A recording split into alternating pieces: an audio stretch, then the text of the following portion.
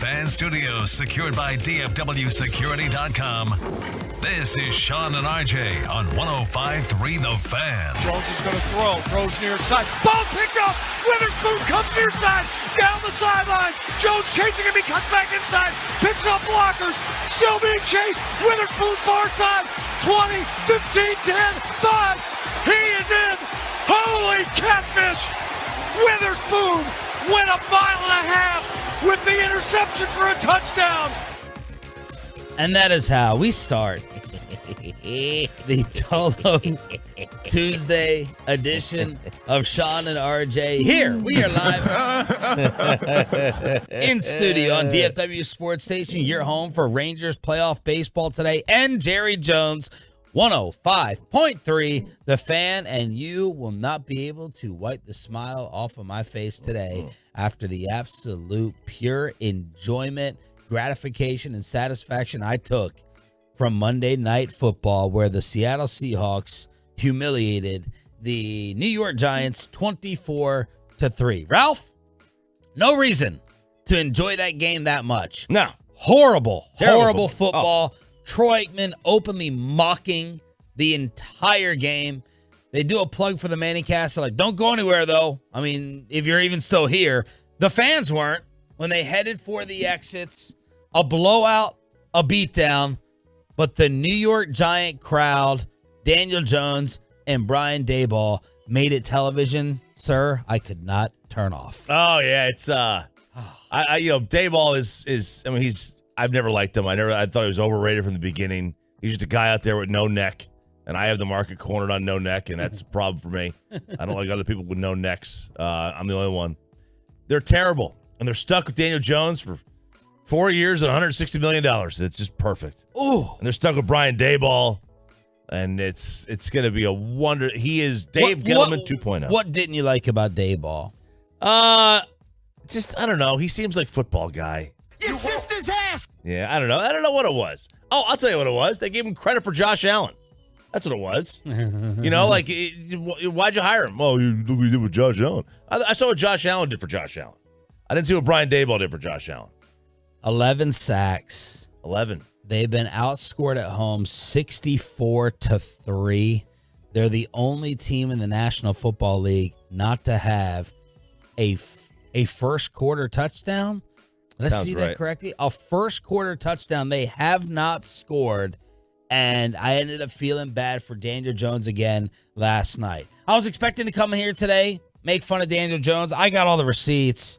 I have 1, 2, 3, 4, 5, 6. I got 7 Cowboy/Dak Prescott receipts, but I really kind of want to target Daboll. The way he acted yesterday, a petulant child throwing the Microsoft Surface, acting like he wanted to separate himself from Daniel Jones with absolute disgust. Bro, get that man an offensive line. Is Daniel Jones overrated? Yes, of course he is. Daniel Jones is run first, then throw. Yeah, he's had a fumbling problem. But, man, that kid is tough. He has all the right composure, demeanor, traits, everything you want to compare to Eli. But that offensive line, watching that protection, I mean, I got to see the pass rush win rates from last night's game and how fast they took place.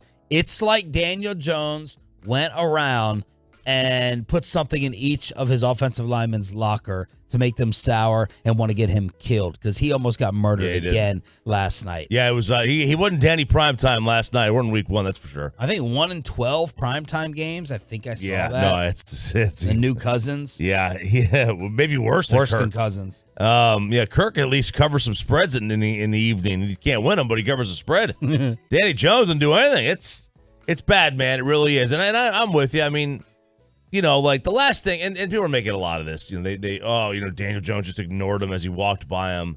When you throw a pick, I bet you the last thing you want to do is hear from your coach. Let him go sit down, then go talk to him. You don't want to berate him as he's walking out the field. Like, the guy doesn't want to hear that at that point.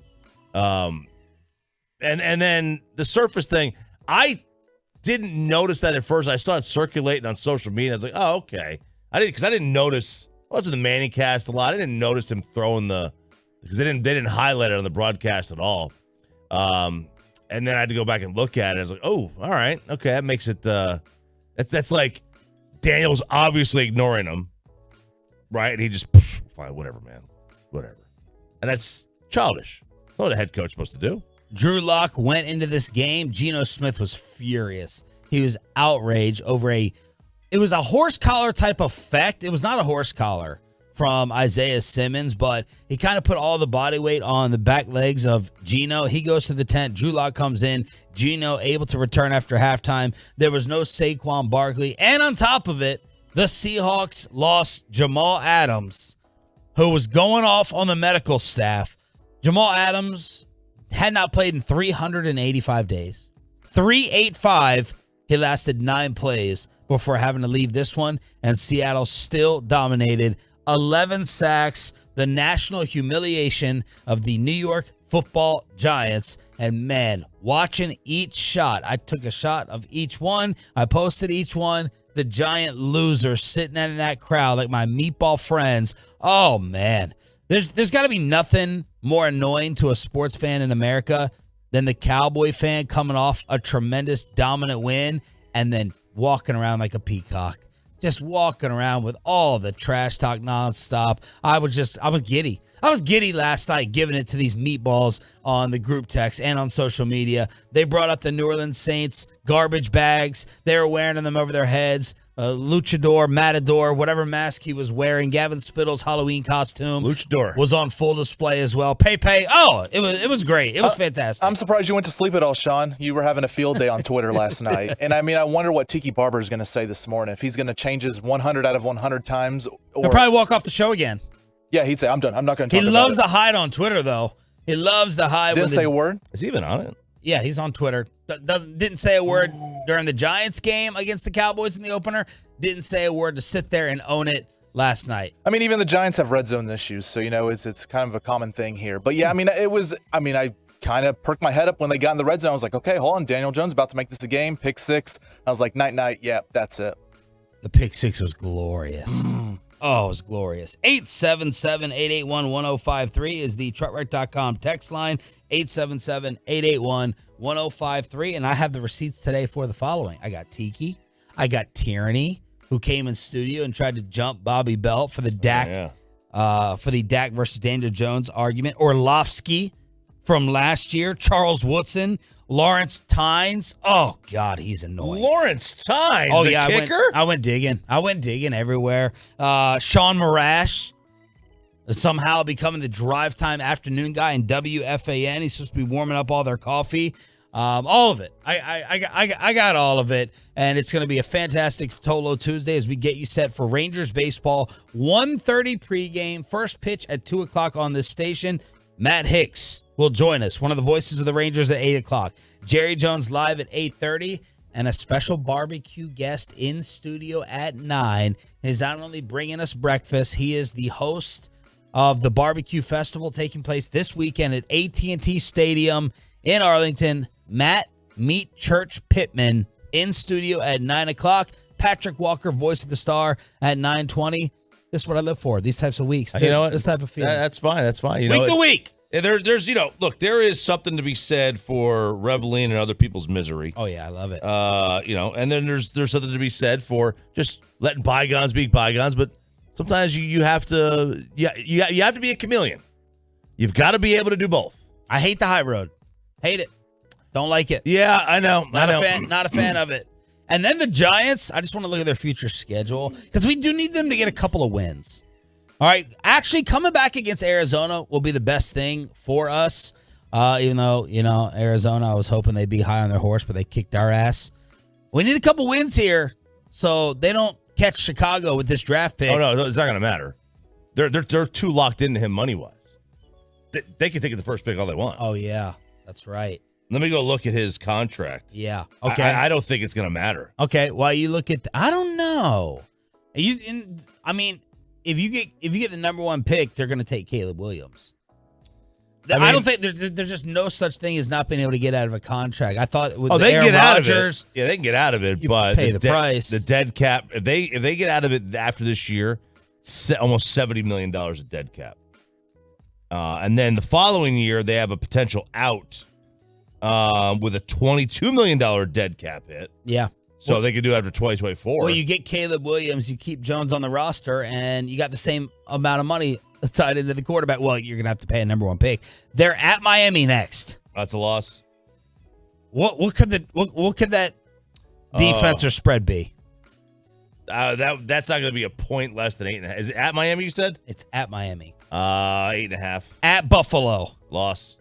It's at 9.5. So it's at Miami, at Buffalo. Next two games for the New York Football Giants. Oh, yeah. But Daboll knows the Bills' secrets, right? Oh, yeah. He's got them all. He knows the play calls. He knows what Josh Allen could do, what he can't do. I mean, he knows everything, man. I mean, I don't know. The guy's the greatest coach in the history of the league. Dude, there's not even a spread out for the Dolphin game right now. There's not a spread out for the Miami game with the Giant misery last night. Oh, man. It's so good. It's so good. We go inside the Star at 6 o'clock. Get you set for the Rangers playoff opener. We already got drama in the NBA. 10.5. 10.5? 10.5. Players are missing. Players are getting traded, and players are getting told to stay away. Plus a local media passing that we got to talk about on a Tolo Tuesday with Sean and RJ. Coming up in the next G-Bag Nation, it is a Tuesday show. We'll be on after Game 1.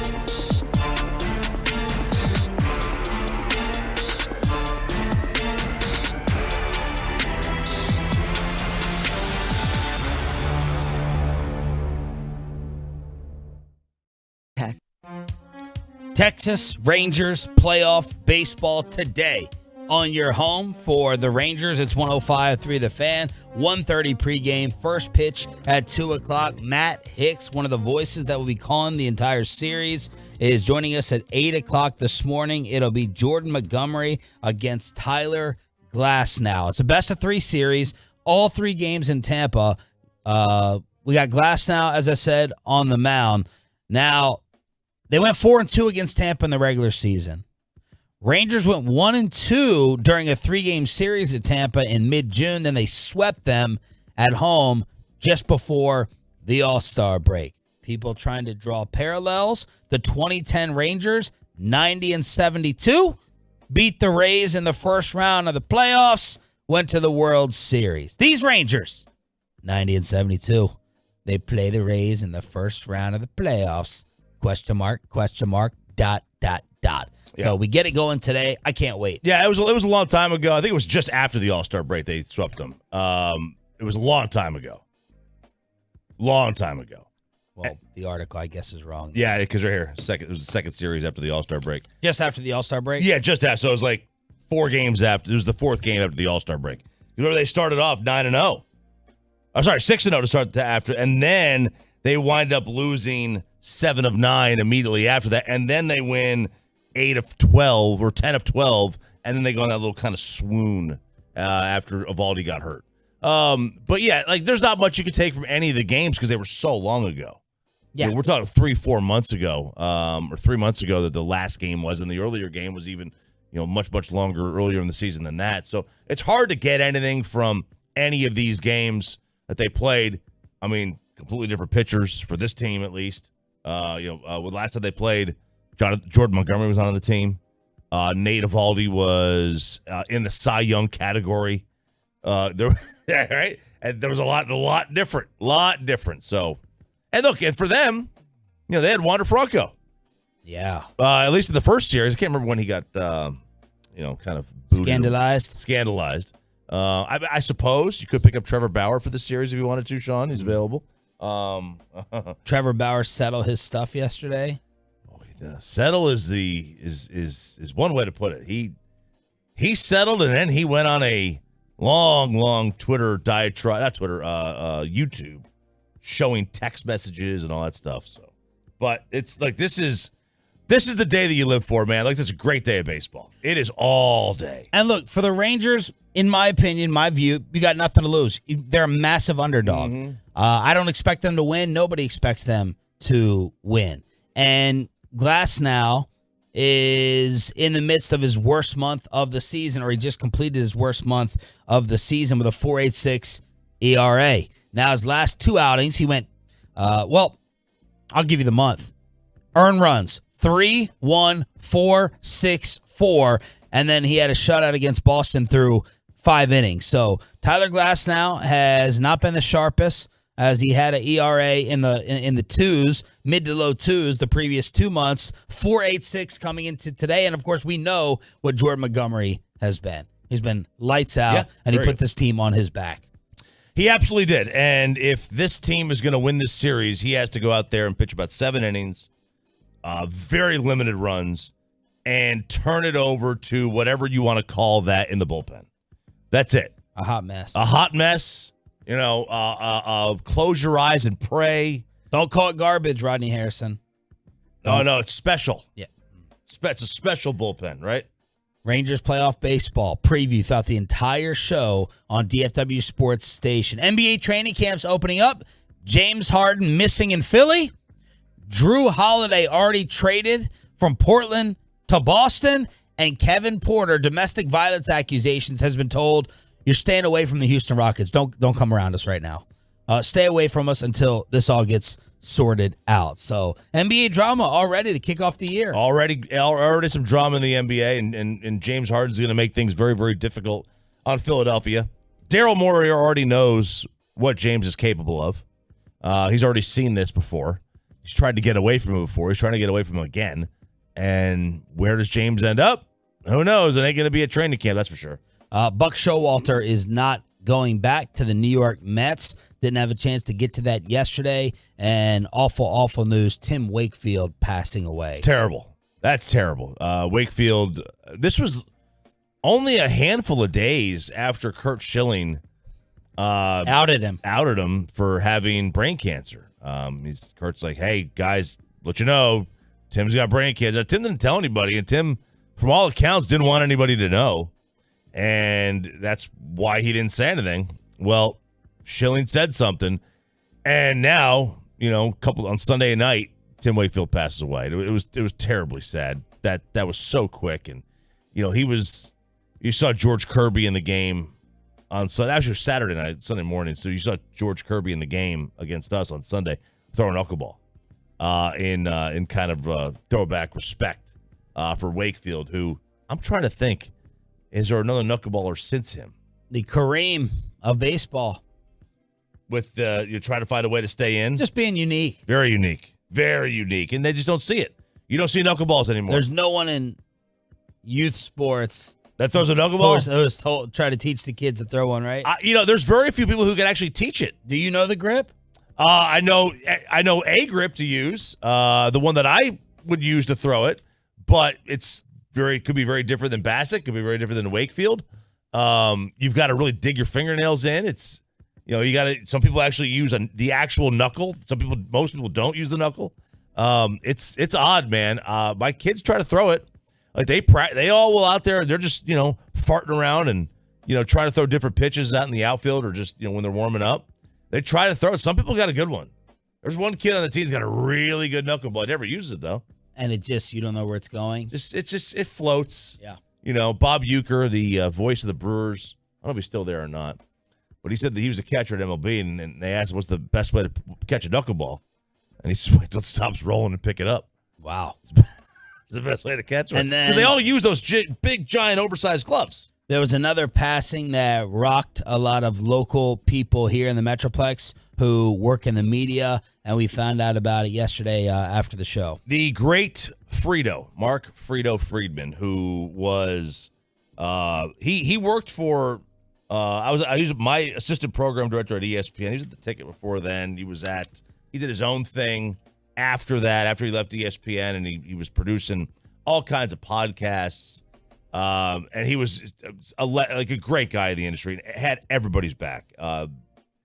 Always, was willing to do air checks with you or tell you exactly what you were doing right, doing wrong. Even if it was not his place, he would tell you anyway. He was always there for you. I would hang out with him at countless Ranger games. I was used to do every Ranger game, go get sound after when I was first breaking in, and he was there. And I was like, hey, are you getting set? He goes, no, just here. He had a philosophy. It was he was like, if I ever had a business, he goes, I would never hire somebody who had, he wanted to hire young people, right? Like 22, 23. He goes, if you were married or had kids, I don't want you. All right. You have priorities that are not the job. And then he's the one that gave me the idea, and I love it, that if you back into the parking spot, you're not someone I'm hiring. He would go out to the parking lot, and see if you backed into the spot. No. Because that means that you are more interested in leaving work fast than getting to work fast. Wow. And I thought it was great. At 22, I thought it was great. Now I'm like, oh man, Troy never would have been hired. Never would have been hired. It would have been the dream. He was fantastic. Everybody loved him. I'd never heard somebody say a bad thing about him.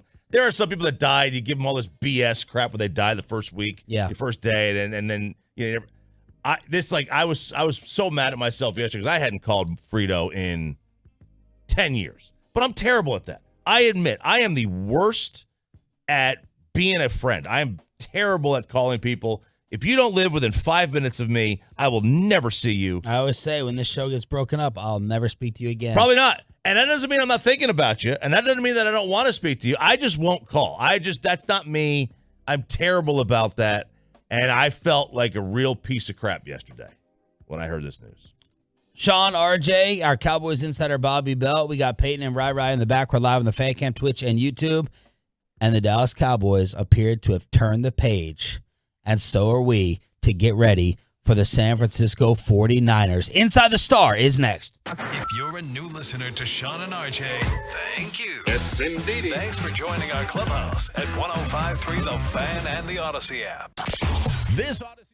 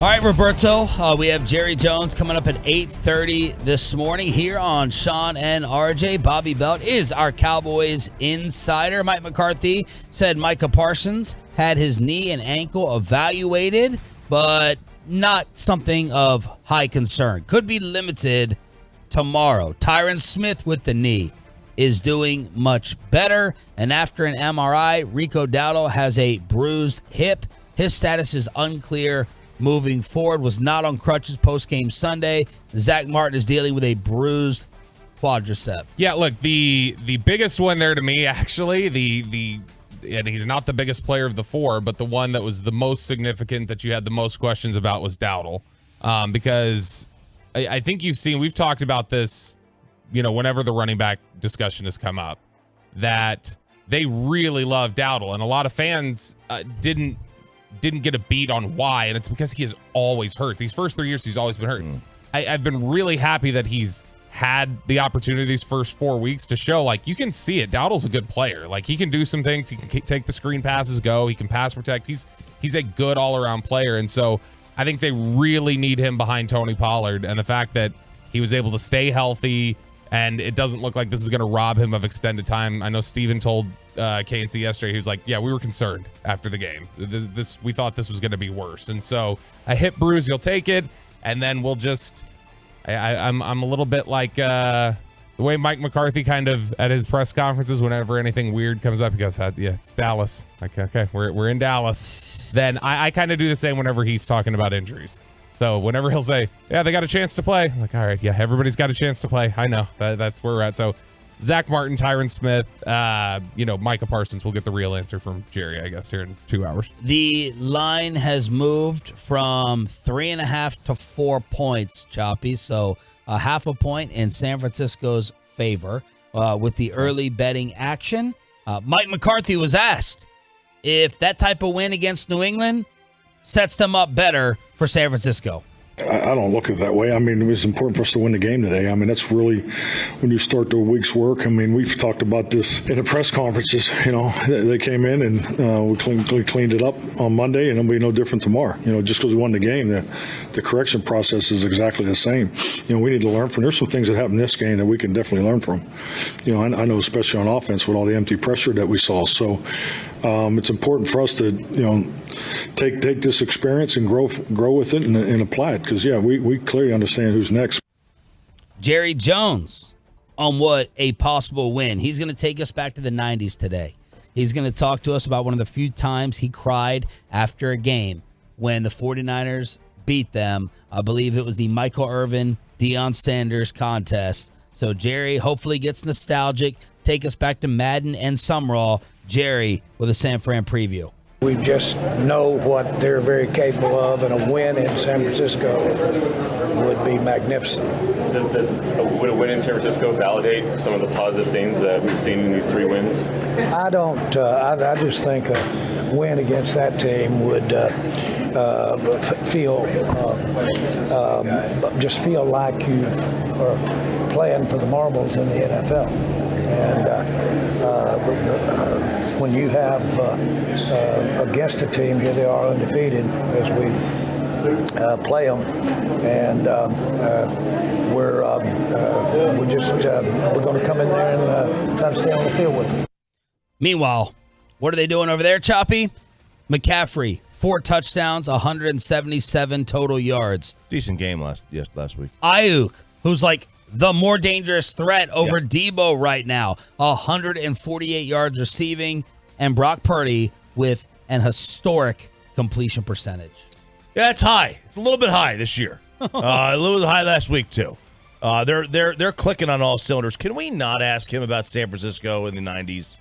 I am sick and tired about the 90s. That's all this team talks about. It's all they have. It's all that old man has. Can we not ask him about the 90s, please? Sure.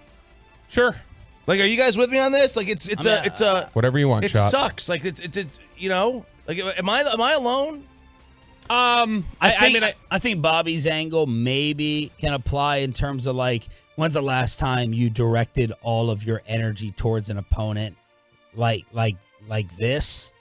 That's Because the tie-in. it probably was San Francisco in the 90s. That was the team that they used to just every year. It didn't matter. That was the time when nobody thought the AFC was ever winning a Super Bowl, right. And it was San Francisco. Green Bay was up and coming, but you didn't feel like they were on your level yet, and so it was just chess moves every offseason to like beat each other, and it feels like Dallas is in that spot now. San Francisco, I don't think considers this game. The 49ers clearly do not view this game the same way Dallas does right now. We're like the little brother. A little bit. And I mean, there was a really good quote yesterday from Jonathan Hankins where I know like Brad and Nick had talked yesterday where they were like, I think it's you guys, we keep asking them about it. That's why they talk about it so much. It's because we're asking them these questions. But he was talking about it yesterday and he said, we've got to turn the page and beat the 49ers, man. It sucks to continue to lose to these guys. And he says, it's obviously these last 2 years, they've had our number. This game means a lot more to us than just a regular season game. Mike McCarthy yesterday was talking about it, and he acknowledged the truth of it. And he said, you don't want to make it bigger than it is, but the reality is this is not just another game. Yeah. And that's how they all feel in that locker room about this team. If that's how they feel, and I think you're right, then this is one of those, like, it's almost like you can't lose then. Yeah, I like and dislike that they're talking like this. Yeah. I like they're being honest about it. We all know it's more than just a regular season game. I kind of like Brad Sham's approach of like, I almost wish they would say, Philly. look, if we lose, like we got a long time to try to adjust, match, and be better. I don't want so much put into this that if they lose Sunday night, that it's, oh my gosh, this colossal disappointment. It's really difficult to talk about it with a level head, though, I think, for them. Because don't put it's too much into it. Yeah, because here's the thing. A lot of football is emotion. And watch a bowl game. The team that cares more generally wins that bowl game in college. Mm-hmm. If the Cowboys play this like it's their Super Bowl and the Niners play it like it's a regular season game and you still don't beat them, I mean, that's like 2 losses mentally. I mean, you're not better than San Francisco right now. Like I mean, that's just a reality. San Francisco's the best team in football, I think, pretty clearly. And not to spoil tomorrow's power rankings at 8, but they're pretty clearly the best team in football because that defense is so strong. The weapons on offense are so solid. And the biggest thing is right now, Purdy is showing he's not a fluke at all. That's what sucks the most. Like, I know it's so early in the season to be saying something like this. It's a quarter into the year. But if you were to stop the NFL season right now, Brock Purdy has the 3rd highest QBR in NFL history behind Brady and Manning for a single season. Guess what his QBR is, Choppy? You said it's the 3rd highest behind them for a single season. Yeah. I'll say it's 87.8. Good guess, 84.6. His QBR is an 84.6, 5 touchdowns, 0 picks. He completed 95% against Arizona. 95% for the season. He's at 72%. When he plays half of the snaps, because obviously he had to come in for most of the Dolphins game. He missed most of the Eagles game. But when he plays at least half the snaps, the 49ers are now 12-0. He has 25 touchdowns to 3 interceptions. Dan Quinn on how his defense matches up with those guys. It's fun, like they play a system that has guys playing multiple positions, and we do too. And they've got receivers that can play running backs can play receivers. We got some linebackers that can rush. We got some that can go down and back, and safeties that go down. So there's going to be all sorts of fun matchups in this game, and there'll be a lot of late nights and a lot of studying to go because they really push you to prepare, and we'll do every bit of that. But we've got a group that moves guys around and does that in the same way. So I think there'll be some fun matchups that you'll see in the game. This is the chess match that is most interesting to me, is just Shanahan versus Quinn because of how well they know each other.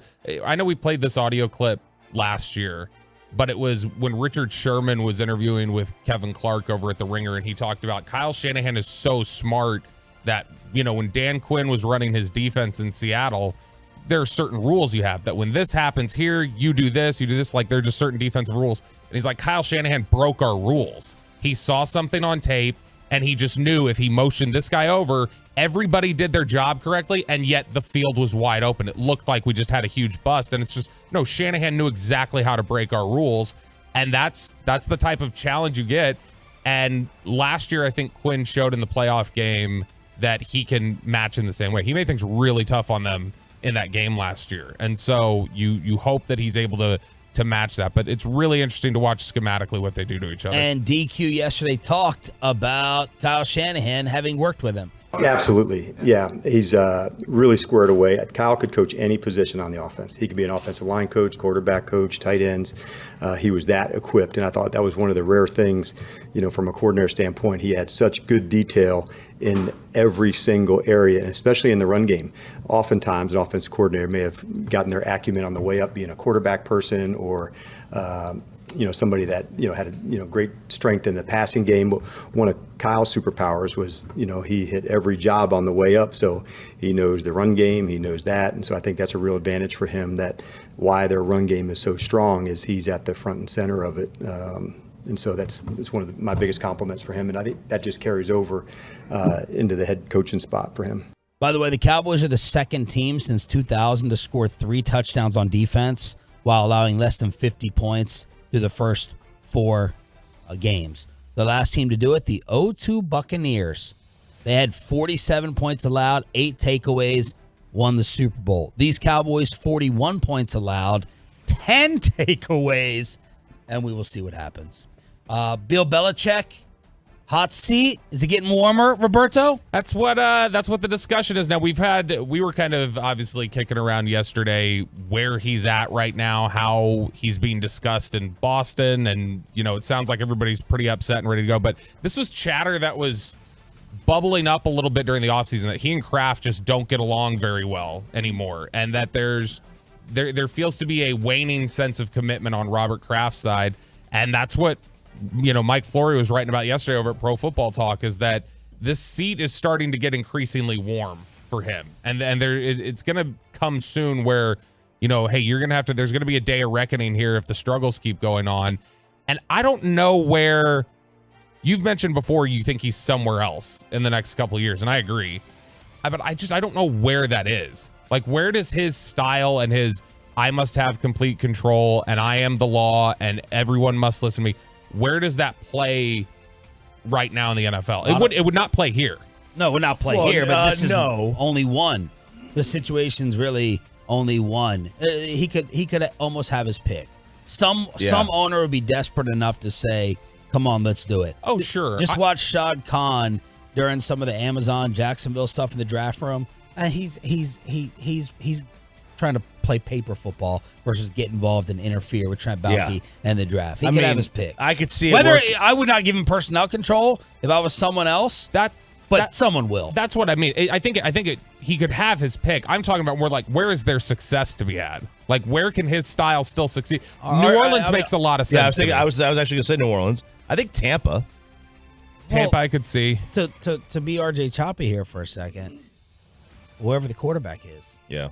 Yeah, I just, so not New Orleans right now and not Tampa. Would you agree? And I think he would agree. So I don't think I'm calling anybody out here. Would you agree that there's been an adjustment period? It's much better now, but there's been an adjustment period for Mike McCarthy going from Green Bay to Dallas and just the organizational structure. Yeah, like I think that Belichick coming in could be a culture shock for the structure for a lot of NFL franchises. New Orleans is used to that kind of control from Sean Payton. Yes. And that kind of intensity and like, oh, he's the law and he makes all the rules. So I think that organization would adapt quicker. I mean, honestly, like Tennessee would probably work. They have a very similar structure, right, with Vrabel. I assume he brought that structure with him. There's probably a few teams. But again, if I'm Bill, I'm not taking a chance on not having a QB at this point. Chris Young is not very happy with the Texas Rangers storyline with game 1 of the playoffs today. He kind of went off yesterday on the station. We'll play it for you and get you ready for the Rays next. We have your latest.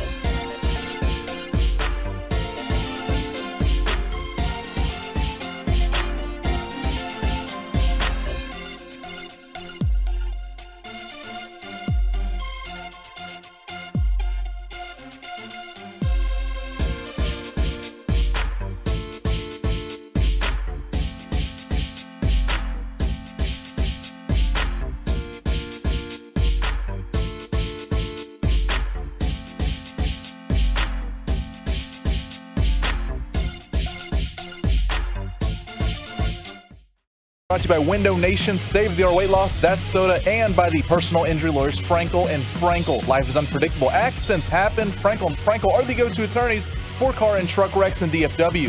If you or a loved one have been in an accident, contact the Frankels free at 214-333-3333 or go to truckwreck.com. Your attention, please. Ladies and gentlemen, it is playoff time in Texas. Sounds like your kid's youth baseball game, Chopper. Man, shout out to Chuck. I sent him a text. I was like, hey, man, do you mind doing the lineup introductions for my kid's team?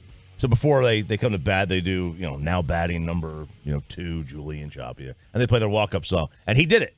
He recorded it for him. Awesome. He sent it to me the next morning. I sent it to him Sunday night. By Monday morning before the show was over, he had already sent it recorded. And he did the baseball time, but their team's the Panthers. It was Panthers baseball time in Texas, which is a nod. Chuck's a Tennessee guy. It's a nod to Tennessee. What they've done for football for decades. So it's just fantastic. He's a great dude. He's one of the best. It was, honestly, as a kid, one of the saddest years as a young Rangers fan was the one year he left and went to Kansas City to be their PA announcer in like 99. The ballpark didn't feel right when he was gone. So who did it that year? I don't even know who it was. He was gone for a year and he came back. Before we get to first pitch today, 1:30 pregame, 2 o'clock, the only radio station with feet on the ground in Tampa, Little Feet with Jared Sandler, but they're still feet. Matt Hicks will join us at 8 this morning to preview the series. Chris Young was doing his weekly GM interview yesterday with the G-Bag Nation, and they asked him the question on whether the Rangers celebrated too much on Saturday before losing the division Sunday. None, and I find it ridiculous that that's even a subject, honestly. This is the most professional, responsible group of players that I've ever been around. We had a very subdued champagne popping, but beyond that, there was no partying. There was nothing outlandish. These guys had earned the right to pop those champagne bottles, and that was the extent of our celebration. It had no impact whatsoever on Sunday's game, and it's pretty poor journalism to even suggest that. Honestly, I'm very disappointed in the lack of professionalism of the Houston journalists for putting that out there. It's classless, and it's not appropriate, and it's completely fabricated. It's wrong. Wow. Boy, do you think he ever thought that he'd have to come out here and give a very serious statement about subdued champagne popping? There was subdued champagne popping. They earned the right to pop those bottles. He's a bulldog. Yeah, and was it champagne or was it sparkling wine? I mean, let's be fair. Was it from the region? I don't know. Was it from the region? He's a bulldog, man. But I told you there was an Astros reporter who was basically insinuating. I'll go get his name here since I'm collecting all the receipts this week. Because I was like, is this a reporter? Is this a fan? One of those is it a blogger? Because we don't count bloggers as reporters, Bobby. I'm sorry. Yeah, ask Mark Cuban and Tim McMahon. It's an old policy. He was like, while the Rangers are sitting here celebrating, the Astros with their championship mindset, they're focused on winning it all. And that's the difference between the two. That was the basis of the message coming from the armpit. Yeah. But look, Bassick yesterday in crosstalk, he had some hesitation. Okay, yeah. Now listen, when you've won the division 58 years in a row and you've been to 5 straight ALCS, winning the AL West or making the playoffs probably isn't as big of a deal to you. But when the first time that any of these guys make it with this organization, it's a big deal. Yeah, look, here's the reality of it. I hope this doesn't happen. I would love it if it didn't. But they could lose this series to Tampa Bay. And if that happens, they're clearly not going to get any celebration there. And if they didn't know if they were going to win the division, this was a guaranteed opportunity to celebrate what is a marathon. The baseball season is a marathon. I think it's a little unrealistic and honestly disrespectful to the younger players that have put in this work in this marathon to just say, hey, this was a surprise season, but you don't get to celebrate this success at all. Yeah. Did the Astros in 2017, the first year of their run, did they celebrate when they made the playoffs? Yeah. Bet you they did. I bet Altuve went out and got a tattoo. I bet you got a bad tattoo. And they probably got sweat. They probably lost. They threw the buzzer up. I think they lost the World Series that year. No, that was the year they won. Look, it's just. But it doesn't matter. It's but they celebrate. The first time you make it in half a decade, Like, you earn the right to celebrate. CY on how this season has gone overall for the Rangers before they match up with the Rays. Well, it's really interesting. And first of all, thank you. Obviously, it's been a year full of ups and downs. And, really, as we sit here and reflect on what the regular season has been for us, this is a team that went from 68 wins to 90 wins and a tie for first place in the division with the defending World Series champions. And I think there's a lot to be proud of with that. And that said, we certainly aren't satisfied. I mean, I think that in a lot of ways we felt like we could have and should have won the division, and we had a missed opportunity. And it really didn't come down to yesterday's game. Throughout the year, there have been missed opportunities. But that said, this is a big step forward for our organization. We're back in the postseason. We have an opportunity to compete for a world championship. And this is where we want to be. So I think overall, I'm very excited about the progress we've made. I'm excited about being in the playoffs. I'm happy for our team. I'm proud of our guys, and I'm looking forward to some great baseball these next few days. All right, Chop, lay out how the Rangers can actually get this done, as they are definitely an underdog starting today. Well, they've got to mash their way. Yes. They have to mash their way to this series victory. It's on Simeon. It's on Seager. And quite frankly, we're going to look at it. It's on the guys at the bottom of the lineup to get on base. If Simeon and Seager are up with nobody on, let's say outside the first inning, obviously. But let's say, for the most part, for these 3 games, however long they play, they come up to the plate 80% of the time and nobody's on base. It's going to be tough for them to win the series. Like, they have to have guys on base when they're up. Nate Lowe, too. And Seager and Simeon have to get on base for the guys behind them. But if the bottom of the order can find a way to get on base, that is going to be the biggest part and the biggest reason why the Rangers would advance. Second to that is quite simply like Jordan Montgomery has to pitch to what he has done for most of the time here, which is pretty darn solid. You have to stretch him out. If you think he is wearing down in the 6th, man, you got to try to get another inning out of him. I am not trusting this bullpen. And then, quite frankly, Nathan Eovaldi needs to cut his post-IL ERA in about half because it's over 9 since he returned from the injured list.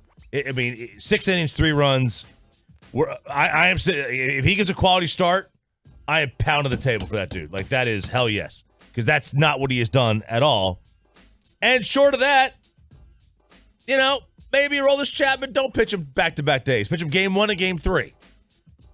Yeah, Lowe's got to. To me, you mentioned Lowe there. Lowe's got to be a big part of this. If this offense is going to click, and I know Peyton loves hearing that your boy, Lowe's got to be a big part of that. Over the last 28 games, 1 month time, his OPS is 540.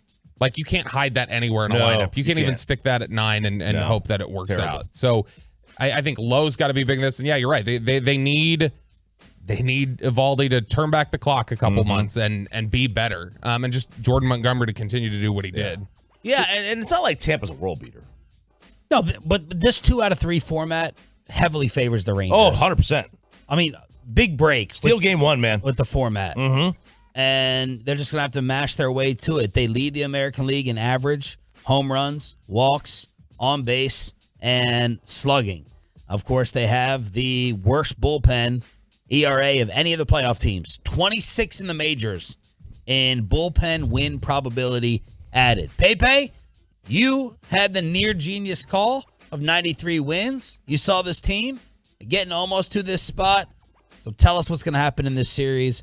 Try not to be a homer. Well, look, I appreciate the Rangers playing chess, not checkers here. Look, they know the odds are against them, but they're 5-0 in Tampa Bay in their playoff history. They've won all 5 games there in 2010, 2011. So why would they want to start at home in the playoffs and win the division? Yeah. And do y'all know their at-home American League Division Series record, the Rangers, in their history?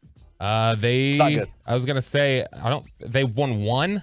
I think they're like 1-9 or 1 something. 1-11. Yeah. 1-11 at home. So why would they want to be the 2 seed and start at home in the division series when they know they're going to go down 0-2 just like that? So look, I appreciate them, playing the odd game here. But I'm not worried about this series as much. I mean, if anything goes 3, but I don't think it's going to be like a sweep for Tampa Bay.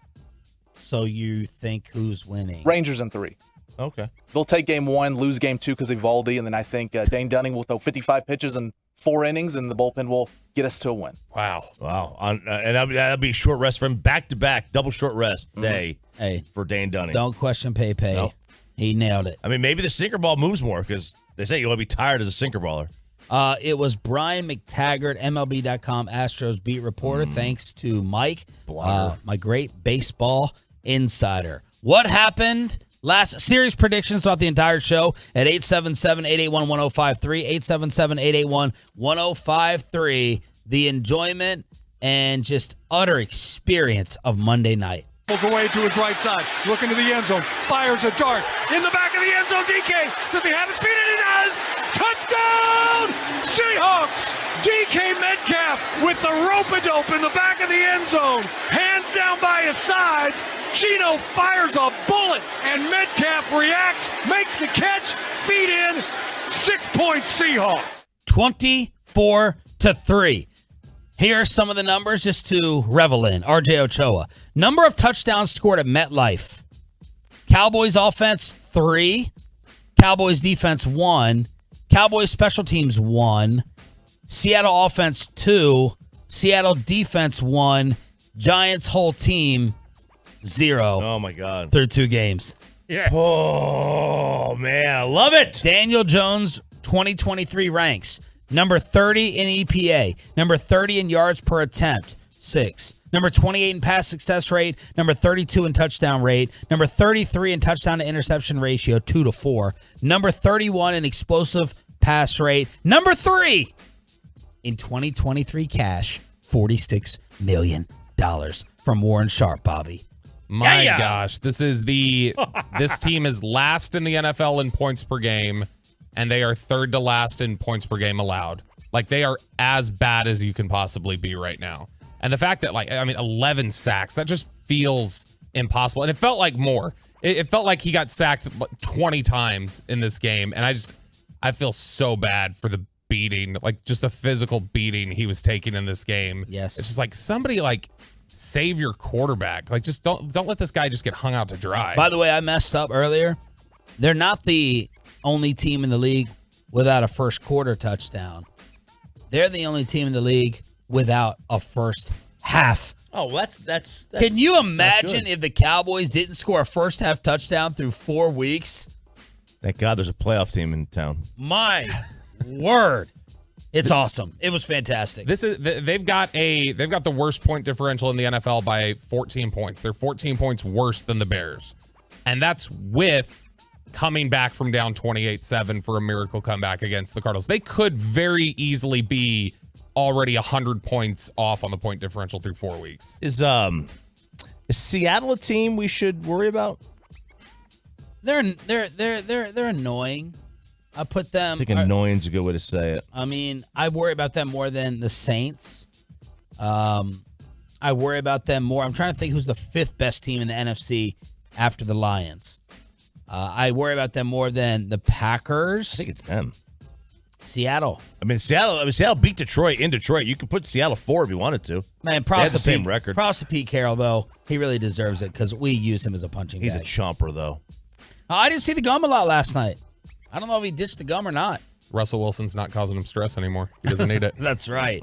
All right, Micah Parsons joins the party. Micah going off on this former NFL player, and I think Micah Parsons and everyone else is actually wrong. Plus, is the Taylor Swift craze actually over? That's all next on 105.3 The Fan. Let's get you over to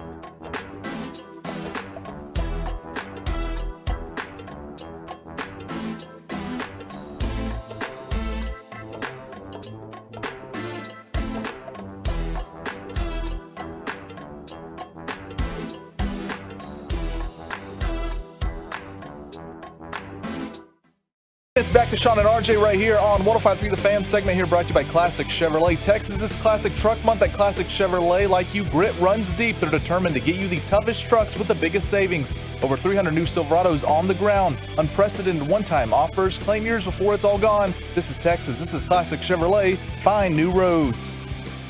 I almost don't want to ask Choppy because I know what his answer will be. What will the Tolos want to hear first? Micah and Rodney Harrison fallout or Tay-Tay decline?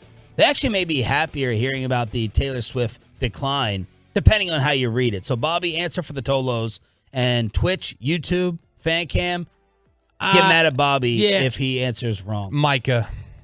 I think Micah. I think we've seen the Taylor Swift burnout according to the numbers. So, well, did we? Kind of. I mean, allegedly. Kind of. All right. This is the original comments from Rodney Harrison, a former Patriot, known as a dirty player, not a very likable guy. Rodney Harrison was talking to Chris Jones, Sunday Night Football postgame, and he was trying to bait him, apparently, according to the internet, to insult Zach Wilson. Was Zach better tonight than what you anticipated he would be watching him on tape? And you could be honest. Honestly, if I'm being completely honest, we knew it was going to be a battle. He's continuing to get better week in and week out, and he's continued to lead week in and week out. But watching that tape, man, you got to look at this dude and say, "Oh, he is garbage." Like we should really tear him apart. Earlier, like I said, Zach Wilson is special, man. You just got to give the guy time. You know what I mean? Wait. Did you say Zach Wilson is special? Yeah. I think he had a special night, but I don't think he's special. I've got to prove that you're special because you proved it over a course of time. He's not special. I'm just saying, Chris. So Rodney went a little overboard saying garbage. And then Chris Jones went overboard saying, Zach Wilson is special, to which Rodney had to call him on. Well, Zach Wilson is now loved. He has gone from the spoiled little entitled punk with the silver spoon, growing up with daddy's money to Uncle's money. Uncle's money? I think his uncle's the JetBlue CEO. JetBlue. Uncle, yeah. Well, now it is pulled a 180 to, man, let's put our arm around you. We feel bad for you, and we want you to continue to fight and win your starting job so they don't replace you till Aaron Rodgers comes back. And a lot of NFL players yesterday, current and former, went off on Rodney Harrison. One of them was Micah Parsons. I truly believe that we are not one to judge. We cannot just keep saying someone's garbage, saying who's special, who's not special. Now, if you're a really good football player, yes, Chris Jones is a really good football player. Is he a better player than Zach Wilson? Yes, but Chris has built himself upon that. We're not giving that same courtesy of Zach Wilson. Let him grow. He's continuing to get better each week and week out. And that's just, to me, that's a fraudulent move. Because everyone deserves a chance to be better. Even me, I'm not the one to decide who's special, who's not special. Zach Wilson is special in his own way, bro. Like, you can't sit here and say, oh, you look at the tape and he's garbage. Like, come on, Rodney. Like, you didn't even do that. You can say he's not a Mahomes tier. Yeah, you can say that. But you can't say that he's not a good quarterback. He's a starting quarterback in the NFL. If Rodney, you can show me you can do it, then you do it. If you were so good, he's a top 5 pick. He got drafted that high for a reason. Let his traits and everything he do grow, bro. This is so laughable. And something Micah is going to need to know for the sports media career that he has after his Hall of Fame career. You can't be soft like this. If you're going to go on TV, if NBC is going to hire you, if ESPN, now maybe you can try to do your own thing. You can do the Steven Jackson type, Draymond Green type podcast, but you got to be taken a little bit seriously. And it is hilarious how 72 hours ago, everyone was dogging and destroying Zach Wilson and basically saying what Rodney Harrison said. And now it's too early to judge. He's special in his own way. Who are we to say whether someone is good or bad? It's a joke. Yeah, a good Make me defend Rodney Harrison, which I don't want to do. A good performance on national TV will do that. And that was a good performance. He did play well. That was pretty good. Yeah, what was the stat they had yesterday? He's the first player in college or pro history to outplay Mahomes in terms of have fewer interceptions than Mahomes and more completions, passing yards, and touchdowns in a game than Mahomes. That's never happened where Mahomes got beaten all those categories. Really? Mm-hmm. Yeah, I mean, so like, but yeah, it is. You can't sit here and say like, oh my God, like this. Now look, he has played terribly at times for the most part his entire career. Yeah. He was good the other night. Yeah. You know, he was really good. Is that a corner turn? I mean, who knows? Well, I know. I would bet against it. I know. Yeah. It's not a corner turn. I hope it is for his sake. I really hope it is for his sake. But stop with all this BS crap. Stop with all this RG3 nonsense of, everyone, let's throw a parade. I'm not going to tear down. There's two ways to go about things when talking about sports, in my opinion. We're not going to say anything bad, and everyone has their potential, and God made everyone in different ways. That's more for the former players who don't want to cross the line. And then there's like actual real guys and girls talking in the bar and talking in your living room, which is the aim of what we try to do. And you're having real discussions. This guy sucks. That guy's a bum. Daniel Jones is this. Brian Daboll is terrible. What a joke. Which one do you want to take?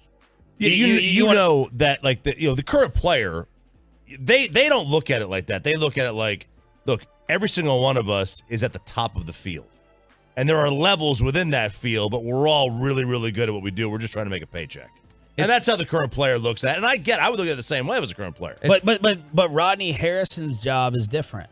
Yeah. Rodney Harrison's job is to tell the honest truth and say, that's why I love Bassick, because love or hate Mike, he gives strong opinions. Yeah. I personally don't respect the pity-patty people, and a lot of ones in this city who get all worked up and, oh my gosh, we can't have an intense sports argument. Okay, fine. That's how you watch your sports. The rest of us watch it a different way, where you go back and forth and trash talk each other. Yeah, now we are seeing, and this is to where the patience thing comes in. Like, we are seeing guys like Baker and Geno and Jared Goff have kind of resurgences of their career. Not even resurgences. Yeah. Like, it does, some guys come in. They're definitely resurgences. Yeah, but like some guys come in and, well, for Baker, yeah, like some guys come in and they're dominant from day one. Other guys, it takes 5-6 years. Mm-hmm.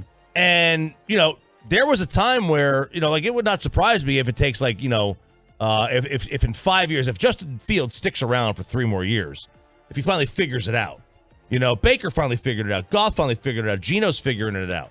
And it took, Geno's in his like 10th year in the league, 9th year. It takes a long time, man. I mean, that's not Rodney's job.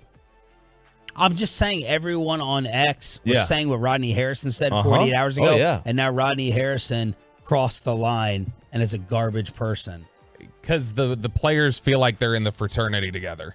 And it's one of those where it's like, we take enough shots from the people who don't play this and don't understand a lot of times even what our assignments are. We don't need you contributing to that. I think that's the biggest thing, is that they hear it all the time.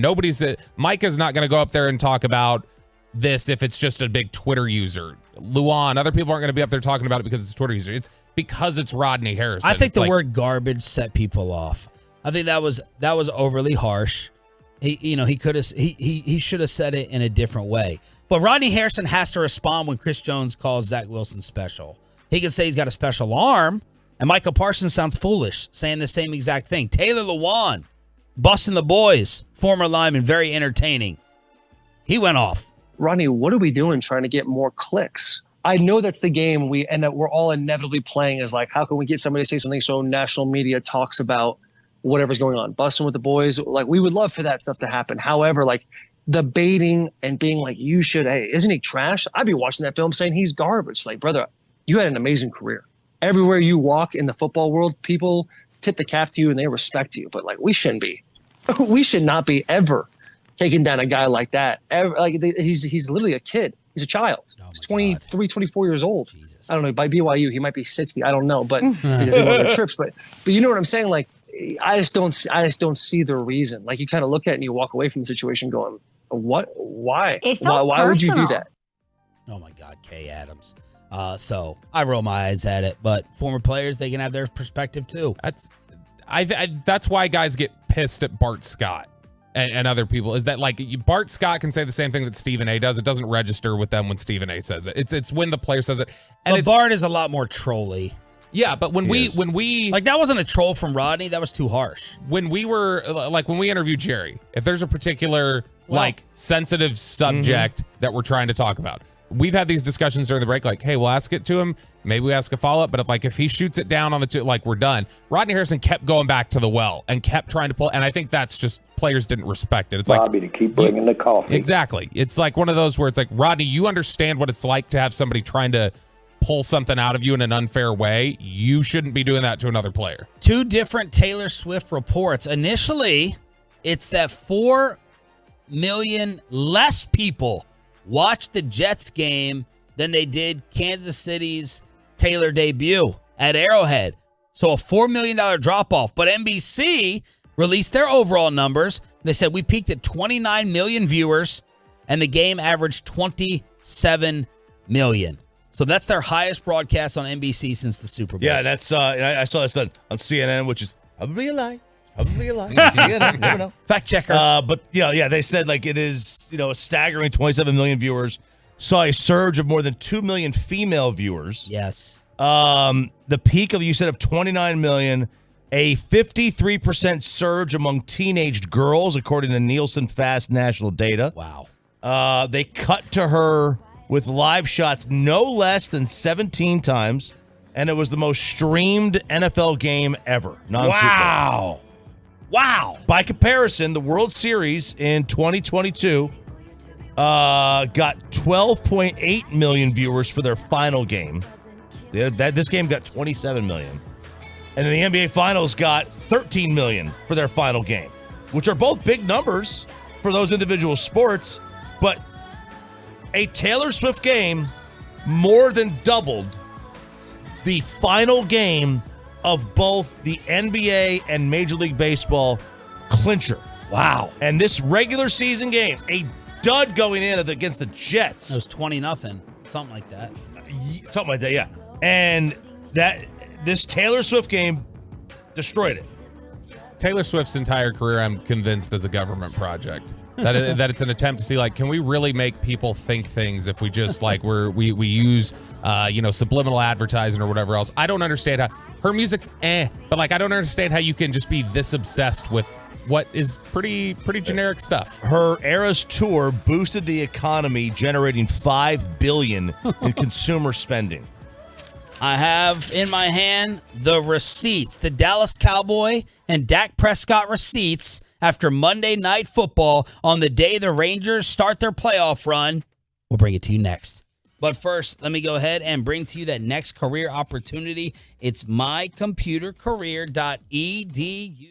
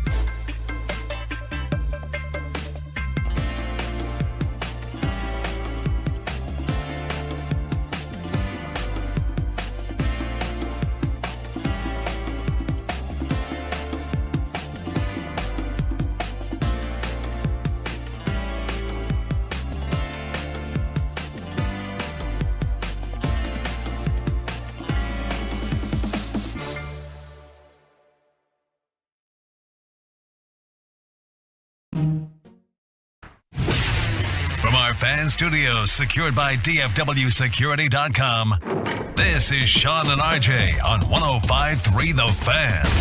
College football keggers coming up at 7:20 during the commercial-free expressway. We'll have Ask Reddit Matt Hicks at 8 o'clock, one of the voices of the Rangers, to get you set for playoff game number 1, 1:30 pregame, 2 o'clock first pitch here on your home for Rangers baseball, 105.3 The Fan. And, of course, Jerry Jones at 8:30. Sean Sharif, RJ Choppy, and our Cowboys insider Bobby Belt.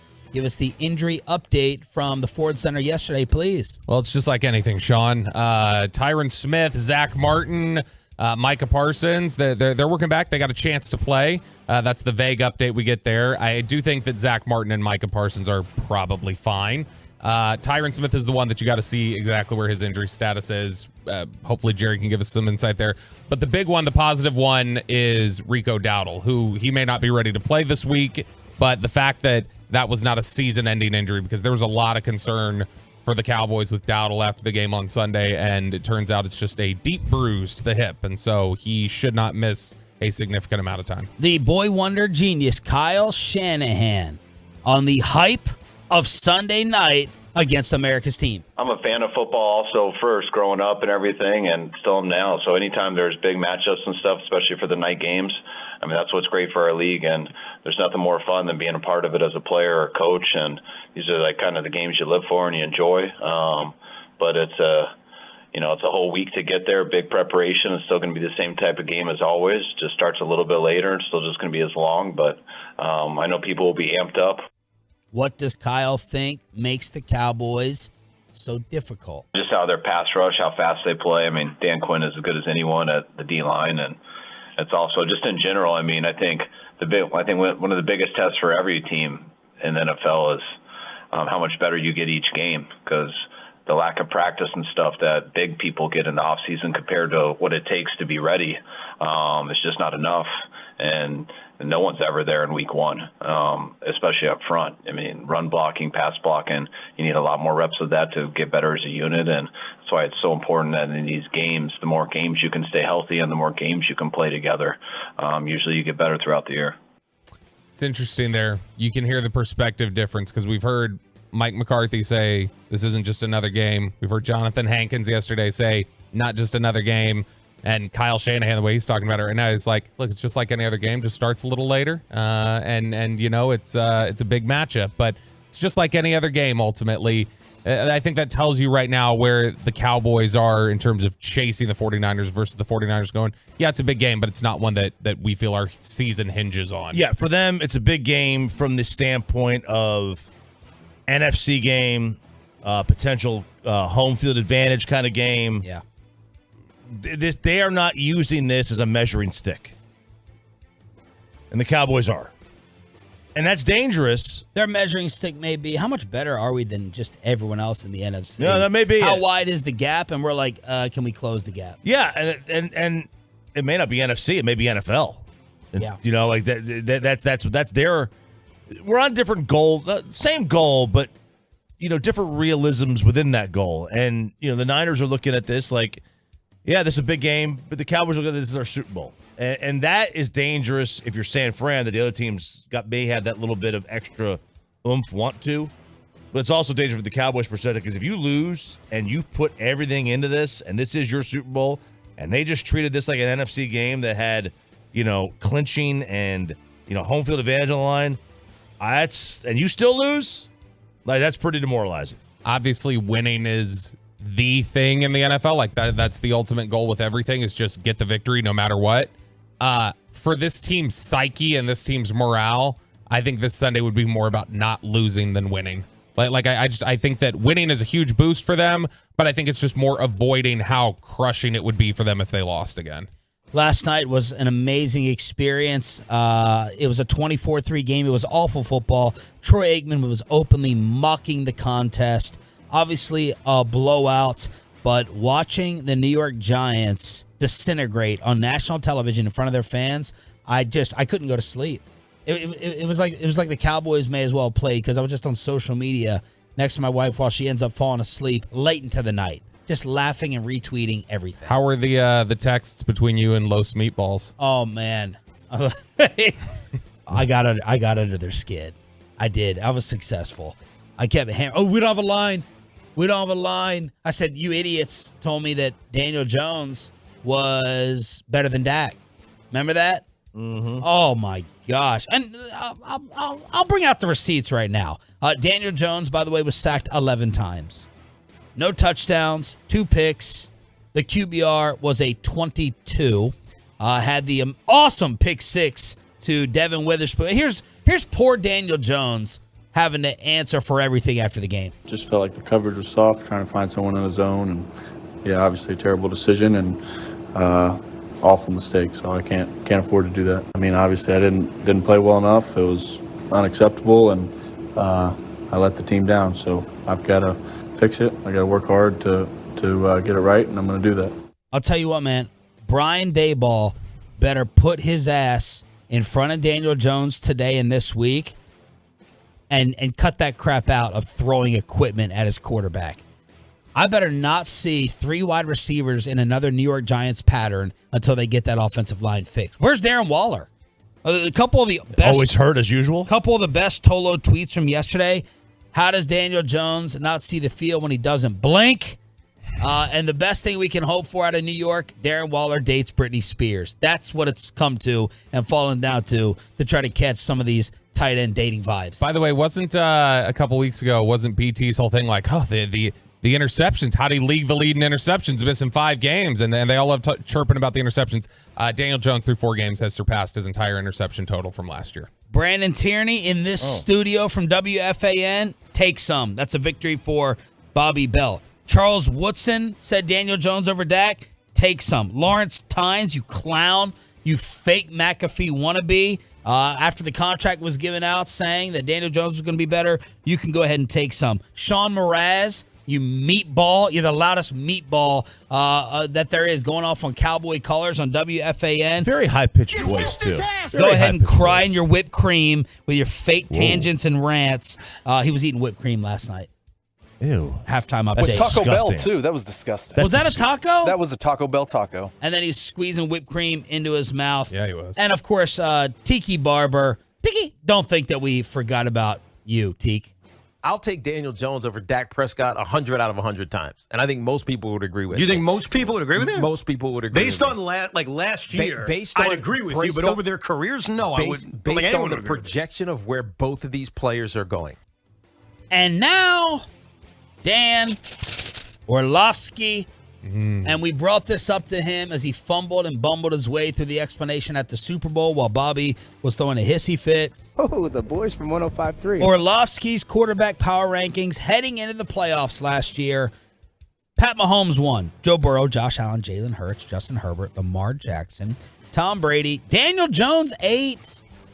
Trevor Lawrence 9. Geno Smith 10. Cousins 11. Dak 12. Brock Purdy 13. Skylar Thompson 14. Dak ripped that up with his Tampa performance. Skylar Thompson. And now God, I forgot he was even, because he had to play for Tua. And now Dan Orlovsky and the rest of them, they can all own Daniel Jones this morning, along with how much is left on the deal? Well, it was a $160 million deal over 4 years, so just say $120 million. He's got $69 million of dead cap going in next year. Nice. 22 the year after, something like that, 22, 24. So there's an out. There's a way for them to get out of it. But, you know, are they going to be worse than Denver? Are they going to be worse than Chicago? And who's got Chicago the pick? Is it Houston? Chicago has 2 picks. Arizona has 2 picks. I don't remember which one Chicago's got. Panthers, I think. Panthers. That's what it is. That's the what it Panthers is. one. Okay, yeah. Well, they're gonna be, and look, they're gonna have ammo to go up and get whoever they want. Even if they don't have the number 1 pick, they'll have ammo to go get it. The Texas Rangers kick off their playoff run today, 2 p.m. on this radio station. Playoff baseball, baby. No doubt they're underdogs. Jordan Montgomery against my dinner buddy, Tyler Glasnow on 105.3 The Fan. You've got 10 good hours, 10 solid hours of baseball today. 2 o'clock on ABC with us. 3:30 on ESPN, Twins Blue Jays. Diamondbacks Brewers at 6 on ESPN 2. Marlins Phillies at 7 on ESPN. That's not quite 10 hours, but it's a lot of hours. It's good. This is a good day. It's a good day for baseball, and it's even better if you win. If you lose, what happens is you tune out of the other two games. Yes. That's what happens. If the Rangers lose this game, they're not watching Diamondbacks Brewers. They're not watching Marlins Phillies. They might not watch anyway. But the AL will get the early slate. The NL's get the late slate today. I think it's most important to win this game. I don't think for Texas this is one of these ones where it's like if they lose this game, then it's like, okay, I don't think they're coming out of this series. I don't think they're winning back-to-back after that. I think you've got to win this game. Game one, and I think it's probably your best chance with who you have on the mound. Yeah. Now, it's their best chance, too. I mean, they got, Glasnow's fantastic. Because we're undecided for game 2 as it stands right now, technically, when you look at the matchup. Yeah. This is... Who is it going to be for game 2? Should be Dunning. That's who it should be. Well, I mean, he just pitched on Sunday. Yeah. Let him go. Can't be. Let him go. 30 pitch, yeah. No, I'm just saying in general though. Like Dunning has been your second best pitcher. It will probably be Eovaldi, I would guess. But I mean, what's he going to give you? 3 innings again? Yeah, well, that was the difficulty of the question. It wasn't who's their second best pitcher. We all know that. It's got to be Eovaldi. It has to be at that point. Okay, so you're changing it to Eovaldi. No, I'm saying Dunning is the best. It should be. He said it should be Dunning, and it should be, but he can't go because he just pitched on Sunday. I mean, look, you want to tell me that Andrew Heaney's your next best option? I'm not going to argue with you on that one. I also love the information that Major League Baseball released yesterday. Yeah, you want to change it to Heaney for game 2 too? You threw the rest of the rotation out Rick there. Helling, John Burkett. Rick Helling, there we go. Opener. Some of the numbers. The average time of a 9-inning Major League game dropped to 2 hours, 40 minutes this year. That's a 24-minute decrease with these changes. Spike in batting average, most stolen bases in nearly 40 years. You literally could not have drawn this up any better if you were Rob Manfred. You could not have done it like, this is our intent, this is the way we want the sport to go, and it all got accomplished with a resounding success. First year of the balanced schedule. MLB reached the 70 million mark in attendance for the first time since 2017. Nearly 10% increase from year to year. Highest percentage growth since 1983, not including the COVID year. 8 teams drew more than 3 million. 17 teams had over 2.5 million. First time in 10 years, 80% of the league registered attendance gains, 24 to the 30 teams. Wow. Rob Manfred literally, in 6 months, went from the worst commissioner in sports to the best. In 6 months. Yeah, we'll see if the now, what happens next time. And year after that, it's been a success. It's a success in the short term. I do wonder how specifically the pitch clock changes. If this starts becoming like a concussion discussion in the NFL, the way these arm injuries have shot up, though, I do wonder if, like, in the short term, everybody's celebrating it, but if we go 3 years into this and the arm injuries continue to spike for pitchers, there might be an issue. Are they higher this year, by a lot? At least through July, they were up 44%. Whoa. Yeah. Wow. Yeah. I mean, we saw it with the Rangers this year. They were all getting hit with arm injuries. And I wonder how much of that is that your legs get tired and you start throwing with your upper body, and that's where the torque hits, and that's where you get some injuries. That could be a major problem. Rangers, Rays today on this radio station. Matt Hicks, one of the voices of the Rangers, will join us at 8 o'clock this morning to preview, and Jerry Jones live at 8:30 for the Show of Wales. We have Ask Reddit and the College Football Kegger. Is the Deion honeymoon over? And 2 elimination games for the state of Texas are coming up. RJ's College Football Kegger. We are commercial free right after this. After we get you over to Platinum.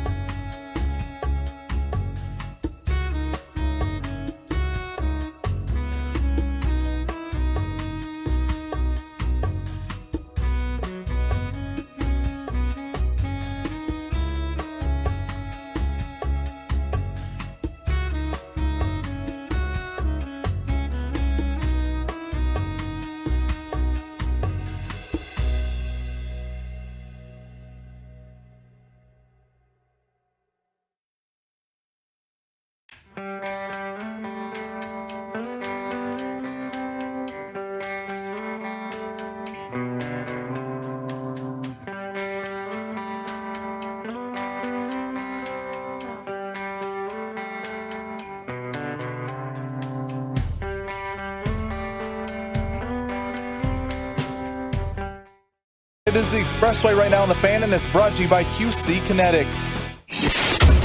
College football! First down play, quick toss. Brendan Rice, 25, 15, 10, 5, dives, pylon. Yes, sir. Touchdown, USC. Brendan Rice. Fourth touchdown pass of the day for Caleb Williams, 26 yards, and the Trojans are rolling. Yes, they are. That is USC Radio with the call. Colorado and USC, that was the game of the week. Many thought it might be a little bit too early in the day for USC. 10 a.m. game or something like that, California time. Yeah. But it wasn't. They were up 34-14 at the break. They win 48-41. They hang on. Colorado makes a big fourth quarter, big second half. They scored 27 in the second half. But Caleb Williams, 6 touchdowns, 1 pick, 403 yards. USC, the only thing stopping them is themselves because I'll tell you, I was listening to Gary Danielson yesterday. He's like, they are not a title contender, man. They cannot stop a nosebleed. Yeah. And they are going to get picked off by Washington or Oregon or Utah or whoever. Probably not Utah. They need Cam. They need Cam badly. Their defense stinks. That's the biggest problem for them. And this was, I was talking. Aren't they your number one team? They had been. The defense the last 2 weeks is really trouble. I was hoping they had fixed some of it. I don't know what Alex Grinch has on Lincoln Riley. It's similar to if Mike McCarthy would have kept Mike Nolan for the last 3 years. Like it's that egregious that he continues to keep Alex Grinch around. Brought him with him to USC from Oklahoma. He shouldn't have had a job at OU, much less been given one at USC. Everybody was convinced he was getting fired at the end of last year. It's not a talent problem at USC. They got plenty of talent on the defensive side of the ball. It's a mess on that side, and they almost blew that. That would have been a stunning collapse if they would have lost that game. Absolutely would have been stunning, and it would have been great for Deion, great for Colorado. They continue to dominate the TV ratings. They continue to have great numbers. People want to see them. Bro, could you imagine if Taylor Swift went to a Colorado Buffaloes game? Be out of this world. I can't imagine that one. But yeah, that's the USC in a nutshell. They have no defense. But how can this keep happening to Lincoln Riley? You can't convince me that he doesn't know defense. You can't convince me. I mean, he's an offensive mastermind, so he knows defenses. Why does this keep happening? It's the same thing at Oklahoma. Yeah, that's a great question. I don't know. Nick Saban for years couldn't figure out offense. They had terrible offenses. And then he realized, I've got to score points to win. But that made more sense to me than Lincoln's defenses because I guess you could make the argument Lincoln's defense is going to be on the field a lot more because of the way they score. But Saban was that old school control the game. Mike McCarthy, that was for you, Bobby. Mm-hmm. We don't need the super stud quarterback. We're just going to win with defense and run it down your throat. Old school Parcells. That made more sense to me because I could actually see what they were doing versus Lincoln's defense. When I was in college, there was a guy who played at the University of Florida named Javon Curse. I'll remember the freak. The freak! The uncle of J-Ron Curse. Yes, sure. He is. Yeah, and he had said in publications that he basically never met Steve Spurrier. Spurrier never went to the defensive side of the field. Yeah. That was the criticism of Kingsbury. Washington. Kingsbury had that criticism in the NFL. People in Arizona would say on the defensive side of the ball they didn't know their head coach. No idea. And I wonder if that's the same thing. Spurrier in Washington. And well, I don't think the offensive players knew him in Washington unless they were playing in his foursome. And I think that might be the same. Maybe that's the same thing with Lincoln Riley. He is so focused solely on the offense. He doesn't care about the defense. He gives it, he puts it in the hands of this Alex Grinch guy. Yep. And next thing you know, it's 10 years of futility on that side of the football. Yeah. When you look at last year, the 3 games that they lost. Now, one of them they got run a little bit by Utah in the Pac-12 championship game, but they lost 43-42 to Utah during the regular season, 46-45 to Tulane. That's the way they almost blew this game. It was a 48-41 game. This is the way that it's going to have to be, is that the aggressive shootout teams. That's why you make a good point about Washington. If it's Washington, the way that team moves the ball, that's a scary matchup for USC. Yeah, it is. And look, Caleb Williams is going to have a bad game. You're going to have a bad game at some point. That's when you're going to have the defense step up and stop somebody, and they can't do it. Now, Colorado. Deion is like, man, you better be paying attention to what's going on here. If you can't see what's coming with CU football, you've lost your mind. You're just a flat-out hater if you can't see what's going on and what's going to transpire over the next several months. Something's wrong with you. He's right. I do wonder what they look like when they lose Shedeur.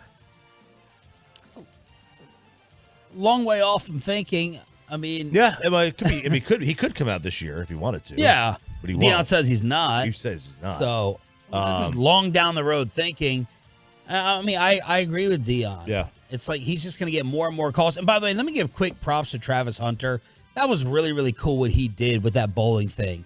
Going out with that player who took him out. Was it Henry Blackburn? Yeah, or Hunter Blackburn. That kid who had been like getting death threats and everything, and I thought that was very awesome. Cool. Yeah, I thought Deion was just BSing in the post when he's like, Travis has forgiven him, we've forgiven him, we've moved past it, and then they went bowling together. I thought that was really cool. Charity event, very cool. It is. Travis Hunter's probably a really cool kid. He did he did like a YouTube stream, and he wears like pajamas with like a bunny mask or something like you would in Christmas Story. It wasn't Donnie Darko. bunny.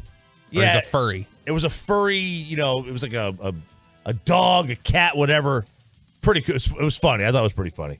But there's Deion, and look, they are doing really well, Sean, in the TV ratings. Like it is not even close what they are being able to put up. They had 293,000 viewers in DFW this weekend.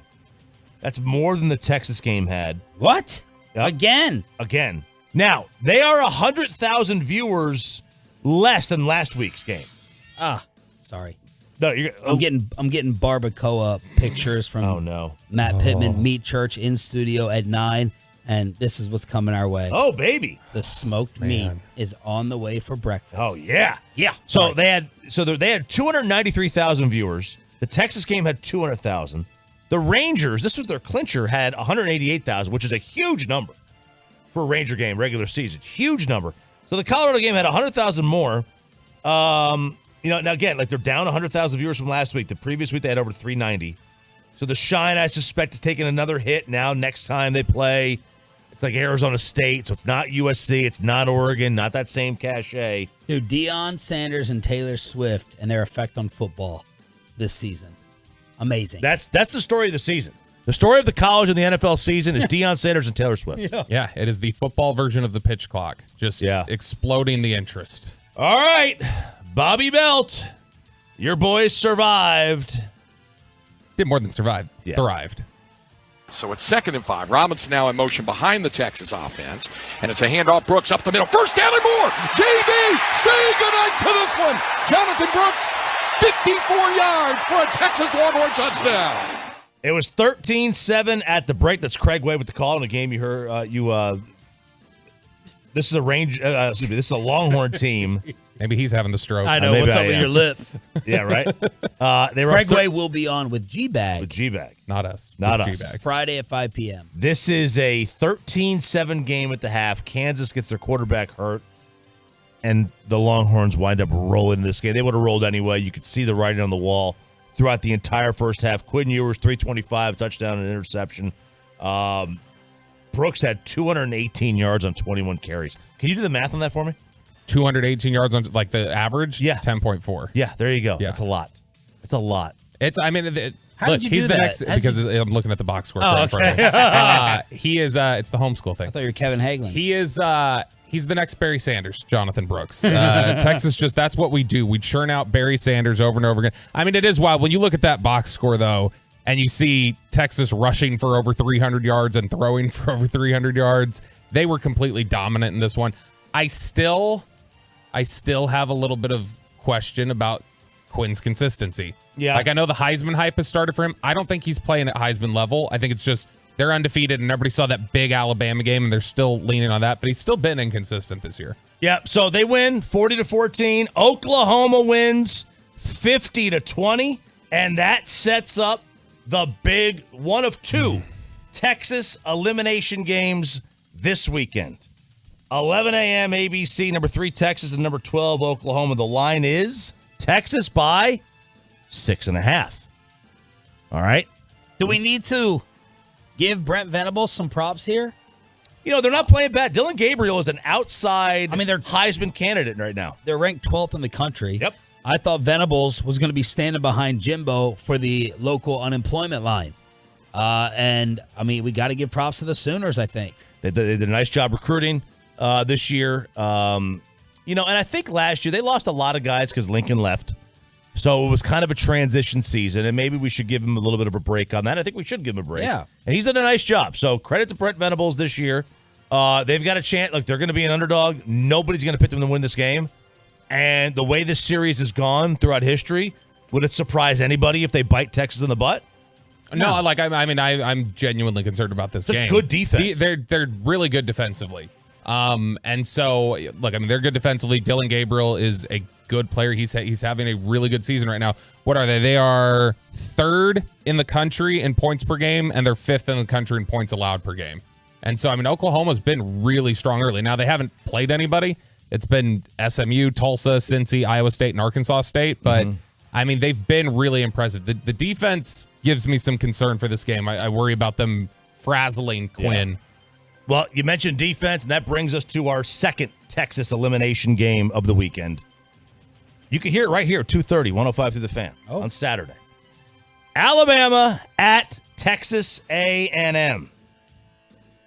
A&M's defense has 30 tackles for a loss in the last 2 games and 15 sacks. Wow. And they held that Arkansas team with KJ. Seahawks. They're a lot like Bama 3 years ago. Like those recruits that Jimbo got are finally starting to play on the defensive side. They're playing really well.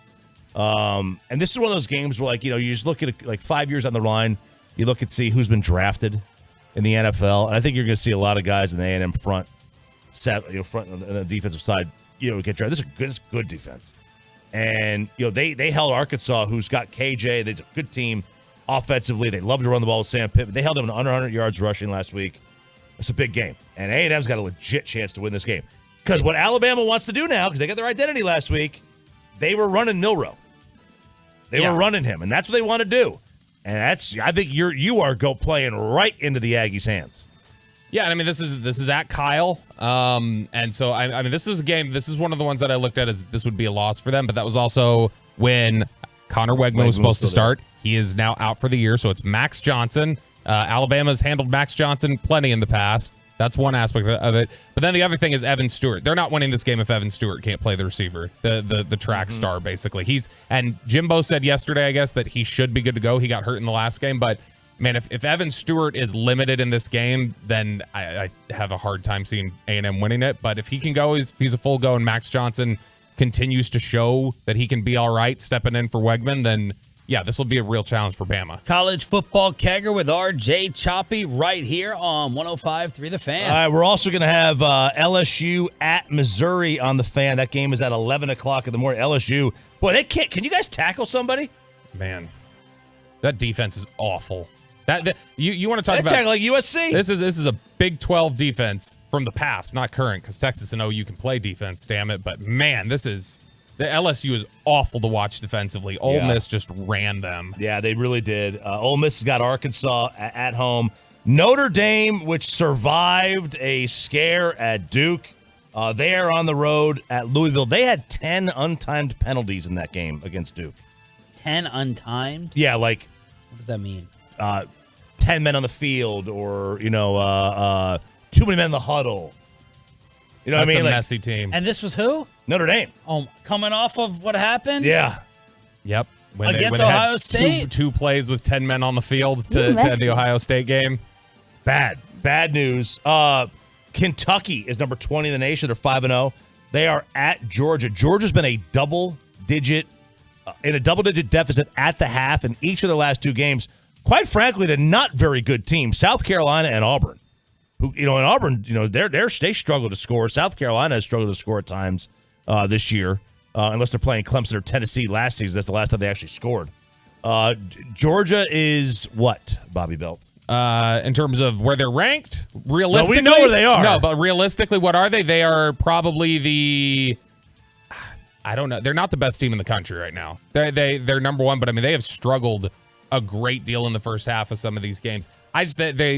they don't have the quarterback situation figured out. It's the same thing that's concerning about Ohio State. Like, what's going to happen with the quarterback down the stretch, no matter how talented they are. They look dinged up more than anything else. In fact, if they were to lose right now, like, I mean, it's not unrealistic to look at a track that has no SEC team in the playoff. I do think a one-loss SEC team champ is going to get in. Now, who was that one loss? Is it A&M? Is it Alabama? Is it Georgia? Is it Tennessee? Is it Kentucky? Like, who is it? I mean, Texas, Michigan, Florida State, and then USC or Washington, they could all be undefeated by the end of the year. They're all undefeated, and they're going to be in. The SEC gets left out. But if one of those teams is one loss, they're going to take an SEC one-loss team, I would think. If there are multiple. But, I mean, you could have 4 undefeated teams at the end of the year. How annoying is it watching a Michigan game at Holland's house? It's pretty annoying, especially because they're so damn good right now.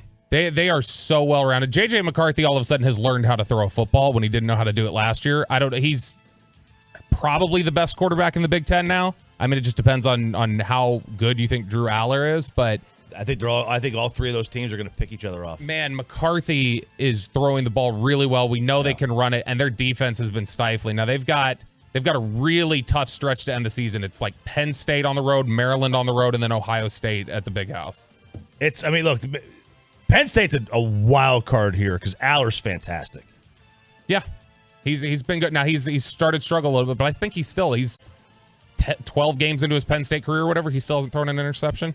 Yep, and there you go. There's your kicker. College football kegger right here on DFW Sports Station 105.3 The Fan. Sean Sharif, Ralph, James, Choppy, and of course, Roberto Bobby Belt, our Cowboys insider, Matt Hicks, voice of the Rangers at 8 o'clock to preview the Rays, Jerry Jones at 8:30, Matt Pittman, a.k.a. Meat Church, in studio at 9, but it's Tuesday, it's Expressway, we're commercial free.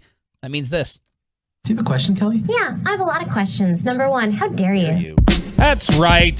It is time for Ask Reddit. It's Tuesday in the Expressway. This is where we kick around some of the most viral questions being asked over on Reddit this past week. And their 43 million member side forum of Ask Reddit. And we kick it around with you guys on the truckwreck.com. Fantext 877-881-1053, 877-881-1053, as well as on the Twitch and the YouTube.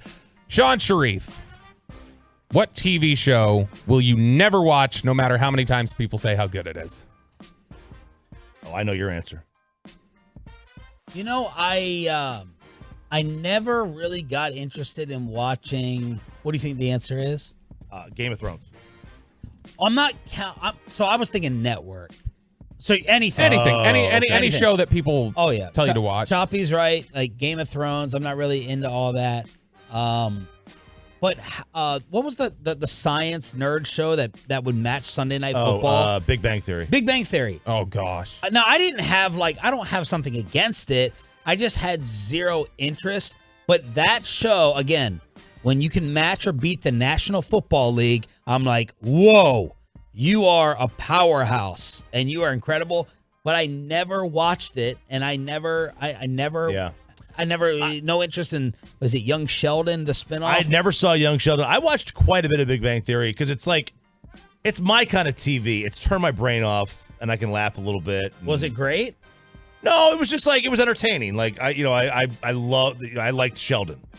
It's a brutal show. Really? It is a brutal show. I cannot stand it. Why? It's a smart show for dumb people. It's the same formula over and over again for 9 years of, look, they're awkward. They say something awkward and act weird around the hot chick. Ha ha ha. How funny is it? Oh, they're so smart. Listen to this smart stuff they say that the normal people don't understand. It's just irritating. It's such an irritating show. I hated it. Because you're Sheldon. Oh my gosh, I hated it. I am not Sheldon. Sheldon Belt. I'm not Sheldon that, Belt. I'm not that smart. No, for me, Game of Thrones is the easy one. I remember I started 20 minutes into the show and I stopped it and I texted a friend. I was like, "Are there dragons in this effing show?" And they're like, "Yes." I was like, "I'm done." No, I know, but I saw evidence early on of I think there's dragons in this show. And I was like, "Okay, I'm out." The answer though, that's a big one for me is Game of Thrones. I cannot get into Peaky Blinders. I really want to. It's the accents are so damn thick. Yeah, they are thick. And I was just like, I'm going to have to read subtitles for 7 seasons. I don't want to do that. Pepe, I'm dying to get your answer. Yeah, it's already been answered, unfortunately. It's Young Sheldon. And this one I actually really did try to watch. I watched the first couple episodes, and I was just like, I just can't do it. Did Young Sheldon blow up like I don't know. I had stopped watching Big Bang at that point. It tried to blow up, but I mean, for me and some friends, it just never clicked. But from the fan text, the 214 says Friends. They'll never watch Friends. Good. 817 Breaking Bad. 682 Game of Thrones. Yeah, Breaking Bad's mine. I've just never seen it. I tried to watch I didn't even try to watch the first episode. I just picked up like one episode because it was on. I just threw it on, and I think I watched like 5 minutes. There was like no dialogue. It was just very, very slow, and I was like, all right, I'm out. It's like watching TV show Castaway, the movie, where there's no talking. So I didn't care for it. It doesn't, It's a really good show. I'm so sure good. it is. I'm sure it's great. It's awesome. Which I that's tried to watch point. Better Call Saul. Way better than Better Call Saul. Better Call Saul, I watched the first episode 3 different times, and I've never been able to get past the first episode. So we're doing Ask Reddit here on 105 through the Fan. By the way, I don't care how good people end up telling me the Frasier reboot is. If people say that's great, I am not watching that, which is supposed to start here in like 2 months. Did you not like the original? It was okay, but I mean, it's these reboots just feel like a ratings grab and a nostalgia grab, and I can't stand it. All right, RJ Choppy. Yes, sir. What type of person did you swear you'd never turn into when you grew up, but you did anyway? Exactly the person I am today. But the guy who does what? Like what's a trait that you would have said, I never would have been this guy? Like for me, the answer here is like, I didn't think I would ever be the guy of just like, I'm just staying home on Friday. I'm not going out. I swore I would never be the guy that got divorced. Oh. I did anyway. Italian. Yeah. Not the Italian way. Yeah, it's embarrassing. It really is. That was it. 214, the one that makes noises when I get up out of a chair. Yeah. That one hurt because every single time, like Kristen will just go like, "What's wrong?" I'm like, "No, I'm just 34 and I'm moving." And like this is what happens when you're a man and you start moving. Sean? This is tough. I don't know. I'm definitely morphing into my father week by week. Not that I necessarily have any regret over that, but I don't really have an answer right now. I need the fan text. I will say help. I think the most common answer is probably just any trait of your dad in general for a lot of people, because when they're the authoritarian figure when you're growing up, and then you resent some of those traits and think I'll never do that, and then it's really easy as you grow up to just become more like what. Yeah, like he has a temper. I never said I'm not gonna have a temper. I obviously have a temper. Worry about everything. I was like, I'm not gonna go opposite of that. I worry about plenty of stuff like that. Diving in to research things. If it's a rabbit hole I'm interested in, I go ahead and do that. He does the exact same thing. So I don't really have something that would fit this category. Pepe, to you? Yeah, I was the guy that I told myself I wasn't going to let my sports teams losing affect my mood for like the next day or something. But here we are, and I still get mad. I still throw remotes. I still get upset. So rank your order of fury when the local teams lose. What ticks you off the most? The Cowboys won, but it's Cowboys and then Longhorns football too, which I mean seems like every year now. And then Rangers, Mavs, Stars. Okay, I didn't realize I forgot you were a Longhorn Let's fan. go Stars, baby. That doesn't upset you? That should have. Let's hear. 817, the kind that put something back because the store brand was 20 cents cheaper. Dude, like Kristen fights with me all the time. Like not fights, but she always tells me all the time, like, why'd you get gas there? It's 10 cents cheaper there. I'm like, 14 gallons to fill up. That's $1.40. Let me ask you all a question. This happened on my way to Austin to stop at one of those stores to get beef jerky. Do you ever I have no problem putting something back that's on the regular shelves, but if you go to the deli counter or if you go to God, I remember the story. Like Jimmy's Italian the other day, I went in there to get ingredients and I'm like, I'm going to take sandwiches home. And I got the sandwich and I'm like, I really don't want this. Do you ever put back the wrapped, I won't do it except for this jerky story, but if they wrap it for you, right, like deli meat or something, and you're like, I really don't want this. This is a ripoff. You ever like leave that on a shelf anywhere? I would rather die. I know. I would feel so guilty doing that. I know. What was that? That jerky store, man.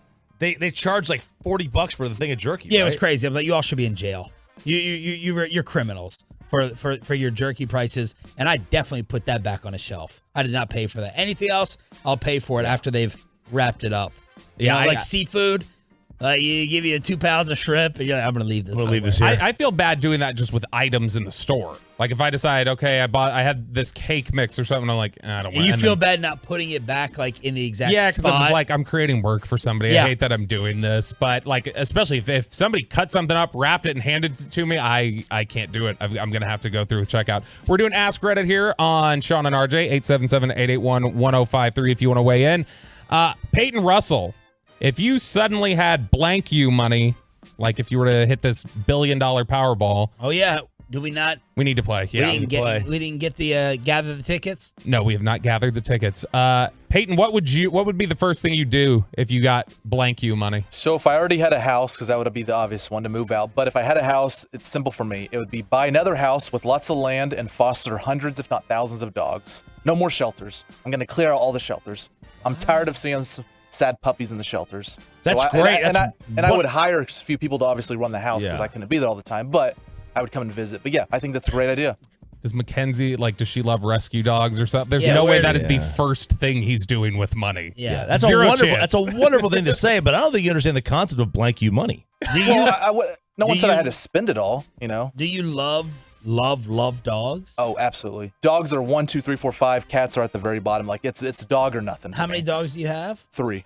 Wow. Okay. We've always had 2 or 3 in the family. What would you do? Oh, I'd become Derek Holland on social media. I would tell all my opinions, all my thoughts. That was my answer. You would have no question where I stand on every subject. Totally agree. I would tell everybody exactly what I think of them. Yes. Oh man, let me tell you something. Yes. You do not want me to win the lottery. I'm not a bad guy, but you do not want me to win that kind of money. Yeah.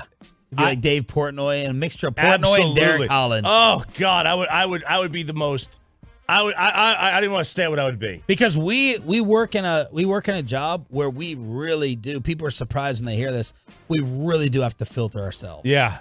Like, yes, you're judged off ratings, but at the end of the day, if I'm able to tell someone, oh, I went 20 years on the radio without getting canceled, these days that's actually a humongous achievement. Yeah, because I firmly believe that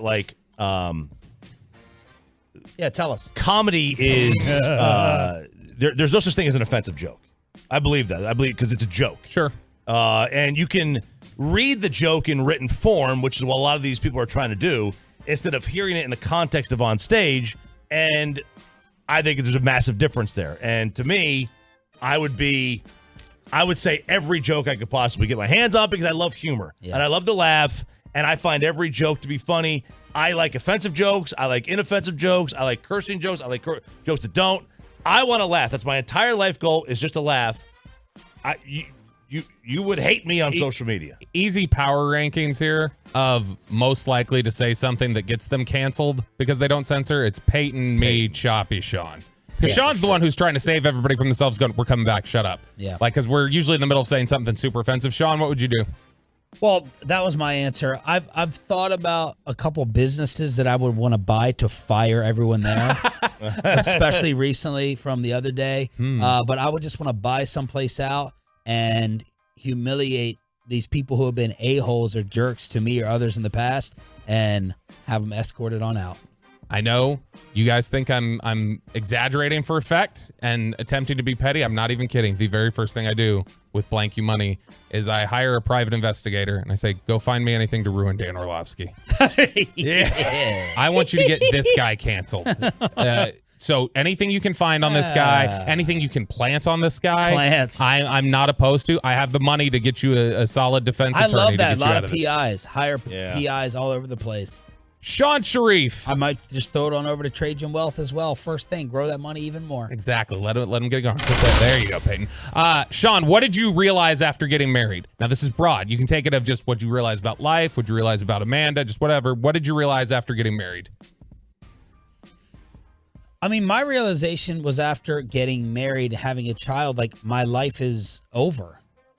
That was the realization. Yeah, like every waking when I walked in with him in the house, and I'm driving home 15 miles per hour, 10 and 2, trying to avoid every bump. I'm like, every single moment of my life for the next at least 4 years is his.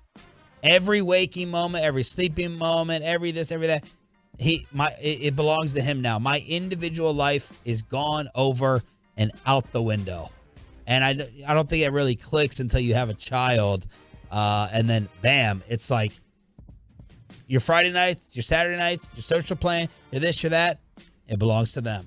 When you're married and you're living together and you're spending so much time together and you have to make so many critical life decisions together and everything like that, you really do. I heard people say stuff like this. I didn't understand what it meant until you really do get a sixth sense for like what the other person is thinking or feel. Like there is a ton of communication I can have with Kristen just by like shooting looks at each other. Yeah. And I always know like exactly how something can be said in a social setting, and just by her reaction, which looks slight to everybody else, I know exactly what it is.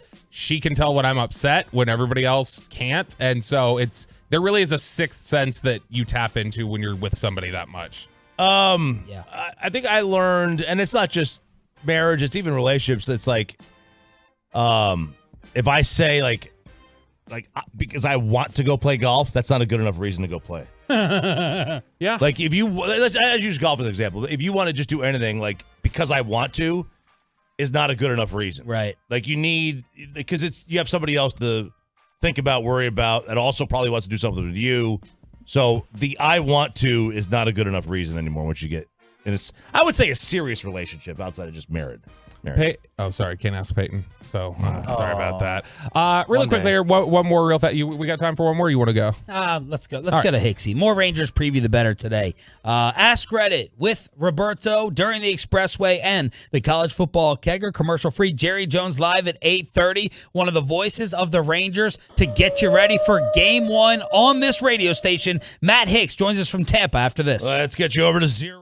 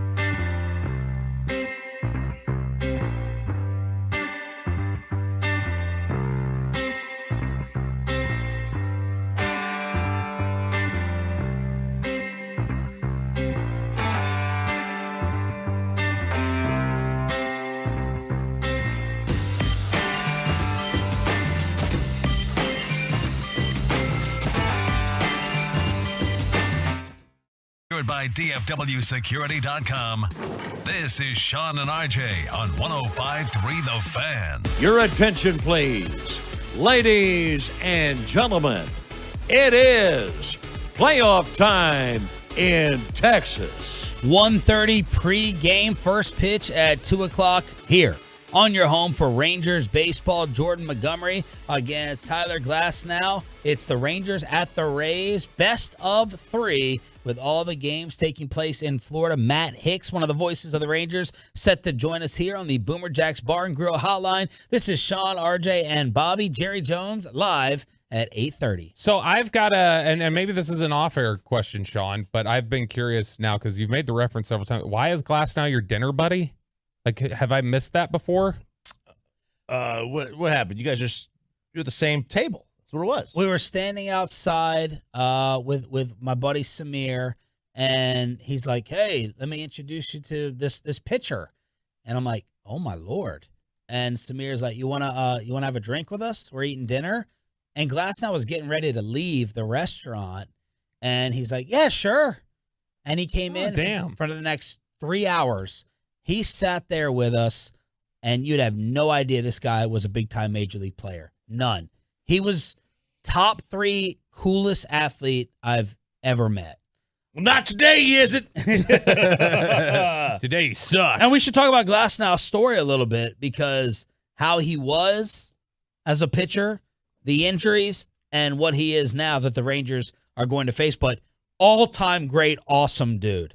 Awesome dude. Wasn't protective of any information. He just kind of had this trust level with me. Like, I know you're not going to rat me out. We're cool. We're having a couple drinks, and I trust you. And he was very genuine, authentic, and real, transparent with everything. So I loved the guy with that experience personally. Yeah, I mean, and he did have a major injury. It was like, and this year he didn't start. He didn't have his first start until May 27th. And if you go back to last year, he barely did anything. Like, we're talking about a couple of innings here and there. And that wasn't until the very end. Like, he got a couple of innings in a postseason game against Cleveland. And that, I guess he got 5 innings there. But he had an injury history coming in, or quite a bit of them. And here he is this year, 3.5 ERA, a whip just over 1. He's a really solid pitcher. He's got great stuff. He is a huge human being. Why is it? It's 6'8", man. It does feel like these guys that have like some of these pitchers across the majors, they're the guys who just have electric stuff or just like really talented. They break down so easily. Because Glasnow is one of these guys that it's felt like we've been robbed of watching more of throughout his career. This year, he missed the start of the season, has missed several starts, started 21 games this year. That is by far his career high for starts in a year. The previous high for him was 14. He's been robbed because of the injuries so frequently, and it's just, disappointing that we haven't gotten to see him more. He had a 14-month injury from Tommy John, turnaround, and that just goes to show you how long that could be. Mm-hmm. And this is not an old guy. DeGrom's older. This is a young guy, and he still had a 14-month recovery from Tommy John. You don't return from this thing very quickly. Look, I'll just get this out of the way. The Rangers, unfortunately, are going to lose the series. I don't even give them that much of a chance. I do agree with you. It's got to be game 1. I do disagree with MLB Network, some of what you guys have said. The only way that they can win this is if they get 2 outstanding pitching performances. I have already come to terms that's not happening. So I disagree with that formula. The only way they can win is scoring 6 or more runs. We're going to have to USC this. Yes, yeah, no, it really is. Yeah, they really are. So this whole thing about, Montgomery and Eovaldi, they have to outpitch. That's not happening. It's just not. You're going to have to win a slugfest. In my opinion, I hope I'm dead wrong. They're going to have to win a slugfest, so I've already ruled that out, that starting pitching formula. How far can that realistically get you? Like, if they're not mashing, far. With this offense, though, when they're mashing, how far do you realistically think? Because I think the limit would probably be ALCS in terms of it, because that's just a big ask. You'd hop on a flight right to Baltimore. If you could go on a month. All road games, too. Baltimore, you'd have 2 home games. Yeah, I mean, like the way they finished the regular yeah. season, these games in Tampa, Yeah. right to Baltimore. You could get by Baltimore. You can mash your way through Baltimore. Sure. Their pitching is not elite. When you get to Houston, it's just I think it's tough to expect that you could go 4 straight series just hitting out of your mind, especially with the way this offense has been in the second half, which they've either been really good or look, they're a little bipolar with the hitting. Yeah, like you can mash it. You can listen. I mean, the American League is wide open, man. It is wide. You could absolutely mash your way. At least to the ALCS, maybe even beyond that, depending on how the matchups go. You could do that. You get to Atlanta, you get to the Dodgers, Philadelphia. I don't know. You can mash your way through the World Series, but How the hell we get stood up by a Rangers broadcaster on our own station on the day of Game 1? And That's amazing. Well, it's he's sleeping in. It's Tampa. It's 9 o'clock at night. Speaking of averages, I want to continue to go through these baseball improvements. Props to Rob Manfred. So the Major League average this year rose from 243 to 248. 243 was the lowest it had been since 1968. The average for left-handed hitters who benefited the most from the shift increased 11 percentage points. And Corey Seager's like 50. Yeah, it went to 247, its highest lefty average in 4 years. The average for right-handed hitters rose by 2 percentage points to 249. Runs increased to an average of 9.2 a game from 8.6. Stolen bases went from 1 to 1.4 with the bigger base. And the beauty in that is that the runs per game increased and the time of game decreased. That is the best of both worlds. You're getting more action in less time. 3,500 steals compared to 2,486 last year. 80% success rate. It's huge. Stealing, highest in big league history. So analytics, the reason that they stopped wanting you to steal is because the risk versus the reward wasn't there. They wanted you, if you weren't basically an 85% stolen base guy, they were like, you're not going anywhere. Well, now the league average, you said the league average was 80%? The league average was 80%? Yeah. 80% success rate. That is insane. That's insane. That completely changes the analytical structure of how you build a baseball team. They always run.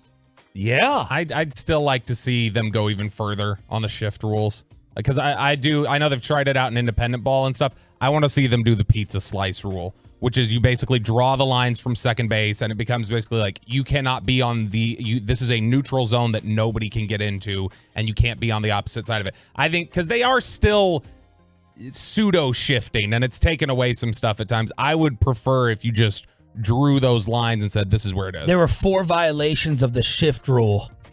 Here are the violators. Actually, let me start with this. This is staggering. 2021, there were 390 3.5-hour games. 390 in 2021. There were 9 this year. Damn. From 2 years ago, they went from 390 all the way down to 9. Miami had the fastest average game at just under 2 hours and 35 minutes. Orioles and Padres played the longest at 2:44. So this is just really, really interesting. The Mets led the violations for the pitch clock, 57. Then the Rays, maybe we'll get a squeeze a run in. Maybe we'll get a run squeezed in here with a little delay. The Mariners had the fewest violations with only 15. I will say that I love it from a spectator view, how quick these games are going. I did find that when we were in section 133, I thought the pace was a little too fast. Like as a spectator in attendance, I do prefer a little bit more deliberate pace. Batters struck out 41,844 times. That was up from 40,812. So batters still striking out. Four-seam fastballs averaged 92 miles an hour, up from 93.9. So they got everything broken down in here. 3880 pitches of 100 miles per hour for more. That was an increase from last year. Wow. So you said injuries are going up. The speed is going up as well. And that may play into the injuries too. The faster you throw. I don't know that Tommy John was as big of an issue when guys were living in the high 80s versus in the low 90s versus the high 90s and low hundreds. It's just more torque on your arm. Jerry Jones is coming up live at 8:30, and we have Matt Pittman from Meat Church in studio with breakfast to talk about a barbecue party Saturday in Arlington. That's all on the way with Sean and RJ. Let's get you.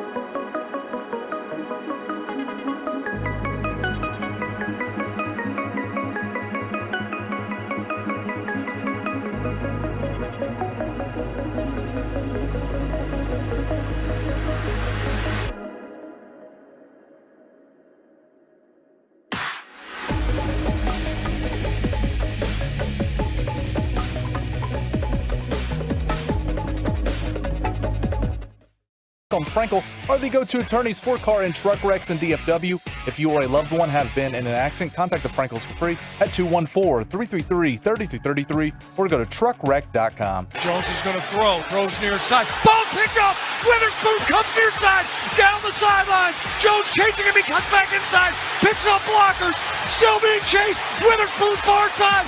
20, 15, 10, 5. He is in. Holy catfish! Witherspoon went a mile and a half with the interception for a touchdown. Seahawks radio with the call. Brian Daboll acting like a petulant child. I got to show the New Yorkers how angry I am, just like them booing us off the field. I got to throw this iPad over at Daniel Jones as the New York Giants get humiliated. And some of the New York fans are saying this was actually worse than the Cowboys loss because you're supposed to be more equal with Seattle. 24-3, Seahawks win. Daniel Jones sacked 11 times. The Giants have been outscored in the first half this year, 77-9. They have not scored a first half touchdown. And I tried to be like RJ Choppy last night in my group text with Los Meatballs. And they're like, we don't have a line. Same thing with Eli. They've been crying and bitching about the same thing for 10 years there. We don't have a line. We don't have a line. And I was like, well, if you knew anything about analytics, I said quarterbacks, sacks are a quarterback stat.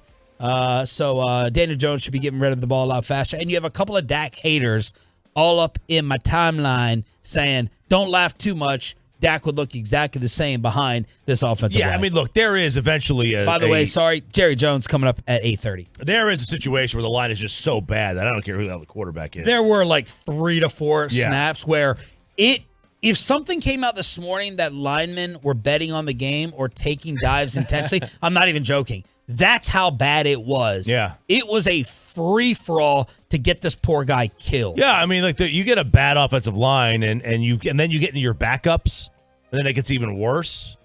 And we saw it, like the Cowboys' offensive line against Arizona, they were missing 3 guys. Yeah, but as much as your meatball friends here, you can throw this back at Los Meatballs. When they go, oh, we don't have a line. It's just like, what's Daniel Jones supposed to do? Well, this past year, pick number 57, center John Michael Schmitz. Last year, pick number 7, tackle Evan Neal. Pick number 67, tackle Joshua Izudu. The year before, 2 years before that, number 4 pick, Andrew Thomas, tackle. Number 99, tackle Matt Pert. Now, Andrew Thomas was out last night, but you've sunk significant resources into this offensive line for 5 years. It does feel like since the final 2 or 3 years of Eli's career, this team has somehow managed not to get any linemen or any weapons. Yeah. It's weird. It feels like since Victor Cruz and Odell Beckham, the New York Giants have not had any ballers or playmakers, and they haven't fixed the offensive line for that long, for real. They got a major playmaker. They don't play him. Well, Waller's on the field. Hyatt, baby. I knew that's where you were going. Where is he? Why is he not playing? Hey, he scored a big touchdown against Arizona. He helped start the thing. See, the Giants even showed that with an awful offensive line, they could throw the ball downfield against Arizona. Would have been nice if this football team could have recognized it themselves a little bit earlier. Since Eli retired, I'm trying to see what they've used their draft picks on at the top of the draft, like for weapons. Offensive linemen, they've used a bunch, but the only Kadarius is the only real weapon. Evan Ingram. Ingram was 7 years ago. Like, that was a while ago, and he's gone now. Yeah. But I mean, Kadarius Toney, they traded. Wan'Dale Robinson, they picked the next year at pick 43. He hasn't done anything. But all of their picks at the top, it's defensive backs, defensive ends, and offensive linemen that are just not hitting. Around the NFL, Deshaun Watson was medically cleared and didn't play for the Browns? This is problematic, I think, for quarterbacks that want to get their fully guaranteed deals. Because, Watson was cleared. Kevin Stefanski said yesterday he was cleared. Deshaun didn't want to play. Deshaun didn't feel like he was ready to go. It's similar to last year how Gallup was cleared for like a week or two, and he just didn't feel comfortable. So Watson chose not to go, even though he's cleared by. And the thing is, a lot of guys will say they don't want to play in those situations because they're at risk. They're not secure. They don't have their money in place. They want to make sure that they're preserving their earning ability. They don't want to risk their career.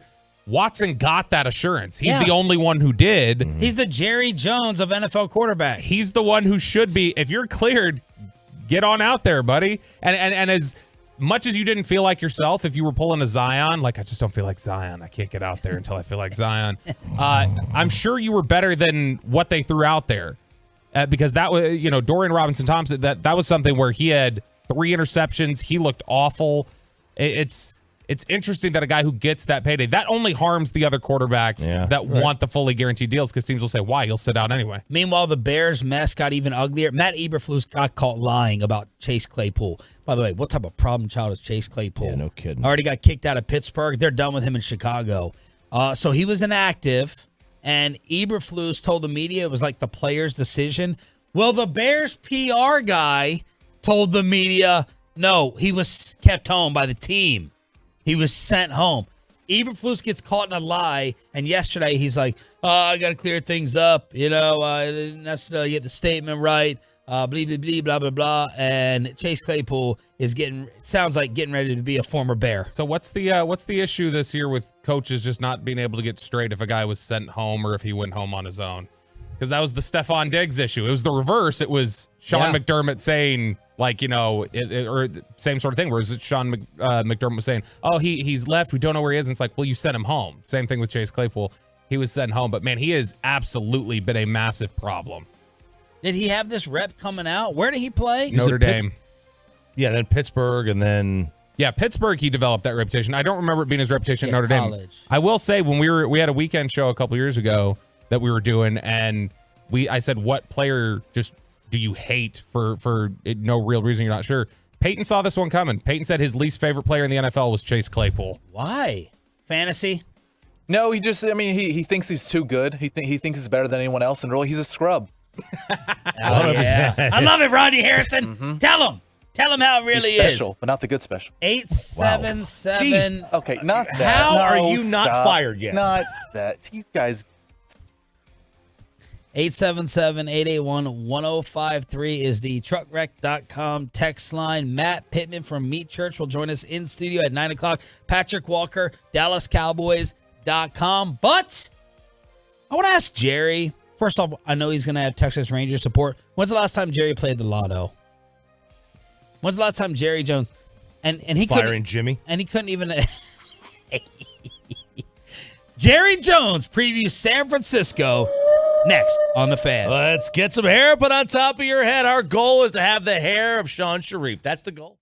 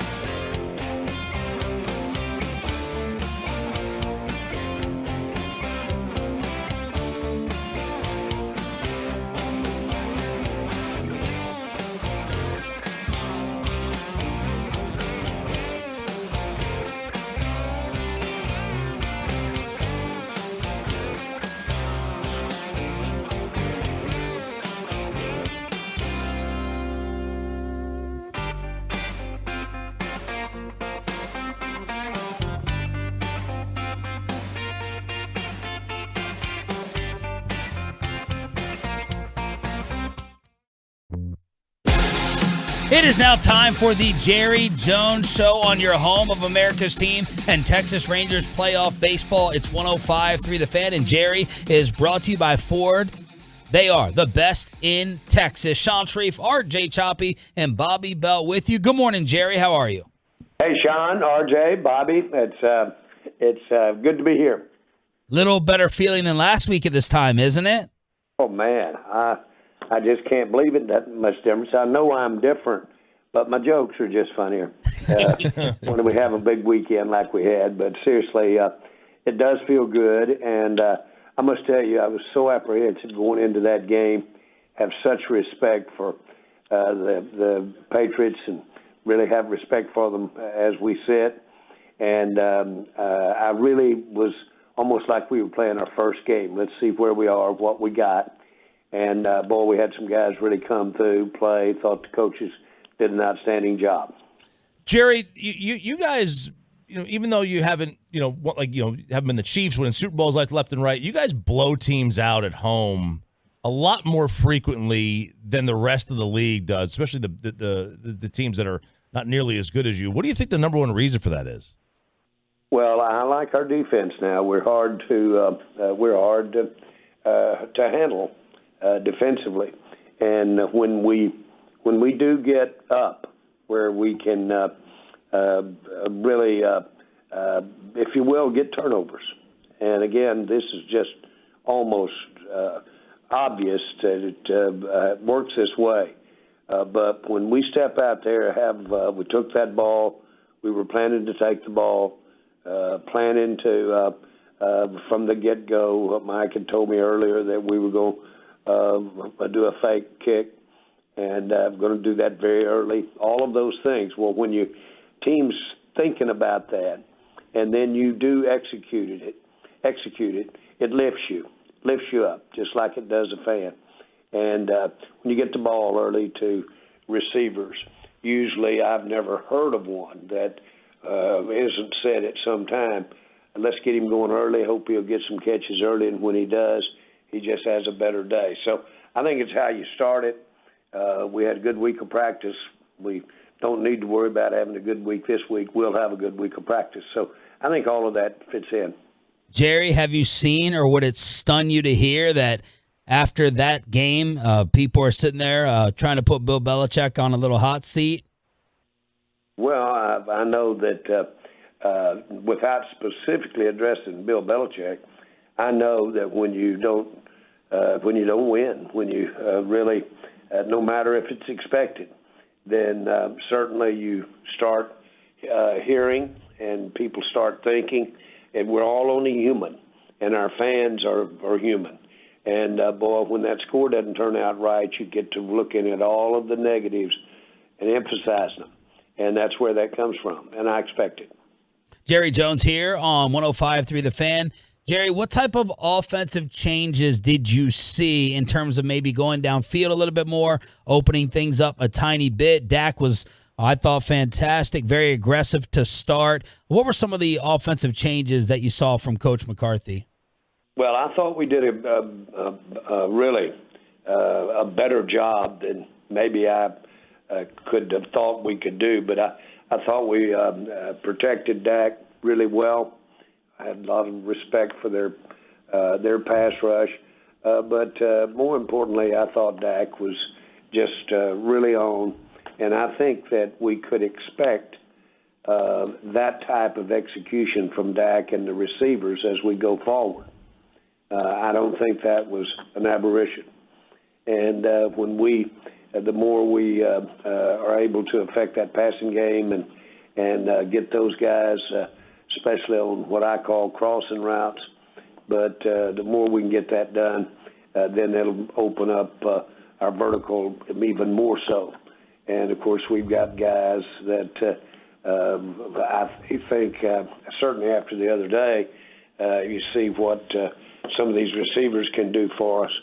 And really, I don't think we have even come close to really seeing what Cooks can do for us. So I'm excited about what's in the future from those receivers. We got a group of tight ends. I thought McCune's block downfield to run downfield to recover that football was one of the most impressive plays that I've seen in a long time, because he did a good job blocking. Then you would have thought he was running for the last play of his life in the Super Bowl, and he was right there to get that fumble. Now, that's the kind of thing you want from everybody. Are you at the point where you are officially concerned about the red zone? No. A matter of fact, you should have it on the front of mind at any time when you think about offense. But do I feel like we've got the players? Do I feel like we've got the plays to do better with a higher? I understand why we've missed on a few of those things in the red zone. I'm not as dubious, or I'm not as skeptical of where we will be. Let's start it right against San Francisco, but we've got the stuff to get in the end zone. We got the players and we've got the stuff. We've just we're getting a lot of practice down there, and let's hope pretty soon that tide turns, and when it does, we'll have a lot more success. I know we will. I'm not that concerned. Do you think a lot of the issues so far has been, maybe the scheme is different than last year? Last year was 71% inside the red zone getting touchdowns. This year it's 140 now. You think it's scheme that has become the issue there? Well, I think it's a combination of things, but more importantly, I would put at the top of the list execution. Just the blocking, the picking up your guy, just the nuances of what we were trying to do. And it's across the board. Consequently, I think you're just really fractions away from executing on some of those plays that we haven't heretofore done. I think we're, the old adage, where do you go from here but up? And so, but make no mistake about it, we are going to get better in the red zone. I'll assure you we'll be better in the red zone than we've been. A skeptic could say, well, it doesn't take much to get better. But the facts are that we can get better when it counts. This weekend would be a good place to start. But we've got specific things, specific reasons why on given plays that it hadn't worked out for us. So when you know what you're doing that can be improved on, it makes you feel better. Talking with Cowboys owner and general manager Jerry Jones here on 105 Through the Fan. Jerry, in terms of that red zone, CeeDee Lamb had said last week he was asked about how some of those things could be fixed, and he said, let me touch the rock and we'll get in the end zone. He had the touchdown there against New England this past week. He's somebody who's really embraced this number one receiver role and being the top guy. Have you guys continued any sort of discussions into the season about his contract situation, or is that something that you guys have put on the shelf until the year's over? Neither. It's there. And as you know, these all of our players for almost 100% have representation. And so those conversations, parts of them, aspects of them, could be going on. They might not be going on. But it's something that right now, frankly, our minds are on getting ready to go out here and play San Francisco, and I'm sure that's where his mind is as well. So that's a long-winded answer. The real world is that all agreements are going on in your mind all the time. And if you saw some scratching of me this morning before I got on the show, you'd see 20 things that I've written down. Some of them may involve player contracts. But so I'm noodling it all the time. And when I say noodle, when I noodle something relative to the Cowboys, it's got a good chance of having action on it. And so my point is, all of our contracts, I was in New York last week and sitting down visiting with several people, and it gave rise to me looking at a certain perspective with our team that should have been being thought about. Well, my point is, that's not idle time. We're not playing fantasy football here. And so you could ask me, are those in your thoughts, and what does that mean? It is in my thoughts. His contract is in my thoughts. His future contract is. But in a manner of speaking, all of them are. Jerry, you referenced ahead of this weekend against San Francisco, a big game, obviously, and one where you would hope to have Tyron Smith back as he's missed the last couple of games. What do you expect in terms of his availability? And as much as he's been a big part of what you guys have done over the last decade, is there a point where his availability issues start to supersede the talent? Well, it's not at that point at all. And if he's available, it would be iffy, but he could be. And certainly he's a very valuable part of this year.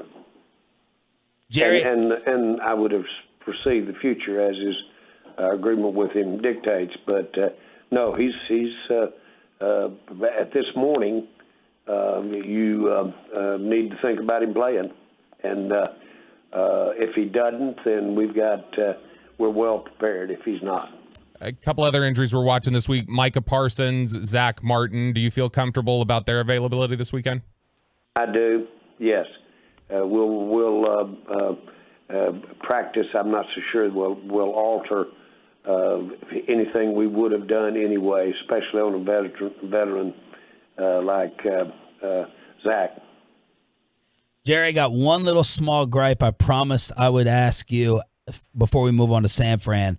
Why is Micah in at the end of these blowouts? You're going to give all of us a heart attack. Can you please tell someone to get Micah off the field at the end of these games that have already been decided? Well, you've got a good point, and it's certainly the issue is there, is the front of when do you make those adjustments in those games. I just am so awed by the fact, frankly I am, that we've had 3 games that we've ended up with that kind of margin at the end of the game. Most of these games are nip and tuck, and a field goal can decide them. So, but I've got that, and everybody's got it, and it's front of mind. I want everybody to know, too, we've got a quarterback sneak in there, too. And that's a discretionary thing. But they didn't line up on the center of our – well, weren't on our center on short yardage. And do we have the capability of sneaking it right there if we decide to? Very much. Very much. It's one of our options. Jerry Jones. And it's already in the game. Jerry Jones. It's just a question of whether or not Dak calls it or not. Jerry is Stop false starting, Choppy. Right? Stop false starting. Do you look at San Fran as a gauge, a test to see where you guys are, or do you not look at it like that and it's just another game? No, I don't at all look at it as that.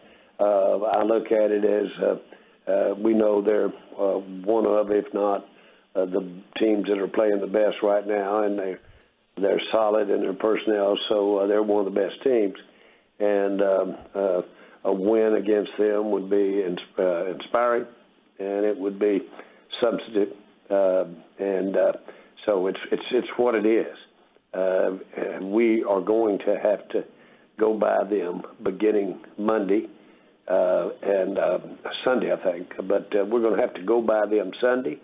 And if we have aspirations, I think we'll have to go by them again later in the year. Jerry, obviously that's a team that has eliminated you guys the last 2 years. It's become a little tense at times. You know, last year they were messing with your kicker during pregame, and it gets a little chippy. Dak Prescott has seemed frustrated when thinking back on those games. I know J-Ron Kearse has talked very emotionally about how those games have ended. It seems to really weigh on the guys. When you look at how do you balance, I guess, your players being motivated and focused and pushed to level up against a certain team versus potentially being distracted by what that team has done to them? Well, I think the awareness of the caliber of your opponent to formalize the statement is an assumed given. You not only know the people that are going to be in front of you if you're a player, but you also know the caliber of the team. If you didn't know it or just maybe hadn't been keeping up with it, by the time you're through with these next few days, it will thoroughly be indoctrinated in you what San Francisco is. And make no mistake about it, they're a tremendous team, outstanding defense, and will challenge us as much as anybody that, frankly, we've been challenged with this year or any other year. So they've certainly got that.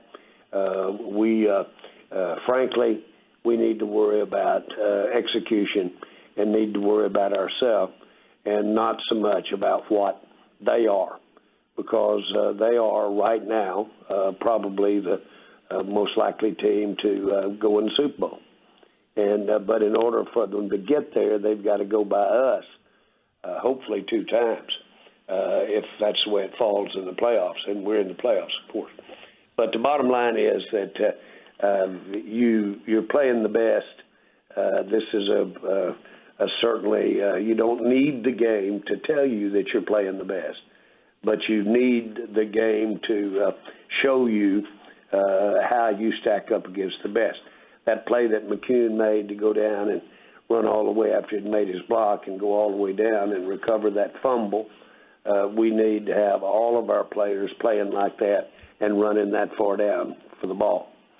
And going in the end zone, I'll never forget when I've seen teams go all the way to the end zone, maybe 40 yards from the line of scrimmage, and jump up and down and hoist the score on their shoulders or pat him or congratulate him, whatever's the case. My point is that kind of collegiate, pure enthusiasm or a hustle is what you're going to have to do to beat a team like San Francisco. Jerry Jones here on The Fan. Jerry, how do you think you guys stack up differently or better with San Fran compared to the past 2 years? I like our defense. I think we're playing better than we've played, and we've been playing some pretty good defense last few years. But I like our defense, and frankly, this is the best I've felt about our offense this year, certainly during training camp or any time. And so I think if we will do what we can do the best, and that is maximize what we're doing with Dak and execute. And we were able to execute the other day. They were letting us do some stuff and out there on those corners that really gave us some wind. And we're going to need some wind early with San Francisco. And but there's let me back up. There's no reason physically, no reason scheme-wise that we shouldn't go out there and play well enough to win a football game. Jerry, when you talk about getting the most out of Dak there for this game and just for the season moving forward, one of the trends we've seen in the first 4 weeks of the year is Dak is really not working the ball in the middle of the field. It's definitely been more outside the hashes to each sideline. Is that just what the defense has presented, or is that just a conscious approach with this scheme is to keep Dak out of the middle of the field? I'll start with that's what the defenses are dictating, but also he's great at it. He's got arm strength's one of his best things. And, boy, he throws that ball good and crisp to the outside, as well as a downfield pass. The inside, I immediately go to really coordinating with what that defense is doing between the receiver and Dak. And so you probably have not seen us do as much in there because we haven't needed to do as much in there. And and there's no question that it's riskier in the middle there when you're throwing the ball. And so, again, those are going to be quicker throws in this scheme. It'll be involved certainly our slot guys as well as tight ends. So I think all of that's coming. I think we'll, by the end of the time we get here a couple of months down the road, we will have seen seriously more inside throws. Jerry Jones on the home of the Cowboys and Rangers, 105.3 The Fan. Are you setting up the popcorn and a hot dog for some Rangers playoff baseball today? I'm excited for the Rangers. So excited. And they're keeping us on the edge of our seats, and that's just great. I know that baseball fans. I've often said this, baseball was my true love. I played it and got to play a lot of it. And just some of the fondest times of my life have been in baseball. That's carried over to here in Dallas. I'm quite a Ranger fan. And, boy, hopefully they'll get in here and get some good pitching and get on here to Dallas so we can all see them on the field. Last one, Jerry. The Powerball is at $1.2 billion. When is the last time Jerry Jones has played the lottery? And would you pick your own numbers or just have the machine pick? Well, no, I have and do play the lottery. And usually if I'm going through a place where it's sold right there, it's point of mind or it's point of impulse, so to speak. But I am a big fan of our lottery. The main reason I'm a big fan of it is what it does for education. Mm-hmm. And it really is a major contributing to our education. But the Cowboys are real big in the lottery, and I spend time talking to people with the lottery about showing the guys where to keep the Cowboy lottery ticket front and center by the cash register so that people will participate in the lottery more, and I can see them on draft day. Jerry, thank you so much for the time. We cannot wait. The whole world is anticipating a heavyweight fight. Let's be talking about a victory next week. Well, and it's beautiful setting out there beneath that Golden Gate Bridge. Just what I had in mind when I was growing up. Daggone right. Thank you, sir. Not quite. I was at, we've got 2-3 bridges there around Little Rock. And I was working to put a sign for a guy running for office. My father was running for state representative. Well, I got out and put 2 big NGL natural gas tanks and floated them to put a sign on there for his candidacy, Pat Jones for representative. I got a couple of buddies of mine. We went out in the middle of that old muddy river. It was dirty, too. The whole sewage of central Arkansas went in the river. And we got in the water to put that sign down, and that current hit that, and no one has ever seen it since. And it was about the size of a small mobile home. And that was me still on the bottom hanging on, hollering, "Raise the drawbridge," when they pulled me out. But bottom line, every time I think of San Francisco and that bridge, for some reason I think of hanging on to that sign between those bridges in Little Rock. That's awesome. Jerry, thank you so much. We appreciate it, and we'll see you Sunday night. Jerry Jones, brought to you by Ford. Built for Texas, built for you. Reaction? And the Jerry Jones of barbecue, Matt Pittman, a.k.a. Meat Church, in studio. Final hour, next on The Fan. Let's get you over to Platinum.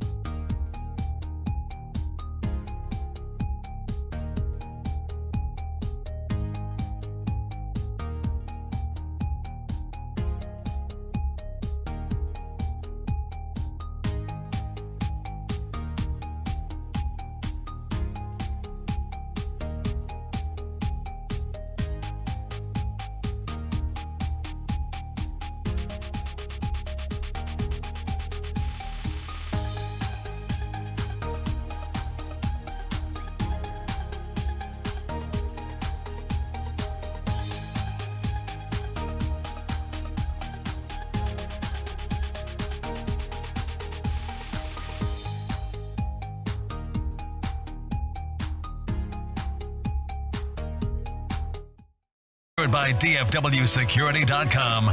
This is Sean and RJ on 105.3 The Fan. Final hour, fist pump time on the Fan Cam, Twitch, and YouTube. And this is not a lie. A lot of my buddies, they're more impressed if I get a text from this guy versus telling them that we interview Jerry Jones every Tuesday on the home of the Cowboys. And I texted him once. I said, hey, shoot me a little small video clip. They don't believe me. They don't believe that I know you. So he always does that stuff. My friends are more impressed with that than Jerry. He is Matt Pittman, a.k.a. Meat Church. I asked Corey Majors to come in studio, being my barbecue brother up here at the station, along with Gavin Dawson. Good morning. Thanks for coming in. Yeah, thanks for having me.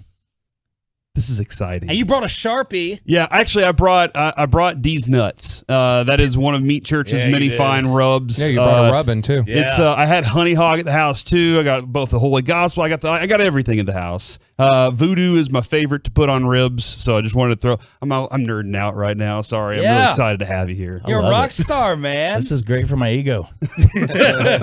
All the videos, everyone reacting on social media. So the first bite of Matt's barbecue I ever had, we were at, I can't remember what the event was. It was in Fort Worth, and you had served up tacos, and I think you brought in the same exact ones, and I was like, what is this? It just melted. I had never had barbacoa before, but you brought in the barbacoa tacos, so thank you for that. I think that was smoked Fort Worth. That's one of my top 2 compliments of all time. A little Hispanic lady walked up to me, broken English, and said, this is the best barbacoa I've ever had in my life. And I was like, wow. Yeah. And then mine was your second highest. 100%. Oh, I thought that's what you were saying right there. So before we get into the festival and everything and all the Tolos questions, I know you check into the station here and there. We bust each other's balls, or I'm getting on you over Alabama's downfall. So whatever sports topic you would like to address or sentence or opinion you would like to give, being a diehard sports fan, always working out with the Cowboys, I think you should have that moment since you are a Tolo and you do listen. Man, I am a huge listener. You know, when I have my corporate job, listening to you guys every morning. You guys get the real interviews, obviously, with the Cowboys, so huge fan. Nobody listens to the other station anyway, unless you want movie reviews or something stupid like that. And plus, everybody's leaving there, so it's fine. Coming in hot. I don't know. I wasn't prepared for this, but, you know, I mean, the hottest thing with me right now is the Cowboys do what the Cowboys do. It's my 24th year of season tickets. I tell people that's why I got into, outdoor cooking, because we had to win at the tailgate since the games always break your heart. And so here we are again where we're already rooked in. We're already all believing. And then this week was great, but last week, what the hell was that? So, I listened to Jerry in the parking lot before I came in. Every year I'm like, I'm not going to have my expectations that high because we know how it's going to turn out. But he's got us all back in there. I mean, my boy Trayvon went down.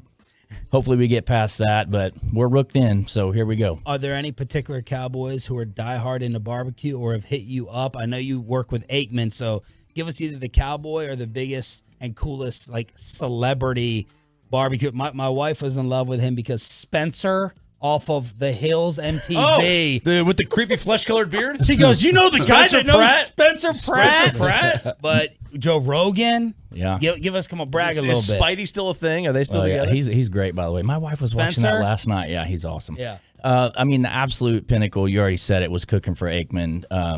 My youngest son, Sam, 11, wanted nothing to do with sports, and we went over to Aikman's house to take him a Traeger, and he converted Sam into the biggest football fan of all time. I mean, my innocent 10-year-old at the time looked at him and said, I heard you played football. And Troy said, yeah. Sam asked, you any good? Troy goes, I was all right. And Sam said, you got any trophies? And Troy said, yeah, I got 3. Ooh. And now Sam is a massive fan. So that definitely was super cool. I took a grill to Joe Rogan. He'd been in Texas for 18 hours. He's the coolest dude ever. I'll give you a little under-the-radar Cowboys thing. So buddy of mine, Billy, just signed on the Cowboys practice squad this past week. So I'm pretty stoked about that. So is that the center? Billy Price? Oh, yeah. Ohio Billy State. Price, that's right. Former first-round pick. I'm trying to get over the fact that he was the lead blocker when Zeke ran that 85-yard touchdown against Alabama years ago. But Billy signed on the practice squad, so I'm angling for an offensive line quarterback dinner right now. Oh, okay. How does this happen when, like, do they just see your stuff on Instagram and they're just like, oh my gosh, I have to eat that right Super now? funny story. I saw Super that funny too. story about this. So I'm in the city of Arlington suite at a Cowboys game years ago, and I just happened to video a touchdown the Giants scored, and it got called back. It was an amazing video. So I put it on Instagram, and I'm like, no touchdown. Later that night, I'm looking, I get a DM from Billy. He's like, I don't know him. He's like, come on, bro, that was a touchdown. The Giants center DMs me some Howard boys. That's how, you never know who's watching. Bryce Harper. Oh, yeah, that's another. Okay, Braves, Dodgers, playoff game here, back during COVID. Same thing that night. I'm laying there. We don't look at DMs for people we don't follow often. You see a blue check mark. It's Bryce Harper. Like, let me know when you want to come out. I'll take care of you and your son. I'm like, oh, my God. Wow. And then he seasoned his turkey with honey hog in the fall. It's pretty crazy. Have you addressed with Bryce him abandoning his Cowboys fandom just because he lives in Philadelphia now? I went to opening. I have not. I went to see him this year, and I'm sitting there talking to him at batting practice. And as soon as it was over, I turned around, and people from the stands were like, "Are you going to be a Philadelphia sports fan now?" I'm like, "Hell no." Matt Pittman, a.k.a. Meat Church, in studio. Let's talk about what's going down this weekend in Arlington. Super cool. So Q Barbecue Fest in its second year at AT&T Stadium, specifically in the Miller Lighthouse.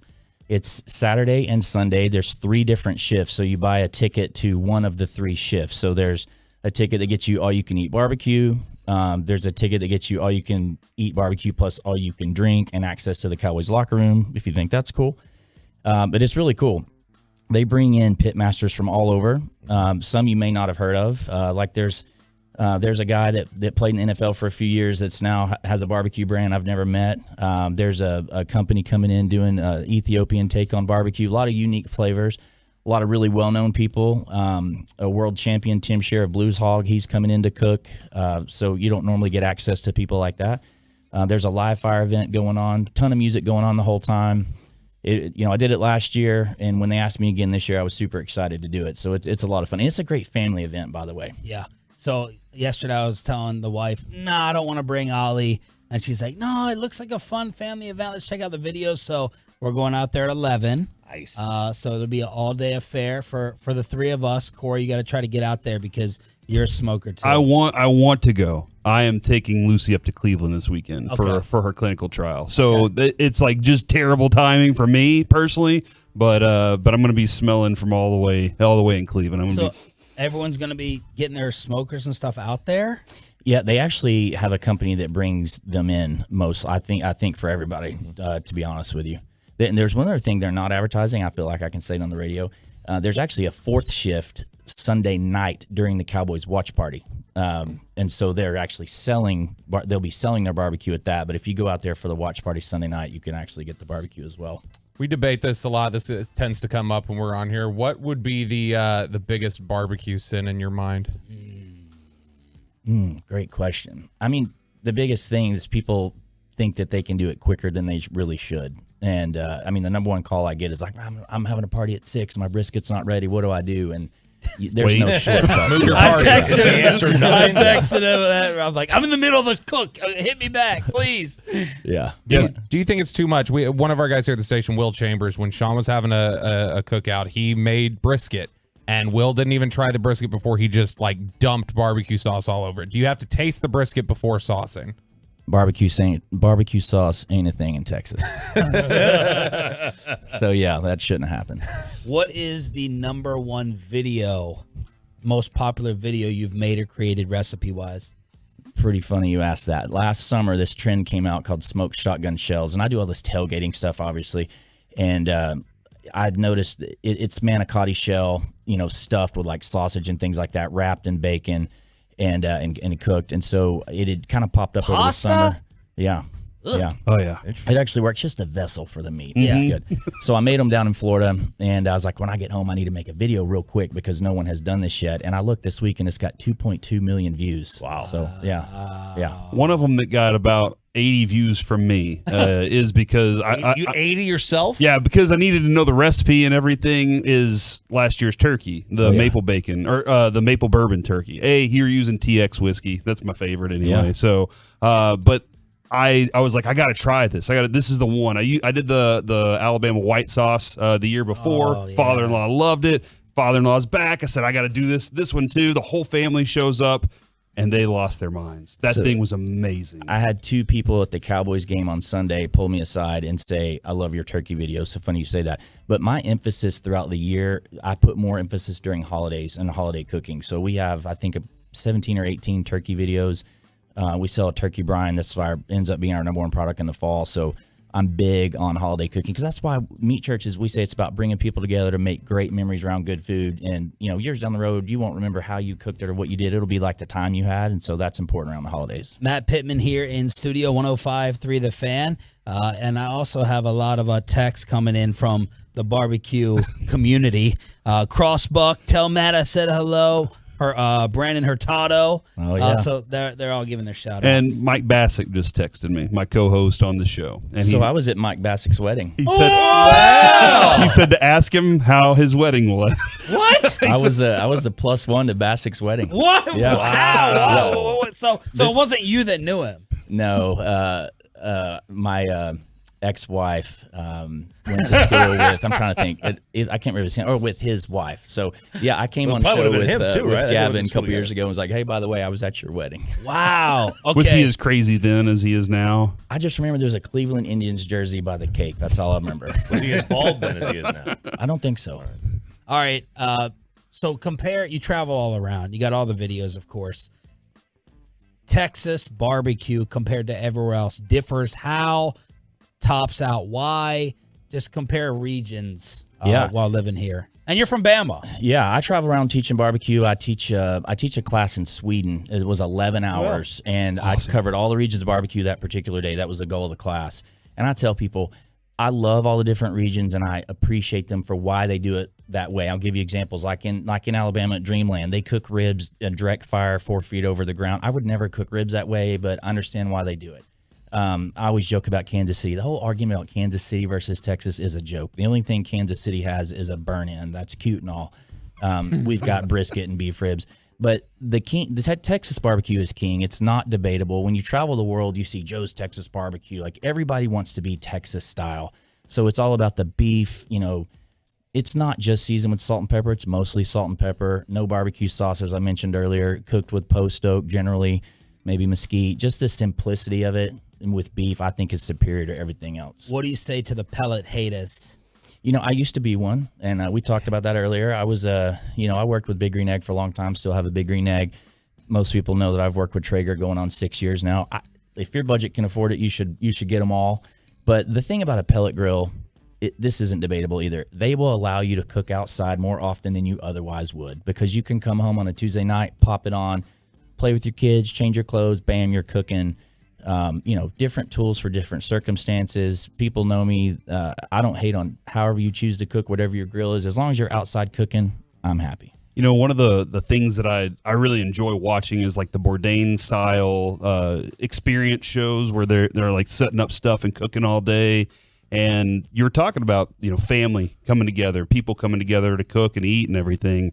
And that whole hog experience looks like it's just because everybody has a piece in it. All right, we're throwing the cinder blocks up and we're getting this thing cooked. That feels like that's what smoking meat's all about, and being out there, having all your buddies around, hanging out, and then everybody celebrates at the end. You guys should all come to my lake house Memorial Day, my annual whole hog cook, where we build a cinder block pit, because there's just nothing like it. I mean, every year I go by the same cinder blocks over and over and build it again, but it's a ton of fun. I mean, it's old school, right? You're just cooking a pig seasoned with nothing but salt directly over a fire, and it's so simple yet so complex when you eat it. It's amazing. What's your last bite of barbecue? Deathbed. Oh, what is Cowboys? Cowboys let you down again. We're putting you in the ground, and you got the last bite of barbecue. I'll have monster beef ribs in both hands. Beef ribs. Yeah, that's the best bite in barbecue. Matt Pittman, Meat Church, right here on 105 through the Fan. The Tolos are telling me I have to ask you what I need to do to beat Gavin Dawson finally in a chicken wing contest. So give me a tip to finally try to break through. Man, this wing competition has been going on for a while. It has. And that orange magic recipe is phenomenal. It ended a while ago. It's been like 10 years. Yeah. That's the last thing he ever smoked. It's the last thing he ever cooked. was a damn chicken wing. Yeah. I'm sure he smokes. Well, I do have a really good one coming out tomorrow. Honey garlic tequila lime wings, which is pretty freaking delicious on themeatchurch.com. Okay. I'm not trying to plug it. It's just ironic that wings are coming tomorrow. So that's what I do during Ranger games. I'll put on the Ranger game and I'll start watching his videos, go down these rabbit holes. Oh, yeah. And then when I hear something take place, I pop my head up and go with the replay. But the videos, they really are awesome. I don't know who films them. You got a crew.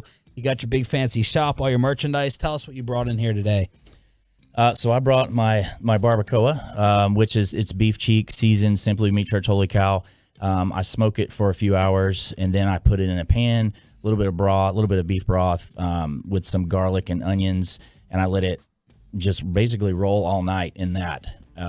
And then I pull it apart. It's just like super tender. And I go super simple. I did griddle you guys some blue corn tortillas this morning. My wife texted me and she said, I woke up starving because of food. What are you cooking? I was like, oh, sorry, it's tortillas for my buddies at 105.3. And only in this setting, in this state, could we have a barbecue guest like this for 15 minutes? Oh, I think so. And maybe be equal to Jerry Jones.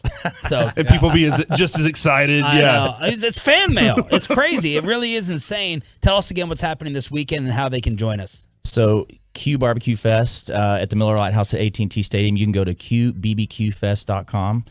Get your tickets there. It is going to be a ton of fun. Great weather expected. You guys come and see me.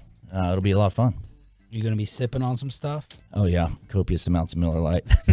Copious. Matt Pittman, a.k.a. Meat Church. Go check out all the videos. Josh, Jerome, Corey, all lighting me up in the DMs. And, of course, you know where to find them on the internet and this weekend at AT&T. Let's eat. Yes, I'm ready. Patrick Walker, DallasCowboys.com, laughs at the Giants and get you ready for San Francisco next. Let's get you some help in your life. If you need to talk to somebody, it is a great time to head on over to BetterHelp.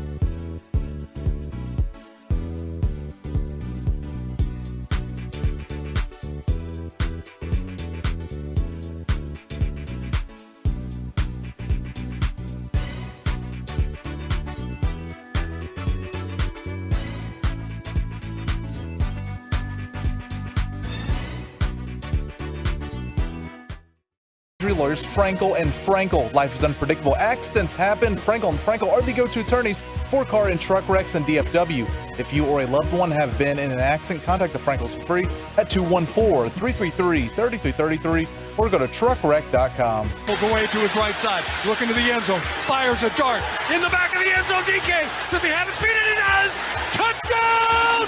Seahawks! DK Metcalf with the rope-a-dope in the back of the end zone. Hands down by his sides. Gino fires a bullet, and Metcalf reacts, makes the catch, feet in, 6-point Seahawks. And I know that Patrick Walker was watching at Voice of the Stars, Seattle radio, with the call of the Giant embarrassment 24-3, because he kind of reacted to me taking a picture of one of the Giants fans wearing the paper bag over his head. Have you seen the Dan Orlovsky tweet?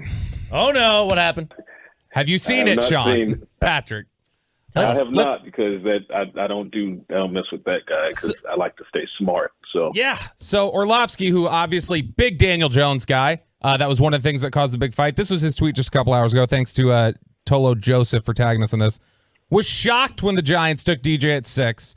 Was shocked when they paid him, what they paid him. For a moment, thought it may work. This year, because of the skill around him, he is who he is, and they have an issue at quarterback now. This moron. Shocked. They paid him after we fought at the Super Bowl.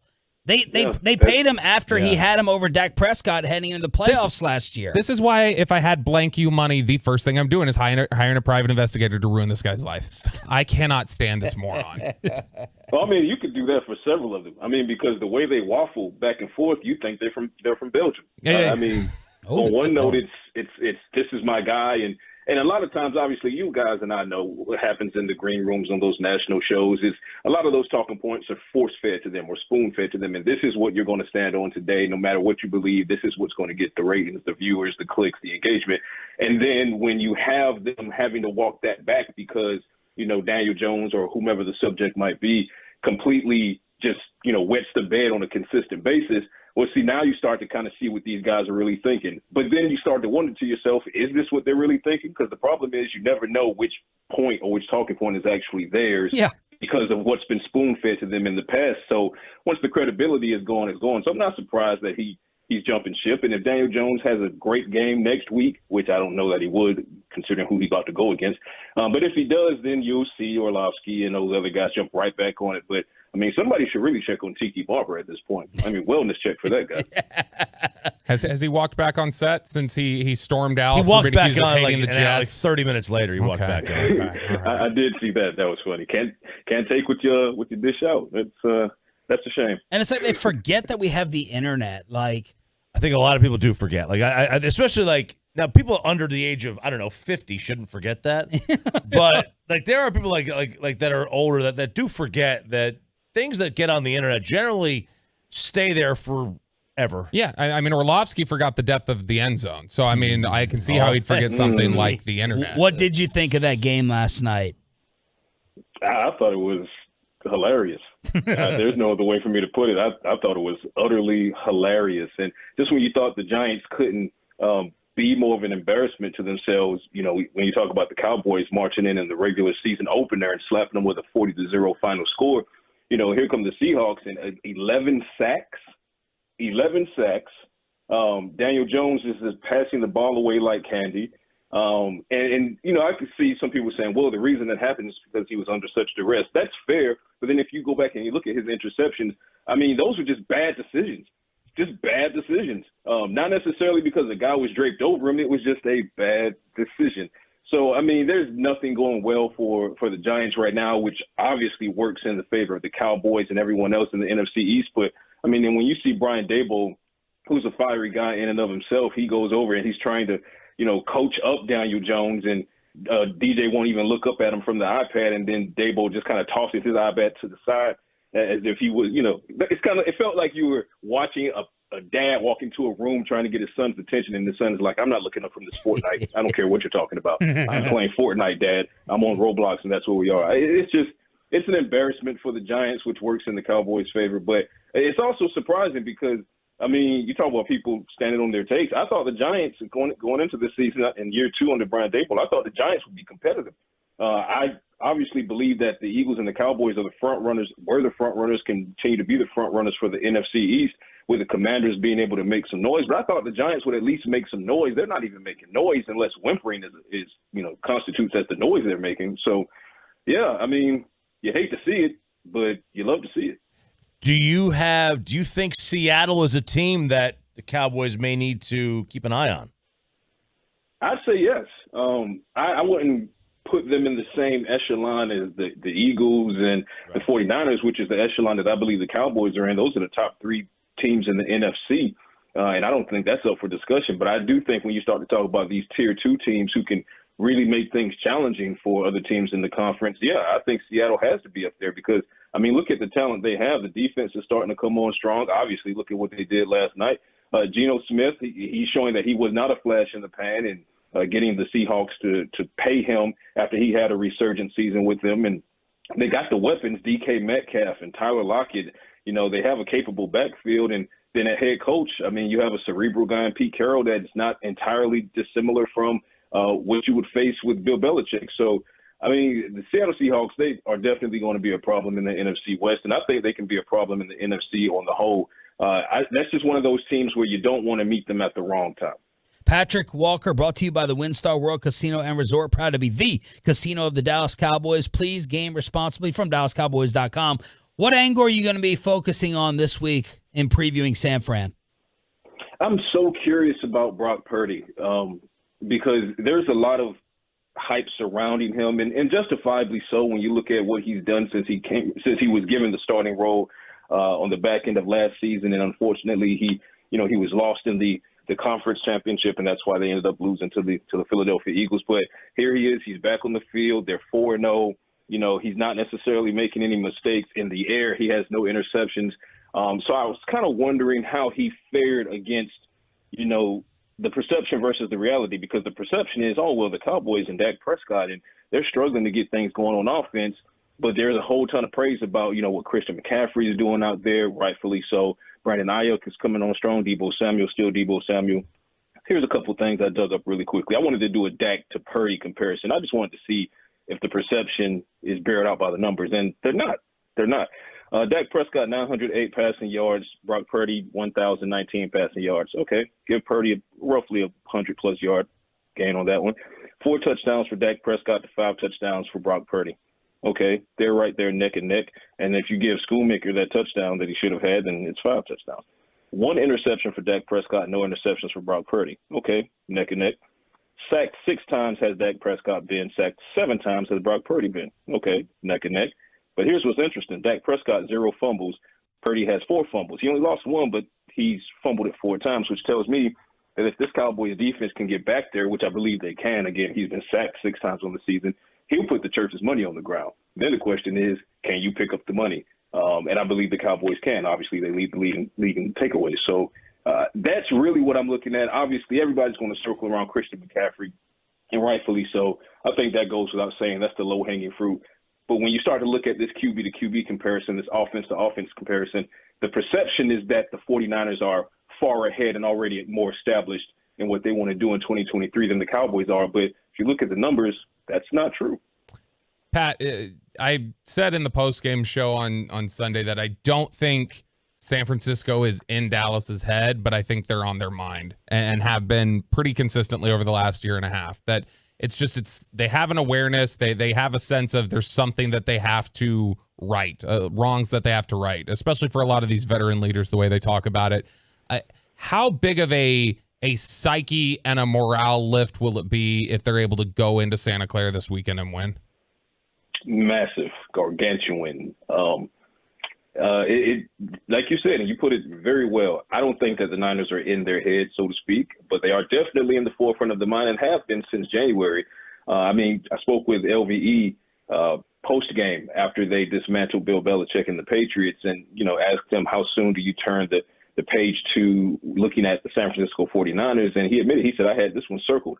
They're looking forward to exercising or potentially exercising this demon, much like they did with Tom Brady in the NFC wildcard game, and feeling good about handing Bill Belichick the worst loss of his NFL coaching career. And that's why they were also looking forward to getting Aaron Rodgers' version of the Jets in week 2, because they're kind of on this tour of exorcism, for lack of a better way to put it. And they want this to be a message coming up this Sunday in Santa Clara that, hey, we are the best defense in the league, that, hey, our offense is right where it needs to be a contender to match our defense. So, yeah, this is going to be massive. And, I mean, even if you look back to January, I told you these Brock Purdy versus Dak Prescott numbers, but, the defenses aren't entirely dissimilar. Cowboys have a couple edges there. But, I mean, on paper, the Cowboys are the slightly better team, believe it or not. Now, will that be a wash because of home field advantage? Possibly so, but this is the same Cowboys team that held Brock Purdy and Christian McCaffrey in that offense to only 19 points. And unfortunately, it was only a 12-point production for the special teams and the offense in the Cowboys. But it's just one of those things where I feel like if this offense can get going in any way, shape, or form, and for some reason my gut tells me the Cali boy, Brandon Cooks, is going to have a big day. And if that comes true, then Cowboys have a damn good chance to walk away with not only a win, but the biggest message of the season so far. You a baseball guy? Absolutely. Ranger fan? Braves fan, Ranger supporter. Okay. Okay. I have to specify it that way because I don't do the two team fandom thing. So I feel like you choose one team and you rock with that. And I'm Braves through and through, and Bobby and everyone knows I'm Braves. That said, when I moved out here, more than half a decade ago, I'm such a baseball guy. Like, I crave live baseball, and until the recent algorithm changed, the Braves didn't come out here that frequently, but I wanted to watch live baseball. So started to go to a lot of Rangers games, and that was, of course, when they weren't good. So at least, I was supporting, when they were in the basement.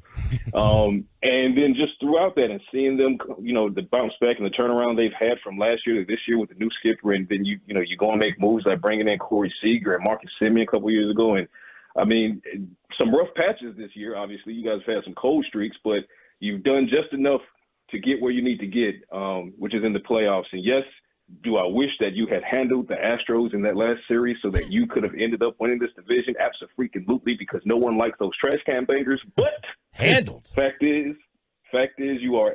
Don't worry about it. Braves handled them for you. A couple years ago, the World Series on their field. Hi, Solar, love you to death. But when you look at the Rangers, I mean, they have the offense to just pummel anybody in Major League Baseball. Only question for you guys is what does your pitching rotation look like? So particularly your bullpen. So if you guys can just go to Tampa, because Tampa, they've had their struggles as well, and sometimes they lean a little too heavily on the analytics, and we've seen them get kind of eviscerated for that. So I think this is a series you guys can win. You just got to go down there and handle business and don't get down big on the road. You do that, I think you'll be in good shape. Thank you, brother. Enjoy the baseball. We'll pick San Fran on Thursday. Appreciate it. Yes, sir. Talk to you soon. Patrick Walker, DallasCowboys.com, brought to you by WinStar World Casino and Resort, proud to be the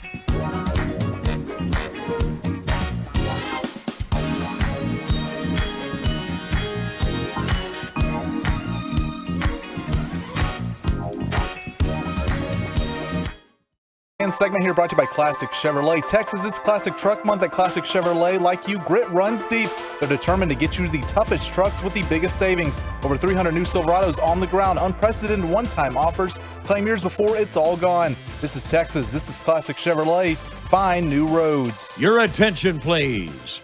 Ladies and gentlemen, it is playoff time in Texas. RJ Choppy, I think this is a first in the history of this show. Yes, it is. Mike Bassick is on time, and Sean Sharif is not. No, that's what Mike, happens, though. This is a dub that you cannot let. Knuckleballs right here. He is. Knuckleballs. He's talking Q. That's his religion over there is meat. He's talking barbecue. It is his religion. There's no doubt about it. Your mic's not on. Fantastic. Oh, I'm not like RJ. No mic on. Glad you could join us, Sean. How good were the tacos? They were fantastic. Corey, thanks for coming in early. I just wanted you to have a part in that interview with Matt Pittman. It was so cool. Just to be able to talk to him. He's so down to earth, so easy to talk to, and he has so much expertise in barbecuing and grilling that I was able to procure his information and maybe even talk to him a little bit about Peace-a-thon down the road. So maybe we can have some more meat church later here. Q Barbecue Fest Saturday in Arlington at AT&T Stadium, and of course, Game 1 today, 1:30 pregame, first pitch at 2 o'clock. Mikey B has the Rangers shirt on. Are you nervous? Are you, hey, we got nothing to lose as the major underdog? That's how I am. I guess I'm not nervous at all. I hate saying this. I'm expecting to lose this series. I think the Rangers, look, they have one healthy starting pitcher left on their whole team, and that's Jordan Montgomery or Jacob Montgomery. I don't know who he is, but that's it. Sure, it's of all these not healthy, but he's trying, right? His velocity fluctuates so much in his fastball during these last two appearances where he's tried to get stretched out. He'll hit 97, then his next fastball might be 92. That means something's up, right? He's trying to pitch through it. Obviously, the doctors have said, we don't think you're going to hurt yourself anymore, but at the same time, he's not healthy. Mm-hmm. And then now Dunning, if he pitches Thursday, he's a 2-inning starter. Maybe 3. Like we just saw on short rest, he went 54 pitches. What do you do when you go back-to-back short rest? Like you're probably down to 40 pitches of quality pitches that you can throw. So literally you're going into the series with one healthy starting pitcher. That's why I disagreed a little bit with what you said they were talking about DeRosa yesterday on how the Rangers can win it. Right. Just hear me out for a second, where it's like, oh, well, the first two pitchers, they have to do their job and they have to win it for you. And I'm like, I've erased that as a possibility in my mind. Maybe with Jordan Montgomery, but the Rangers have to score 6 or more runs. Otherwise, 100%. It's not happening. Because I just don't believe in any of the pitching that it can give that type of standout performance. So I've wiped that out as a formula in my head. So this has to be extreme. Now here's the deal. I don't study all 30 teams month of September. Why not? In the month of September, the Rangers averaged 7.4 runs per game in wins. In losses, they averaged 2.6. That's a huge discrepancy when you look. That means they really don't score 4 or 5. They rarely do because you would have a little bit closer number. Hey, in wins, we score 5.6. In losses, we score 4.1. That would make a lot of sense, right? That would mean you're based more off of pitching. This team is totally based off of offense. You know who is identical to that? Is it Tampa? Tampa. So I went and looked of the games that the Rays played against teams in the postseason. Okay, so I didn't worry about like the other against 500 teams, right? All that stuff. But of the team in the second half, they're 20-17 against teams in the above 500. If you take out the 500 teams or above that are not in the playoffs, so if you take out like the Yankees and one other team, that's really it. Seattle, take out them. They're 13-14 in the second half of the season. They also are not great at home against teams in the playoffs in the second half. They're 5-6.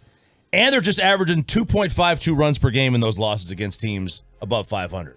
So they're almost identical. If they're going to lose the game, they either score or they don't. It's not really they're not losing 4-3 or 5-4. They're losing 6-2. Yeah, it's going to be interesting. Obviously, I'd argue their best hitter obviously isn't there, Wander Franco. So that obviously is something that they're going to be missing here in key situations. But, Randy Arozarena is, I don't know how to compare him. He's obviously not Reggie Jackson. But when somehow the playoffs hit, he then just goes into another mode. He goes into arguably the best hitter in baseball. Will that happen? I don't know. But that's one of the keys in this series is, are we going to get playoff Randy Arozarena? Are we going to get September Randy Arozarena? Because September Randy Arozarena was not a very good hitter. He was a below average hitter. But for some reason, sometimes when the light gets bright, some guys start performing higher. I know that people don't like this, and I don't know if the stats back it up, but Derek Jeter played better when everything was on the line. At least as a player, that's how we felt. Damn it, now Jeter's not going to hit a home run on you, but it feels like Jeter's going to flare a ball to right field and get a big hit and keep a rally going in the biggest of situations. And so it feels like if Randy Arozarena comes up in a big moment, it just feels like he always comes through big in the playoffs. One other thing, the Rays, their bullpen threw about 100 more innings this year than the Rangers did. That's the thing. What do I say, Corey? 3 days in a row, you can get to them. What do I say about the Rangers bullpen when everybody's asking me, are they tired or wore out?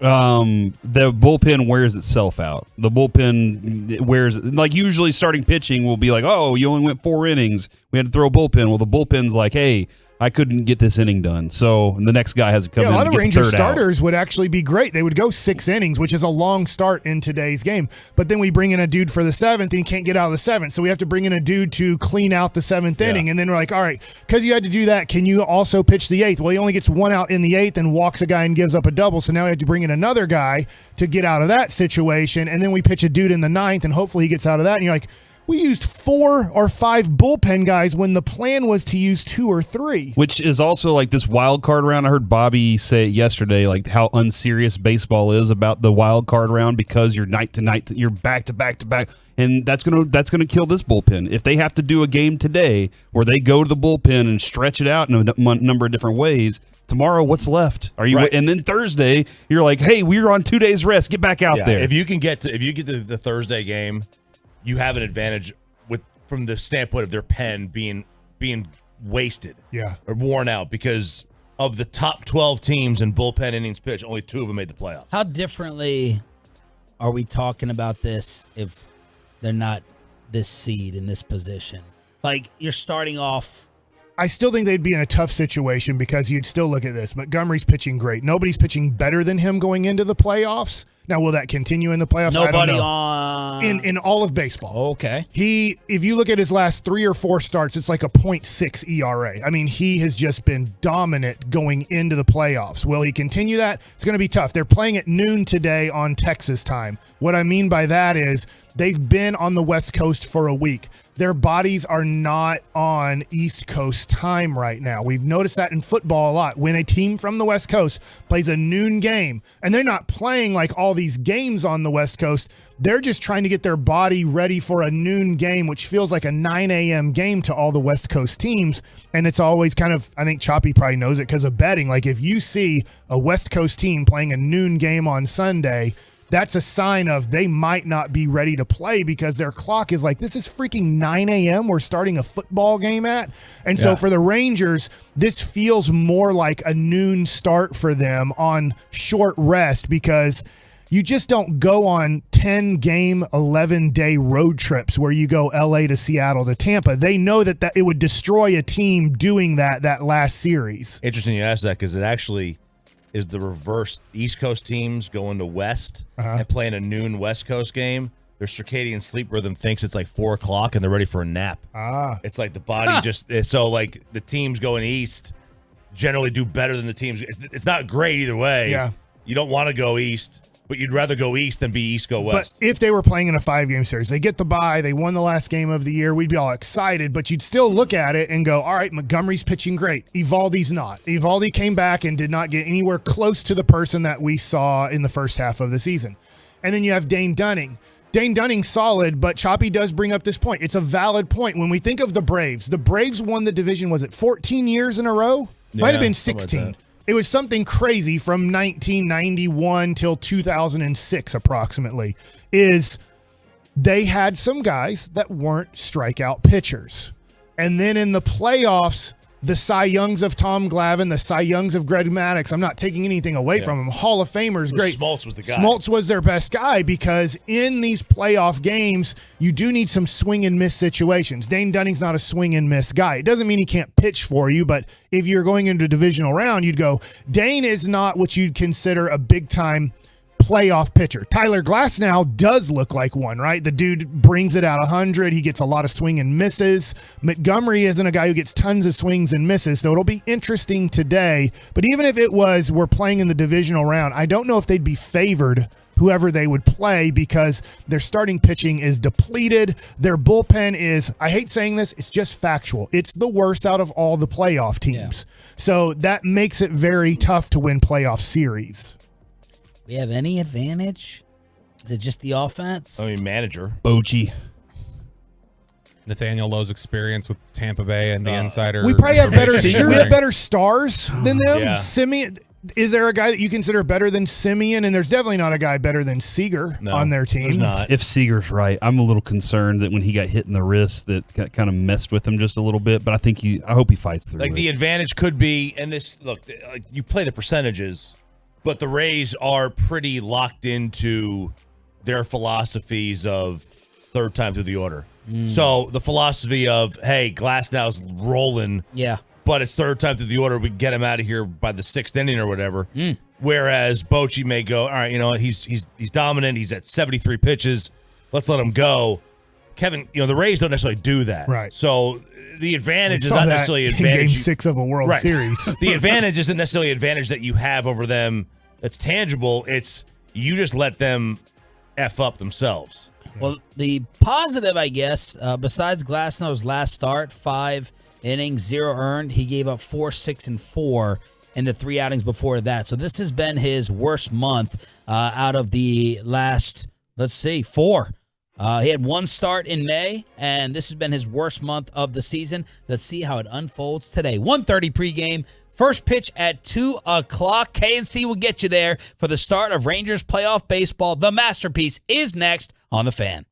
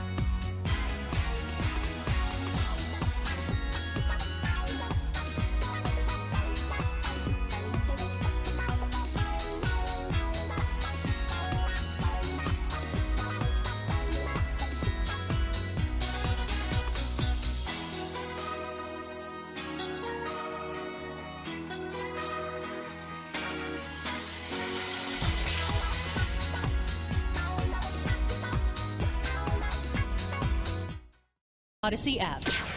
From our fan studio, secured by DFWsecurity.com, it's the KNC Masterpiece on 105.3 The Fan. Hey, welcome back to the KNC Masterpiece here on 105.3 The Fan. I'm Corey Majors. My co-host today, Mike Bassick, who's always here to deliver you the finest of baseball knowledge that you can get here in DFW Sports Radio.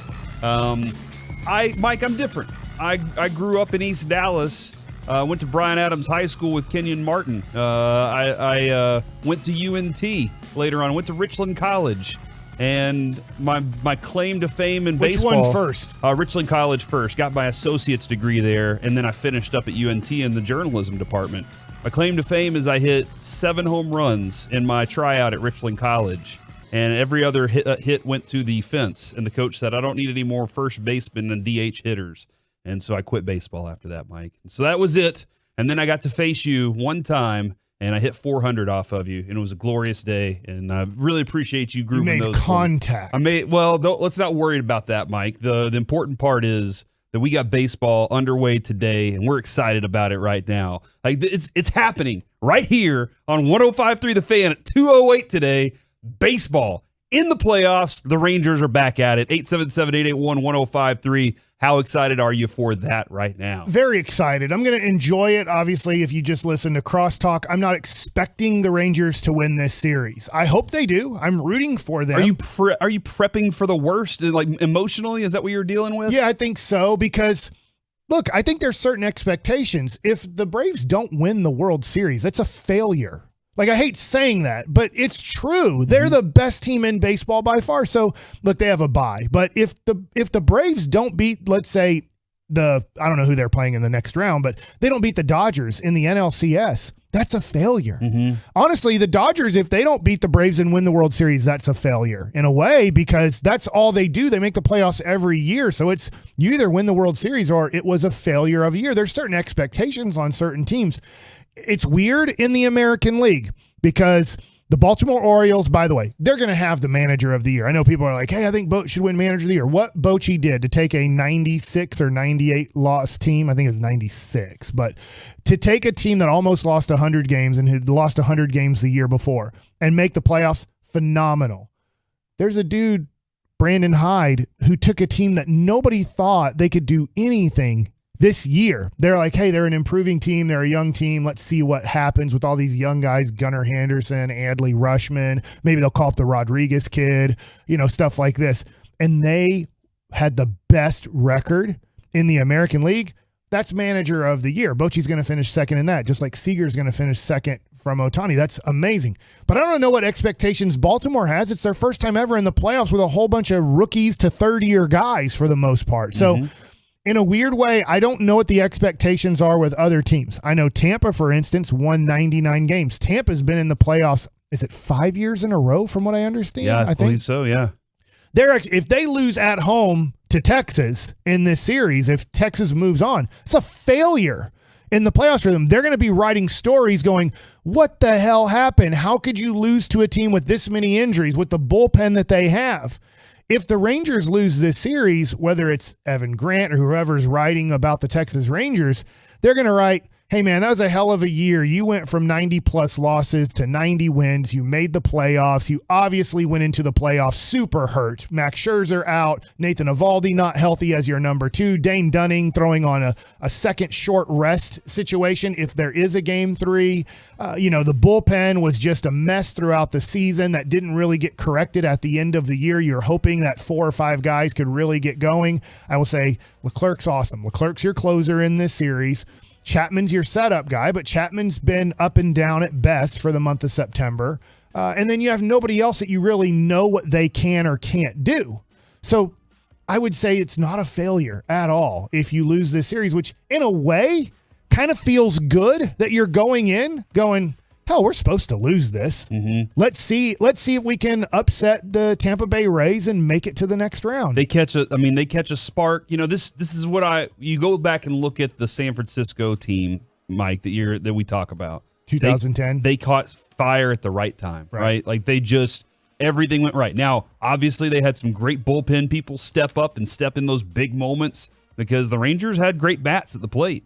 but they just couldn't hit them, and they had great starting pitching. Right, we didn't know about Madison Bumgarner, right? He's a rookie, and then we find out in Game 3, I believe, we're like, oh, crap, this slinger from the left side looks pretty awesome. And obviously they had the best pitcher in baseball at the time in Tim Lincecum. Yeah. So, they rode the best pitcher in baseball, then a rookie who was awesome, and I'm sorry I'm drawing a blank on the righty that they had. I don't think it was Kane. If it was Kane, then I'm getting it right, but I might be getting that wrong, but they rode unbelievable starting pitching and unbelievable bullpen, and they were not crushing the ball left and right in the playoffs, but they rode a great pitching staff. Bochy does not have that going into this playoffs. He doesn't have the best pitcher in baseball going into the playoffs. He doesn't have depth in his rotation. He doesn't have depth in his bullpen, so it's going to be very tough to win. I would say today, Montgomery, to have a chance to win, needs to go 6 and give up 2 or less runs. Yeah, I've always wondered this. Do you change your approach at the plate?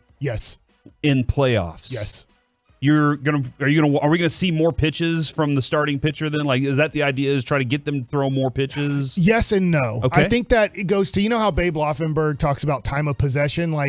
It's only important if you score. If you hold the ball for 7 or 8 minutes and you don't score, yes, you gave your defense rest, but you didn't score. I'd rather score in 2 minutes and have my defense out there longer than hold the ball for 8 minutes and then punt from my own 40-yard line. But you're hunting for what you can hit. So you're being more patient. You're also hitting the ball the other way more. You're trying to put the ball in play more. Runner on second, nobody out. In the regular season, I get paid off of RBIs and hits. I don't get paid off of hitting a ground ball to second base. If I hit a ground ball to second with a runner on second and nobody out, that's 0 for 1. I'm going to not get paid off of that. I can't go to arbitration saying, do you know how many times I grounded out to make sure the runner got to third base? Regular season is for money. Okay, so it's all about money. So now it doesn't matter if I can get the runner to third with less than 2 outs. That's a good job. By the way, please, Ranger fans, you don't cheer when there's a runner on second base and there's 1 out and you hit a ground ball to second to move the runner to third. That has almost no bearing. It helps a little bit if Jonah Heim or Nate Lowe's the runner at second because they might not score on a base hit. But that's not a good job. That's not a sacrifice. You're not taught to ever in your whole life with 1 out and a runner on second move the guy to third base. That is not a valuable at bat. It's not considered a good at bat. Hitting coaches mark down when you have quality at bats. It's not a quality at bat to move a runner to third and now there's 2 outs. Not a quality at bat. You need to get educated on that because a lot of fans will cheer when that happens, like you've done a good job or you did your job. You did not do your job at all. But runner on third base, 1 out, infield back. Hey, if you don't get a great pitch to hit, so what? Just put the ball in play. And if you can put it up the middle, 100% we're scoring a run. If the second baseman or shortstop have to field the ball, we've scored a run. When you are in the regular season, that is an RBI. You do get paid off of RBIs, but you'll see a lot of guys still swinging for the fence. Now, will you take that approach? Will guys be disciplined enough to sacrifice themselves and sacrifice the moment? Instead of going for a home run and being the hero, will they sacrifice and lay the bat out and not swing their hardest just to make contact for a dribbler to go to third base, but you're going on contact on the ground and you score the run and you got out? It's 5-3 out RBI. Will you sacrifice yourself to score a run or to move a guy over? That happens in baseball. You'll be kind of pissed as a pitcher at times because you'll be facing a righty who a lot of times likes pulling the ball. And that SOB in the playoffs will take your slider away and fart the ball to the right side and maybe find a hole because you're playing somewhat of a shift. Your second baseman is up the middle. Your first base has to play close enough to cover the base. And all of a sudden, a dribbler finds its way to right field for a hit. We're like, damn it, for 500 at-bats, you didn't do that. But they do it in the playoffs. Yeah, guys will change because you want to win so bad. All of a sudden, winning means everything. You don't get paid too much off of playoffs. You can, I'm not going to lie. If you pitch well in the playoffs, that helps you. Jordan Montgomery's guy. He might go from, he's already guaranteed $20 million a year over 4 years. Right now, that's his starting point is 4 for 80 in the offseason. If Jordan Montgomery goes out today and throws 7 shutout innings and the Rangers win, and then they go to, let's say, the divisional round and he pitches game 1, against, obviously, it'd be Baltimore. And he goes to Baltimore and throws 6 innings of shutout baseball. Now he probably got to $25 million. Maybe there's an extra year on that deal. Maybe he's at 5 for $125 in the offseason. So you can get paid. I'm not saying you can't. But a lot of times guys think only about winning now and not about their stats. All right, you're running into this thing with 3 catchers. Austin Hedges is on the playoff roster. Your regular, typical infield, including Josh Smith, Robbie Grossman, Evan Carter, Leote, Adolis, and Travis Jankowski. A name I did not say is Ezekiel Duran. He will not be on this playoff roster. Looking at the pitchers, your starters, you got 3, Mike. Jordan Montgomery, Evaldi, and Dane Dunning. And then your relievers are Andrew Heaney, Martin Perez, Chris Stratton, Brock Burke, Josh Spores, Will Smith, Aroldis Chapman, Jose Leclerc, and these 2, Grant Anderson and Matt Bush. Yeah. So I don't know anything about Matt Bush as in this. He hasn't pitched in the major leagues this year, I don't think. I saw him warming up the other day. He just got called up for Sunday's game. Is Grant Anderson, because he's a righty slinger, right? Sidearm righty. He was pitching for Milwaukee, Mike. He was pitching this but year. not for the Rangers. No. Right. So I don't know what he has. You're right about that, by the way. 10 innings, a 9.58 ERA. Yeah, and that was early in the year. Yeah. And then they released him because they're just like, hey, you're just not good enough. So what Matt Bush has left in the tank, what he can do, we remember he had a very hard fastball and he'd elevate that fastball and work off of that. I don't know what he has. They're not going to use him in big situations. He will eat up innings if the Rangers, like today, if the Rangers, hopefully not, if the Rangers are down 4-1, and it's the 5th inning and Montgomery gets in trouble, Matt Bush will probably be the guy warming up.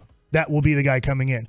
Grant Anderson might be that guy too. We know Grant Anderson's a slinger, and he's pretty good against righties. He forces a lot of ground balls against righties. You don't want him facing lefties. Lefties crush him. So that will be his role. And so, like Cody Bradford not on the roster. Well, when you look at it, you have 2 long lefties already. You have Heaney and you have Perez in a 3-game series. How many long lefties do I need in my bullpen? So I need more righties. Tampa hits lefties better than righties. So I've added 2 righties to my pen. I've added Grant Anderson and I've added Matt Bush. So it gives Bochy hopeful options. I think this is really tough, and MLB's been talking about this. It's not just me, an opinion, is Bochy has to go to the hope category. I hope he can get these guys out.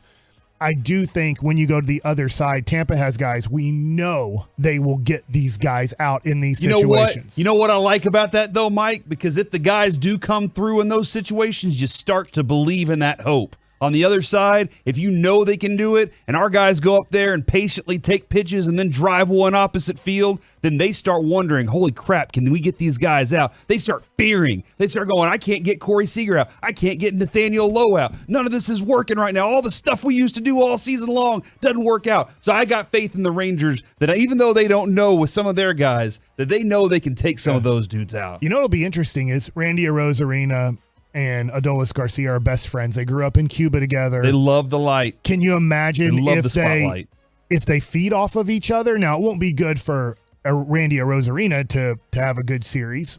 That's one of the main guys you need to shut down. But if Garcia sees his brother, his friend, it's not his real brother, but you know what I mean by that, like best friend on the other side. Brother from another mother. Will it inspire him to be like, I'm going to be better. I'm going to have bragging rights because in this series, I'm going to be better than Randy Arozarena. I mean, look, you're in it. Today's one game. Anybody can win one game. That's why betting on baseball is so hard. The horrible Oakland Athletics. I hate saying that. That was a AAA team. That was not a major league team, but they got to play Major League Baseball. They still won 50 games, I think. I know they lost. I know they lost 110. I don't have standings pulled up right now, but like even the worst team in baseball figured out a way to win 50 games this year. Man. So it can happen. I'm not saying the Rangers might be because of injuries. They are dragging into the playoffs, but it's one game today. Can I be better for 9 innings today? Say it, Mike. If I'm better for 9 innings today, I'm up 1-0 in the series.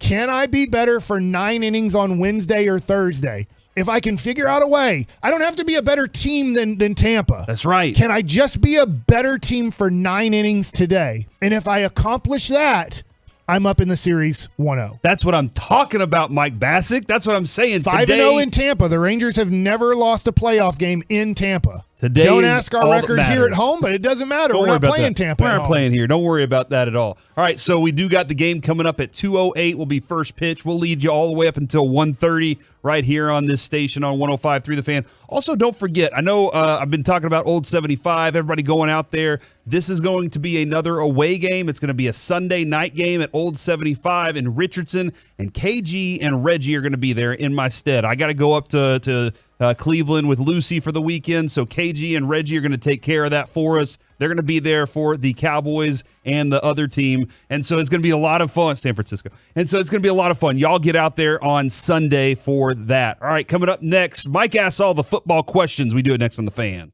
Nighttime on The Fan means Rangers baseball. Or the Get Right with Kevin Gray and Reggie Atatula. Live and local.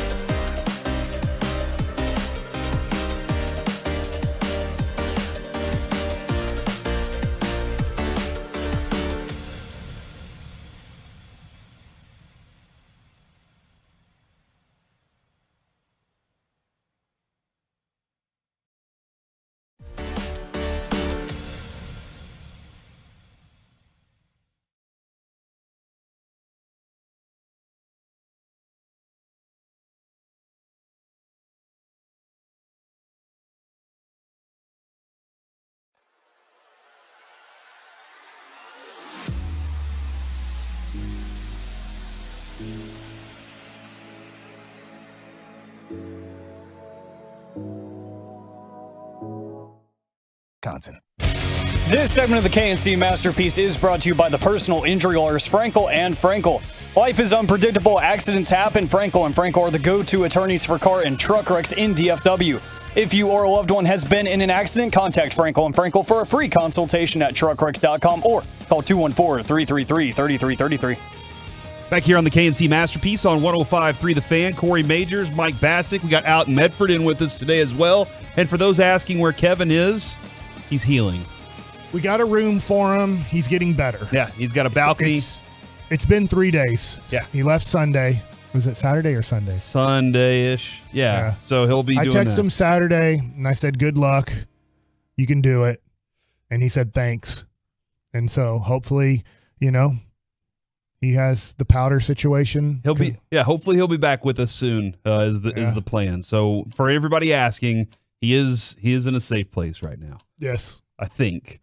Man, it could be dangerous. There's some dangerous roads ahead. Or hit some icebergs. There's some dangerous ice in front of him. So we'll see how that goes. All right, so Mike's about to ask all the football questions, but Dan Quinn talked yesterday, Mike, and I wanted to get this audio out there because I think this is interesting. I wanted to ask real quick if you think that team is going to show up, that group is going to show up. Here's Dan Quinn talking about the way his defense showed up on Sunday. I think last year about this day stood up here and said I was discouraged about how we played in the performance, and just said that wasn't us. And yesterday that was us. The energy, the hitting, the ball hawking, flying around and creating that speed, that is us. And that felt more like our style and attitude and how we want to play. So that was really cool to see. I think I said to you last week, this is a group of warriors that I'm certain will respond in the very best way. And I certainly saw that in a lot of instances in a lot of areas. But one thing that I definitely respect about them, there was never a time to point a finger at anybody else. We were all upset, myself included, but it was with ourselves, not with one another. And, that part we took very seriously, and I was certain we'd have a better performance. So I like what he said there, and this goes to my buddy Zach Sorensen, who's one of the mental coaches for the Atlanta Braves. He used to be at the Texas Rangers, and he has a podcast, the Hard 90 podcast, which my son does this all the time now when I'm giving him front toss or batting practice. And Zach Sorensen says, I want you to verbally say out loud, that's me, when you do something well. Okay. And if you don't do it well, say, that's not me. And so you do that over on the little putting green over here all the time. Yeah. Every time you make one, you'll say, that's me. Right. Okay. And if you miss it, that's not me. And so what he's doing is psychology. I know that we don't look at it that way, but what he's doing is psychologically say that's not you. You did do it, but you can't go, is that me? Because once we go to, is that me, or, oh no, I suck, right? Because we say, so I think 80% of the time we talk to ourselves in a negative way. So no matter who you are, 80% of the time, usually when you talk about yourself, whether it's as a father, as a husband, as a football player, as whatever, we want to use a lot of negative talk. Our brain goes towards negative talk. And Zach Sorensen says, I'm just trying to get it to 50-50. My goal is if I can get you to 50% positive talk about yourself, to yourself, we've accomplished something, because we've gone from only talking about ourselves positively 20% of the time to 50-50. And one of the ways to make sure we're trying to talk positively to ourselves is when we accomplish something, we don't need to super celebrate it, but we just need to say, that's me. You got to reward it some way. Okay. And so what Quinn is doing there is he's saying, I want you guys to know that's who you are. Now, we did that negative thing, but that's not us. What is us is 2 days ago. What is us is the first 2 games. I want you guys to know that's who you are, because if you believe that, then we can be that. Yeah. And whereas like Kevin, whenever he accomplishes something, he said that wasn't good enough, even though that was his goal, was to accomplish that anyway. In the mental ABCs of pitching, that was Kevin Brown, former Texas Rangers issue. there's no such thing as throwing a perfect game. You can get 27 up, 27 down. There's no way. No person in the history of baseball has ever thrown 100 pitches, let's say, in a game and executed all 100 pitches perfectly, exactly how they wanted, with the perfect break, perfect movement, perfect location. It's impossible. Like an unbelievably great game through Greg Maddux, because he was a genius and could count them in his head throughout the game. So when he exited the game, he could go 73 of 97. And he knew, not that he threw a strike on 73 of 97 pitches, it's that he executed 73 of his 97 pitches that he would keep in his head, knowing I accomplished what I wanted to accomplish this many times out of this many pitches. That's still not doing it 100% of the time. And he was the greatest ever at executing pitches. So it's just an interesting thing. Listening to Dan Quinn makes me think of Zach Sorensen's Hard 90 podcast of That's Me. Yeah, and that's what I'm hoping. I'm hoping, Mike, what they take from that is that positive talk, and then they show up like that consistently for the rest of the year. My question kind of was, will that team, will that group that says that's me, will they show up all for the rest of the year? I don't think that you can. I think you can try to give that effort, but it's going to be tough to be that type of defense that they were this past Sunday. What the biggest part is not showing up like they were on against Arizona. Right. All right, Mike, let's take it away with some football questions. Did you watch the Toy Story broadcast? How much did you watch of it on Sunday morning? I turned it on. I had to turn it on the laptop because I don't have ESPN Plus on my TV, but I turned it on the laptop and I had it around the house while I was cooking and making breakfast and all sorts of stuff. And so I thought it was creative. I thought it was interesting.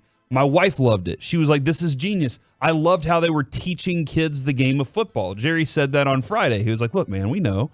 We got to make sure that these kids understand the game. The next generation matters. You got to hook them in somehow. You got to start feeding them the rock somehow, right?" So he said that. I thought it was interesting and creative, and it looked like a lot of fun. That's what it was for me. I turned over there after the interception for a touchdown for Jacksonville. I said, I want to just see what's going on this Toy Story thing. So I did tune in and watch, and I watched a few times, and I'm like, it's interesting. I can't imagine watching a whole football game that way, or even close to a whole football game. But what I was wondering watching it was, so a kid is never really watched football. Dad sits him down. Let's just say he's 7 or 8 years old, and he thinks he might be interested in watching football, but he's never been in his life yet. And you say, "Hey, I want you to watch this. You've watched Toy Story movie. They actually have a Toy Story football game going on right now, and it's live. I don't know what's going to happen. I don't know who's going to win." And we tune into it. And they watch, let's say, 5 minutes, 10 minutes of the Toy Story game, and they seem interested. Do you say, "Hey, do you want to watch what it looks like in real life?" Yeah. Or do you just keep watching the Toy Story situation? Because if they only want to watch Toy Story football, it's never going to happen again, or it'll happen next year, or maybe they do a different movie cartoon. So I'm just wondering, like, what's the transition in, like, now you tell a kid, now let's watch the real stuff and see if you have any interest in the real stuff. Yeah, I am curious about that because, like I said, they were telling you what each thing was to make the game simple, right? They're just trying to simplify it for kids to understand. Sometimes you sit down with dad and you're kind of afraid to ask questions because he's like, "Shh, I'm trying to listen." Sometimes you don't know what you should ask dad. I had the benefit, my dad would always tell me. I'd ask him a question and he'd say, "Just wait, John Madden's about to tell you." And then John Madden literally would say whatever question I had, he answered it for me. But I think it's a good entry point for if somebody wants to connect with their kid or something. All right, so we go to Toy Story game, to the Cowboys game, and we go all in between. The 2021 quarterback draft class. Is this one of the most hyped classes of all time to be this disappointing?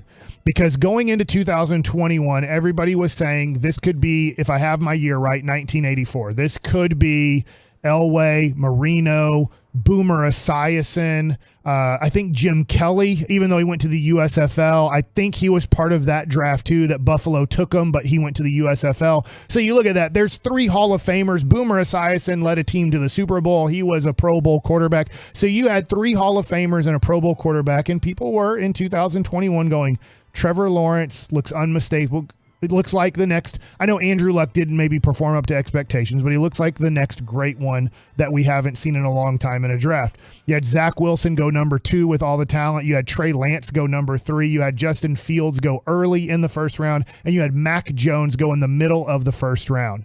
If you look now, T-Law is solid, but not living up to expectations. Zach Wilson obviously is somewhat of a bust. Trey Lance is a bust in San Francisco for sure. And now he's a third stringer in his third year in the NFL. Justin Fields looks like he can't win a game. And then Mac Jones looks like his career is coming to an end. Yeah, they all look like they had bright futures coming into this thing. And even after their first year, you're like, Mac Jones might be the next one. Yeah. It's horrible, right? It is. It's bad. And I honestly, for the most part, I've blamed everything around Trevor Lawrence and Justin Fields. When you get drafted to bad teams, bad organizations, it's not gonna be easy for you. That's why Eli Manning's parent. That's why Archie Manning was like, he's not gonna play for the Chargers. He is playing for the Giants. Right. But at this moment, right now, in this moment, it is a very hyped up group that has turned out to be very poor. In that group, Detroit decided not to draft a quarterback, and they decided to stick with Jared Goff. This is your team somewhat, besides the Cowboys. Can Detroit win the NFC? Oh, the NFC, the entire NFC. They can play with them. I think it's right Do they now, enter the category of San Francisco, Philadelphia, Dallas? There's kind of a 3-team category. They're right on the cusp. I think they can play with any team in the league. They really can, but they have to play at their best. Okay. And to be with those 3 teams. I think those 3 teams, Mike, are the best in the NFC. The San Francisco 49ers at the moment are the cream of the crop to me. I don't think the Eagles are. They look beatable, even though they haven't lost. But the Lions are right there. Everybody's played 4 games in the AFC. Who do you like most in the AFC after 4 games? I think it's still the Chiefs just because it was the Dolphins because they were fun, exciting. Bobby, come here real quick. Come here real quick. You're going to help us out. We're getting a little bit overtime from Bobby Belt. I'm asking the question, as Corey keeps singing about this. In the 4 games played by all the AFC teams, who do you like the most now in the AFC? Like as a Super Bowl contender? Yeah. Kansas City. Who's 2 and 3? I'll put it's Kansas City, Buffalo. Buffalo, yeah. I was having trouble getting the Jets game out of my mind, but they've been incredibly down. It's 3 straight games of 28-point victories or more. I mean, they're really impressive. So I'd probably have Buffalo a little ahead of Kansas City.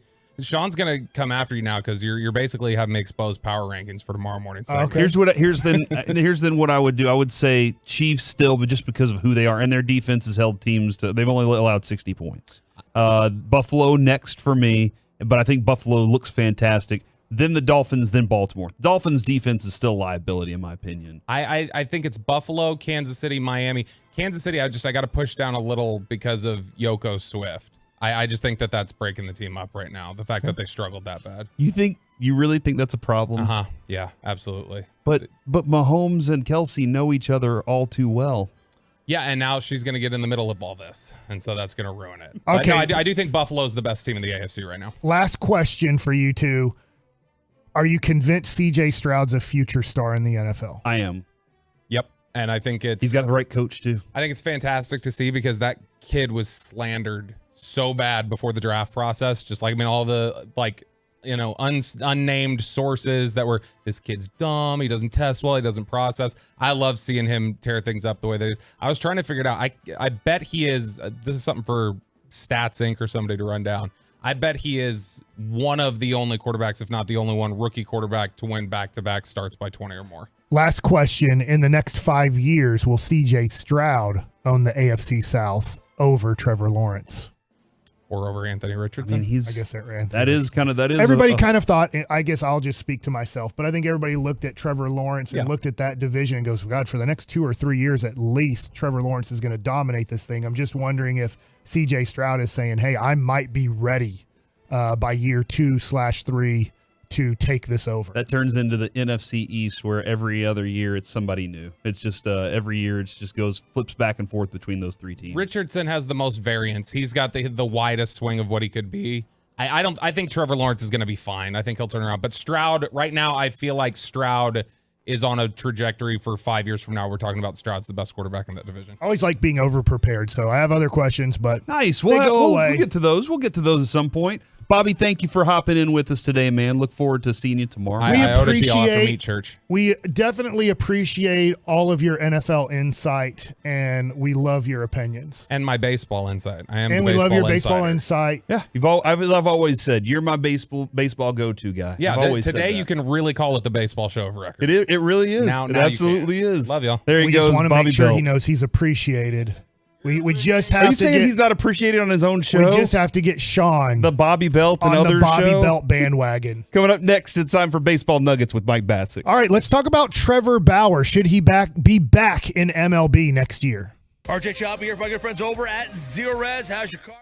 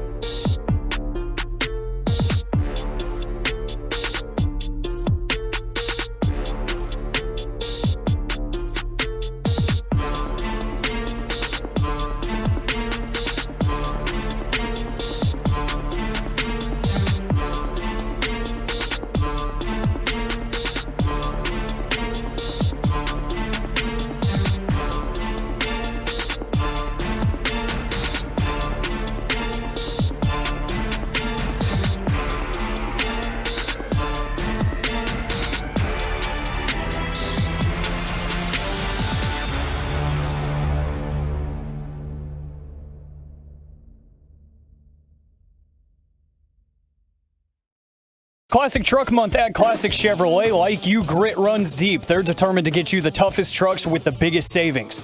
Over 300 new Silverados on the ground. Unprecedented one-time offers. Claim yours before it's gone. This is Texas. This is Classic Chevrolet. Fine new roads. Your attention, please.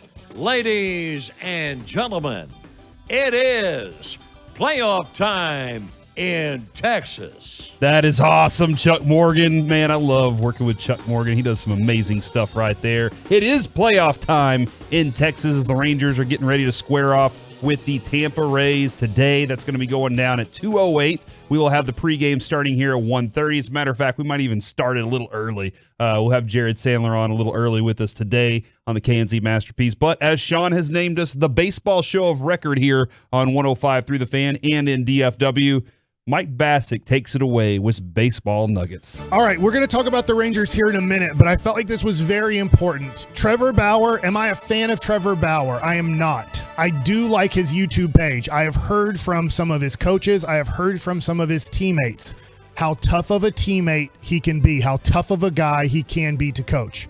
So this doesn't do anything to help him out with being a good or bad teammate. This is the dude that threw a ball over center field wall when he got okay. Yeah, and Terry Francona, right? One of the best managers ever. So this is Trevor Bauer was accused of sexual assault and beating up a young woman that he slept with, and he pretty much got blackballed out of baseball. So all cases have been dropped. He was suing her. She was suing him. It's all been dropped. He did not give this woman a dime. Not a penny did she get from Trevor Bauer in the "this has been settled." Now, here is Trevor Bauer yesterday afternoon. He was on his YouTube page, and he gives you factual evidence that was in court from the timeline and from her phone.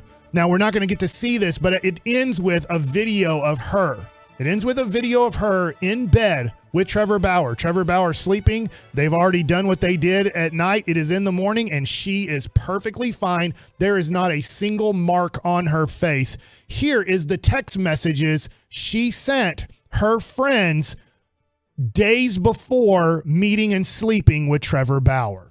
Next victim, star pitcher for the Dodgers. A text Lindsey Hill sent to a friend before she ever even met me. "What should I steal?" she asked another, in reference to visiting my house for the first time. The answer? Take his money. So how might that work? "I'm going to his house Wednesday," she said. "I already have my hooks in. You know how I roll." Then, after the first time we met, "Net worth is 51 mil, she said. "You better secure the bag," was the response. But how is she going to do that? "Need daddy to choke me out," she said. "Being an absolute try to get in on his 51 million, read another text. Then, after the second time we met, former Padres pitcher Jacob Nix told her, "You got to get this bag." "I'll give you 50,000, Lindsay replied. Her AA sponsor asked her at one point, "Do you feel a tiny bit guilty?" "Not really," she replied. Since then, her legal team has approached me multiple times about coming to a financial settlement. But, as I have done since day one, I refuse to pay her even a single cent. In August of 2021, Lindsey Hill's claims were heard in court. And during those legal proceedings, critical information was deliberately and unlawfully concealed from me and my legal team. Wow. So now there's another 2 or 3 minutes. There's video of her in bed with Trevor Bauer that she took. Trevor Bauer's dead asleep, showing that she's perfectly fine, just bragging to her friends that I did sleep with him and that the plan is in place. So that's nasty, dude. It's horrible. That is and so nasty. Here's what's the most horrible thing about this. And I've talked to my buddy, one of my friends that's in baseball. This is horrible for women because there's tons of women. I hate saying this. There's tons of women that get sexually assaulted and raped. Yes. And this lady, Lindsey Hill, I don't mind saying her name because of the despicable things that she's done in this. And it's okay to say her name. She's gone out publicly and done this thing, is that she ruins it for a lot of other women, because now you look at, let's just say the next person that says they've been sexually assaulted or raped by a player, whether it's a football player, baseball player. It's like, oh, the last one lied about the whole thing and was just trying to get money. Is she just trying to get money? Yeah. Is she just trying to become famous somehow, some way? And the thing is, to start that off, let's think about this. She said next victim. Yeah. She has slept with Fernando Tatis Jr. Supposedly, she slept with a whole bunch of other baseball players. How many baseball players, I wonder, did she sleep with? Say, I will take pictures of myself being beaten and bruised if you don't give me this much money. And how many players, next victim, said, I can't go through this. Yeah. I didn't do anything wrong. But she knows that she's got them because they did sleep with each other. She might have kept evidence of them sleeping together. And now she's getting, what is it? I don't know, $10,000, $100,000, $1 million. Like if she slept with Fernando Tatis Jr., which supposedly she did, Fernando Tatis Jr. signed a big $200-something million contract, remember, in 2020, I believe, after his 2019 season. If I have my, or 2020, but she slept with him, right? She's trying to find the richest baseball players, sleep with them, and then extort for money. Yeah. It happens. We're warned about this She got as a whole baseball game. players. She's got a whole game she plays to get there. She knows exactly what she's doing, right? Got to ask them to do things very violently to me when I sleep with them, so that then I have some evidence. Now, the thing is, the video shows no evidence of choking, no evidence at all of black eye, no fat lip, no scratches on her face. That's the thing. She did have all these pictures of her supposedly being very abused by Trevor Bauer. And that's why Trevor Bauer has been blackballed out of baseball for years now. He's playing in Japan. I'll leave it at this. If I'm the Texas Rangers, I need to talk to Corey Seager in the offseason. Trevor Bauer is still a very good pitcher. He's done pretty darn well over in Japan. I need to find out how bad of a teammate was he in the short time you were with him in L.A. Now that we know he's not a raper, he's not a sexual abuser, we have nothing to kind of put on him and how bad he is to women, because it was a complete and total lie to try to get $51 million or part of $51 million. So I need to know, how bad of a teammate is he? How tough is he to work with? Will he destroy our clubhouse? If the answer is, hey, I had no issue with him. While he was in LA for the short time, he was fine. And then you try to ask other people that have been his teammates, played with him. Maybe you ask Carl Willis, who was his pitching coach, and you just say, hey, Carl, I know that Cleveland doesn't have any interest in bringing him back. Mike Maddox just says, how tough was he to work with? How tough was he to coach? How easy was he to coach? So I think that they need to do their homework, because Trevor Bauer, I think now, 100% deserves to be back in Major League Baseball if he's been held out because supposedly he raped and sexually abused a woman that 100% completely lied about it. Can he still pitch?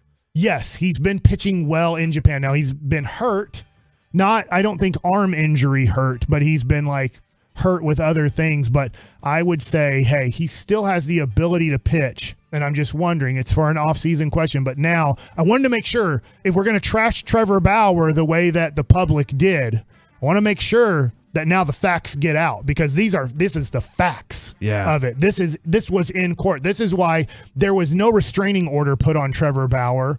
There was never anything brought to court, because all this stuff was you set him up. You 100% set him up. Now, I don't know how she got the fat lip, the black eye, the scratches, but it wasn't from Trevor Bauer. Yeah. And I'm kind of looking at, dude, what she did is wrong. Yeah, you should go to prison. In jail for this. You should go to prison for this. That is terrible, dude. I don't know if she's going to get any kind of fine. What you do is you just say, well, that was her side of the story. And obviously she doesn't get any money from Trevor Bauer. She doesn't get anything she failed in her attempt. She ruined Trevor Bauer's career. His career, his reputation, everything about him. But man. This should be somewhat of a 5-year sentence in prison. But a lot of times you're we don't want for the women that do, and there's unfortunately plenty of women that go through this, we don't want them to be afraid of going to the police, for sure, charging a person with this, and then they're afraid, if I don't win, I go to prison. So I think that's the other side that you worry about if you were to punish her is, but when you get a 100% complete lie, that's the tough part. He should definitely, everybody in MLB should definitely, but the thing is, I do wonder, a lot of teams will say, we don't even want the questions. Right. We don't even want to have to deal with that, because it's going to be a media what's funny is I went to YouTube and I looked up LA. LA's a very liberal town, right? And they're trying to protect this girl still. And they, on their news, are just hey, Trevor Bauer and the woman have come to an agreement to drop the cases. And they know what Trevor, they know all these texts and all of LA, all of their news who posted all the pictures of this girl and her black eyes and they're not posting the video of her being just fine in bed and she's totally closed. It's not like you have to worry about anything being exposed. But it's like the city of LA doesn't even want to put on their newscast. If you can see on YouTube, they don't want to put anything about Trevor Bauer and the text messages she sent days before doing this. It's just like, hey, it's all over. It's out of court now. Man, that's wild stuff right there, dude. Thanks for bringing that to the show today. That's great content, great information. Coming up next, we talk with our Dallas Cowboys insider, Mickey Spagnola, right here on 105.3 The Fan.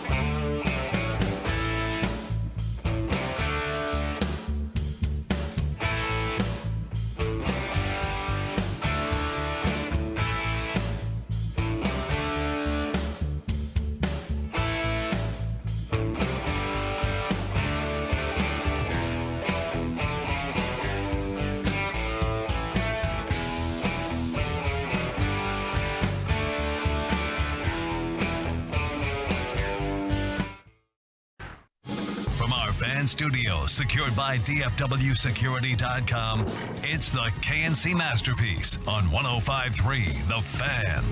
Back here on the KNC Masterpiece on 105.3 The Fan, Corey Majors, Mike Bassick, and Alec Medford hanging out with you. Kevin is out of town for the week. He is doing his thing, and he is safe, so we'll just keep an eye on where he is. We'll let you know as he gets back. Just follow him on social media at @OThankKevin. And also, don't forget, today you will have the Rangers against the Rays. That is going to be going down at 2:08 his first pitch. We'll get you a pregame at 1:30. You can hear that game right here on 105.3 The Fan. But Mike is also pointing out it's going to be on ABC. Yeah, so a lot of people are like, where's the game at? If you're used to games being on Bally's, obviously, or you're thinking ESPN, it is, or Fox. It is on ABC. So every Ranger game in this series will be on ABC Channel 8. So you do not need any special type of situation to watch the Rangers playoffs in this wild card round. Great, and you can't find any better baseball content than Mike Bassick and his friends as we get David Murphy coming up here in about 15 minutes. But right now, let's talk with our Dallas Cowboys insider. It is Mickey Spagnola. Mickey, how you doing today, man? Thank goodness for the playoffs. Oh, my gosh. Watch. It's so much fun. Yeah, Instead of especially when Bally's. you don't have to pay extra. Your boy Bill Jones going after him, huh? Me too, right? Isn't it crazy, Mick? And I totally get it. There's 162 versus 17. But just thinking about what you're saying here, and today the game's on ABC, and baseball will never be close to as popular as football, but football does it right, is that the games are on Fox, NBC, CBS. And then, yes, there are special occasions now where it's on an app or something like that. ESPN obviously gets their game of the week, but it's just baseball after this series is over, Mick, it goes to Fox Sports 1 and I believe TBS or MLB Network. It's just not a good way to sell the game when your most important games are not on the most important channels. Yeah, exactly. But at least those games are attainable usually. Yeah. Whatever, provider you use, you don't have to go searching or try to steal or it's frustrating during the regular season. I just wish that Fox, who've paid a lot of money for playoff baseball, would say, all right, we're going to put one series on Fox. Right. And you know what? And maybe if the writer strike had ended, they might have done that just to have content. Yeah. Sort of like two games on what was it, Monday night? Yeah. They didn't have anything. ABC didn't have anything else to put on. It's like, well, let's just put on another football game. Yeah. Mickey, I was listening to Dan Quinn talk about the team yesterday. His opening statement yesterday was really strong. Yeah. About this, that was us. That was what we're supposed to be. And Mike had a really good explanation of one of his friends talking about positive reinforcement when you talk about yourself and you say, that's me. I am just kind of curious, is that the best version of this defense that we should expect to see all season? I think it's what I think it's a level of play that you should expect. And I think we expected that going into Arizona, right? And didn't get it. Nope. But you saw, those first two games, I mean, that's what we saw in training camp. This defense was awfully good in practices. And so, I think what they did to the Giants in that opener what surprised a lot of people, but I think for those of us that were in training camp, didn't surprise us whatsoever. Now, what shocked us is what happened in Arizona, giving up those 6 or 7 huge plays, and mostly in the first half. It's like, well, what the hell? And then they got back to, and I think he was right, that, this is us. Was that a TV show? Yes, it is on NBC. Yeah. So that dawned on me when I heard him say that. But yeah, I think you should expect that. Now, we'll get a better indication how true that is when they go up against probably the team that's playing the best in the NFL right now, this Sunday. And so now, can they do that again? And I think this is a very good test for this Cowboys team to just kind of see if that is us. And if it is, then that gives the Cowboys a chance to go on the road and win a game. Yeah, and this is an exciting Sunday night of football action that's going to be going there. I heard this question from Sean and RJ to Jerry this morning. Mm-hmm. Why is Micah Parsons out on the field late in the games and these Because he blowouts? probably couldn't keep him on the bench. Right? He's like your petulant child that you can't get him to sit still. Mm-hmm. Won't come in at night. Okay, when the sun goes down, you got to be home. No, not Micah Parsons. He's still got to play, right? Mm-hmm. Yeah, I think that, and I'm sure it didn't sit well with him when he kind of tweaked his knee and ankle and had to sit out a few plays. And so, it was probably hard to keep him off the field. But, yeah, at that point, there's no sense him being out there other than, okay, if you take him out, then do you take Van Der Esch out? Do you take Stephon Gilmore out? You don't have enough people to take everybody out. It's sort of like, it's like last night, right? Daniel Jones should have I would have walked out on the team in the third quarter, right? I'm done with you guys. Yeah. And, and there he is, still last possession, trying to run the football. I give him credit for that, which, by the way, there's another indication of what happens to teams when they don't have their starting offensive lineman in there. It matters. Yeah. And there's not enough offensive linemen in this league to go around to have 5 good starters, let alone 6, and for sure not 8. And they paid a heavy price and it's another team. They didn't try to adjust their offense. They kept trying to run their offense the way they normally run it when they had their starting offensive lineman out there. Well, you can't do that. You have to make concessions. Otherwise, you suffer 11 sacks. I saw the 11 sack with Troy Aikman in 91. Not a good day. Right? And I thought that was hilarious what he said last night when I think it was at the 10th sack of Daniel Jones because they ended up, the 11th sack was on a wide receiver who was going to throw the ball or something. And Troy said, gosh, I don't remember my 11 sacks looking that bad because you see how he was just getting crushed, right? So, yeah, offensive line matters, and we keep seeing it over and over again. And, thank goodness that the Cowboys, for their sake, had, 2 of the Pro Bowlers back this past game. And I think there's a chance, I don't know if it's slim, but there's a chance that Tyron Smith gets back for this game, too, in San Francisco. Oh, yeah, and it sounded like yesterday Steven told us we're a little more excited about Dowdle's approach here, too. Yeah, my understanding, it's a contusion. Okay. So what they were worried about is, when he missed, a couple years ago, the entire season, he had to have hip surgery. And so I think initially when they heard hip, it's like, oh, no, not again. But evidently he either got, a helmet to the hip or fell on something, and so it was a bruise, and they felt much better about it. Otherwise, yeah, you're going to have to dip down to Malik Davis to call him up for the game. So we'll keep an eye on that one. But, yeah, that sounded good. I think we don't overreact to Zach Martin and possibly Biadasz not practicing today. I think Parsons, I think those will be rest days, and then we'll see going forward. But I think they're pretty happy with where those are going too now. So the one of concern, other than Dowdle, would be Tyron Smith. All right, fantastic stuff, Mickey. We will get back with you tomorrow, man. Okay, talk to you guys. There he goes, Mickey Spagnola, brought to you by Ford, your Ford Texas Ford dealers. Ford is the best in Texas. Mike, wanted to get that back at some more football questions with you. When Mike asks all the football questions, he asks them. All right, so I didn't get to this one, and I know people call it other things, but I'm sticking with the power bottom play. Okay. Philadelphia the tush push is executing the power bottom better than anybody, and other teams are copying it. We saw it in the Dallas game, didn't work. We saw it in the Chargers game, it didn't work.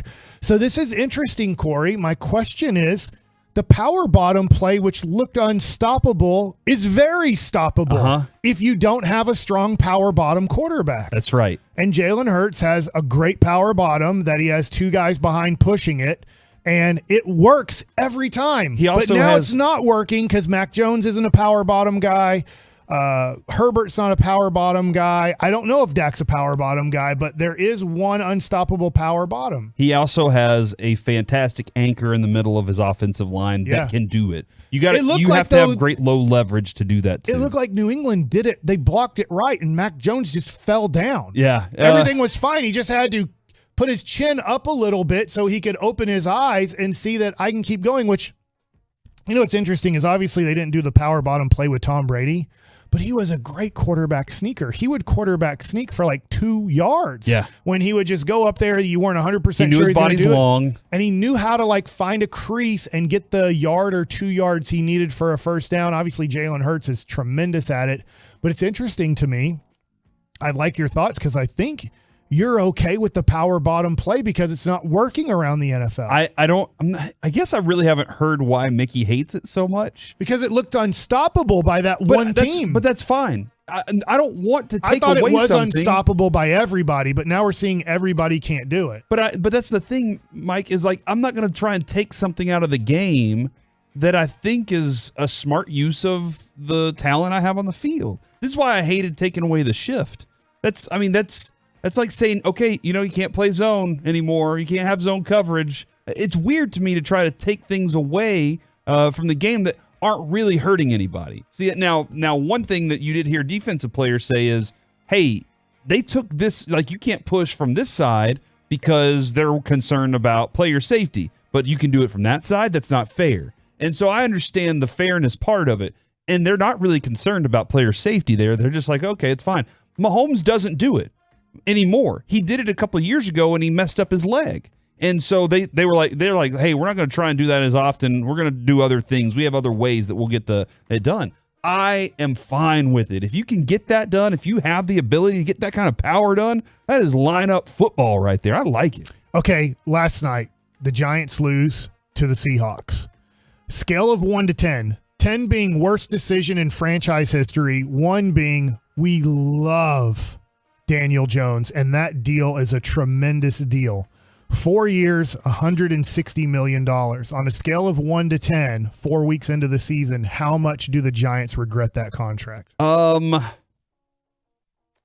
You said 1 is the bad? 1 is okay. Like, man, we love this deal. He's our 9. quarterback for 4 more years, and we are so happy. Or 3 years and change. It's a 9. We all thought this, right? Dable had to have signed off on it too, and he's the one that looks ticked off about everything right now. He looks like seriously depressed that Daniel Jones is his quarterback, and he had to have been the one that's like, yes, I can win with that guy. Or maybe he was forced. Maybe they're like, look, we're doing this. We're not going to try and lose seasons. We need a quarterback. This is the one we're going to rock with. But I just can't. If I'm Dable, I'm furious that that's the dude that I have to deal with for the rest of his career, maybe even my head coaching career in New York. And I get the offensive line didn't do their job yesterday. Mickey just talked about that. They didn't have Saquon Barkley. I get that. But, dude, you just got a 4-year, $160 million contract. Can you show some ability on your own? Like, we're paying you $40 million. You should be able to do something on your own. Yeah. I get it. Next year, they'll probably draft offensive linemen, and I know we're out of time here, but I'm just like, I just wonder if they are in a situation and they have a top 5 pick, like if they go, should we just take the next quarterback and have him sit behind Daniel Jones for a year? And then, because they're not going to have the worst record in the NFL. And then in year 3, the dead cap on him is $22.2 million. That's easy to release him at that point. And then go to your second year quarterback that you drafted in the first round and gave him a year to be a backup in the NFL. I don't know. Coming up next, it's time we talk with David Murphy. Robbie Grossman is hitting 3rd today in the playoffs of baseball. We'll get into that with Murph next on The Fan.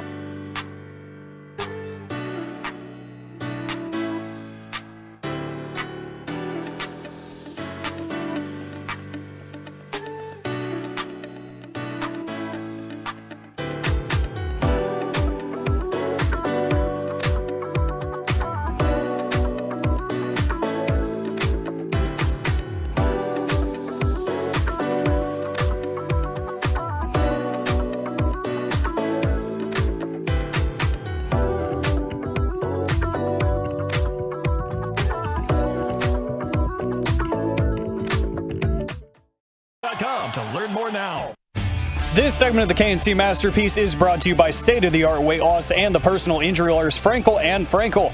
Life is unpredictable. Accidents happen. Frankel and Frankel are the go-to attorneys for car and truck wrecks in DFW.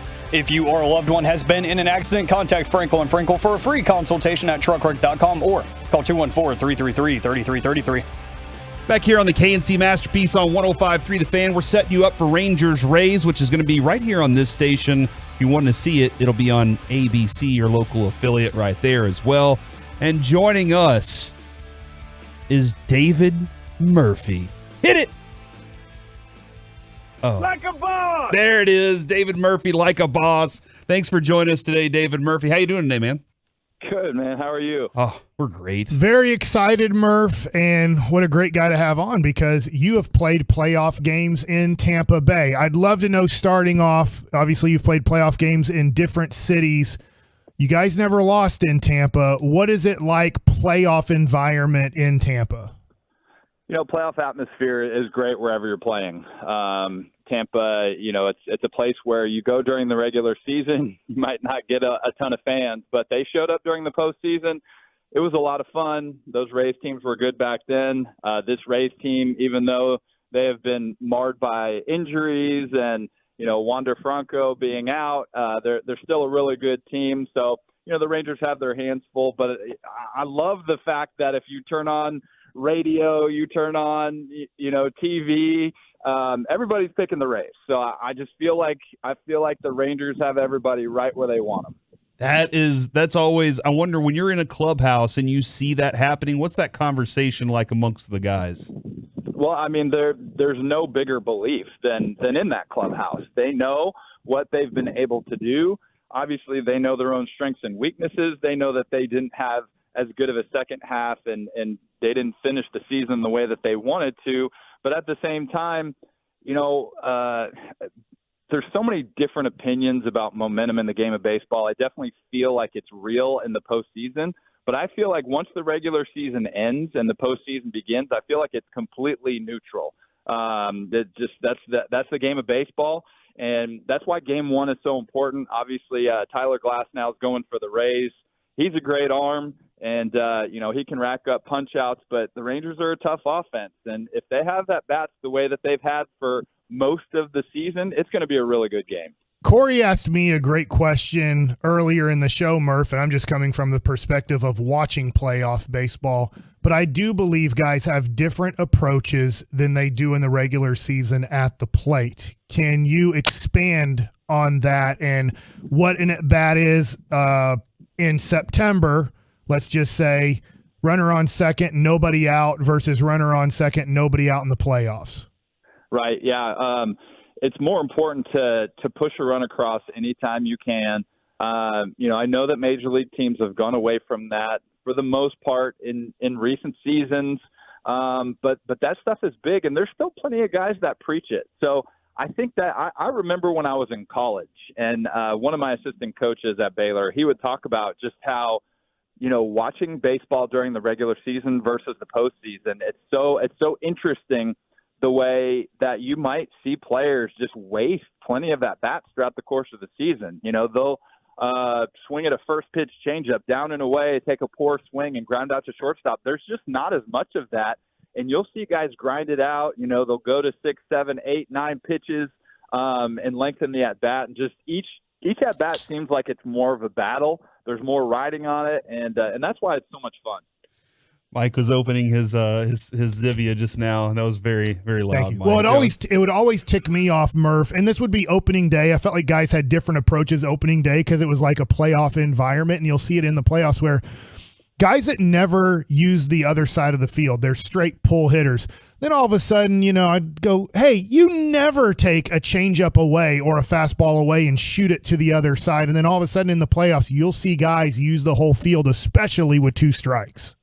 Yeah, no, it's great. And you'll even see guys, you know, if it's like a left-on-left matchup, you know, one that maybe this isn't the best example, but I feel like Yordan Alvarez over the years, like even though he still hits well against lefties, he doesn't hit them the same that he hits righties, but he was a nightmare for Chris Sale a few years ago against the Red Sox. And then last year, obviously hits the a huge home run for them that cemented the World Series against Alvarado of the Phillies. So, each at bat is big, and just, I never realized how much baseball is more like a football type of atmosphere in the postseason, at least the way that I felt in my own body and my own skin. Like I literally, when I stepped up to the plate during the course of the regular season, you're kind of tired, and it's almost better to be tired because you're nice and relaxed up there. You use your hands as a hitter.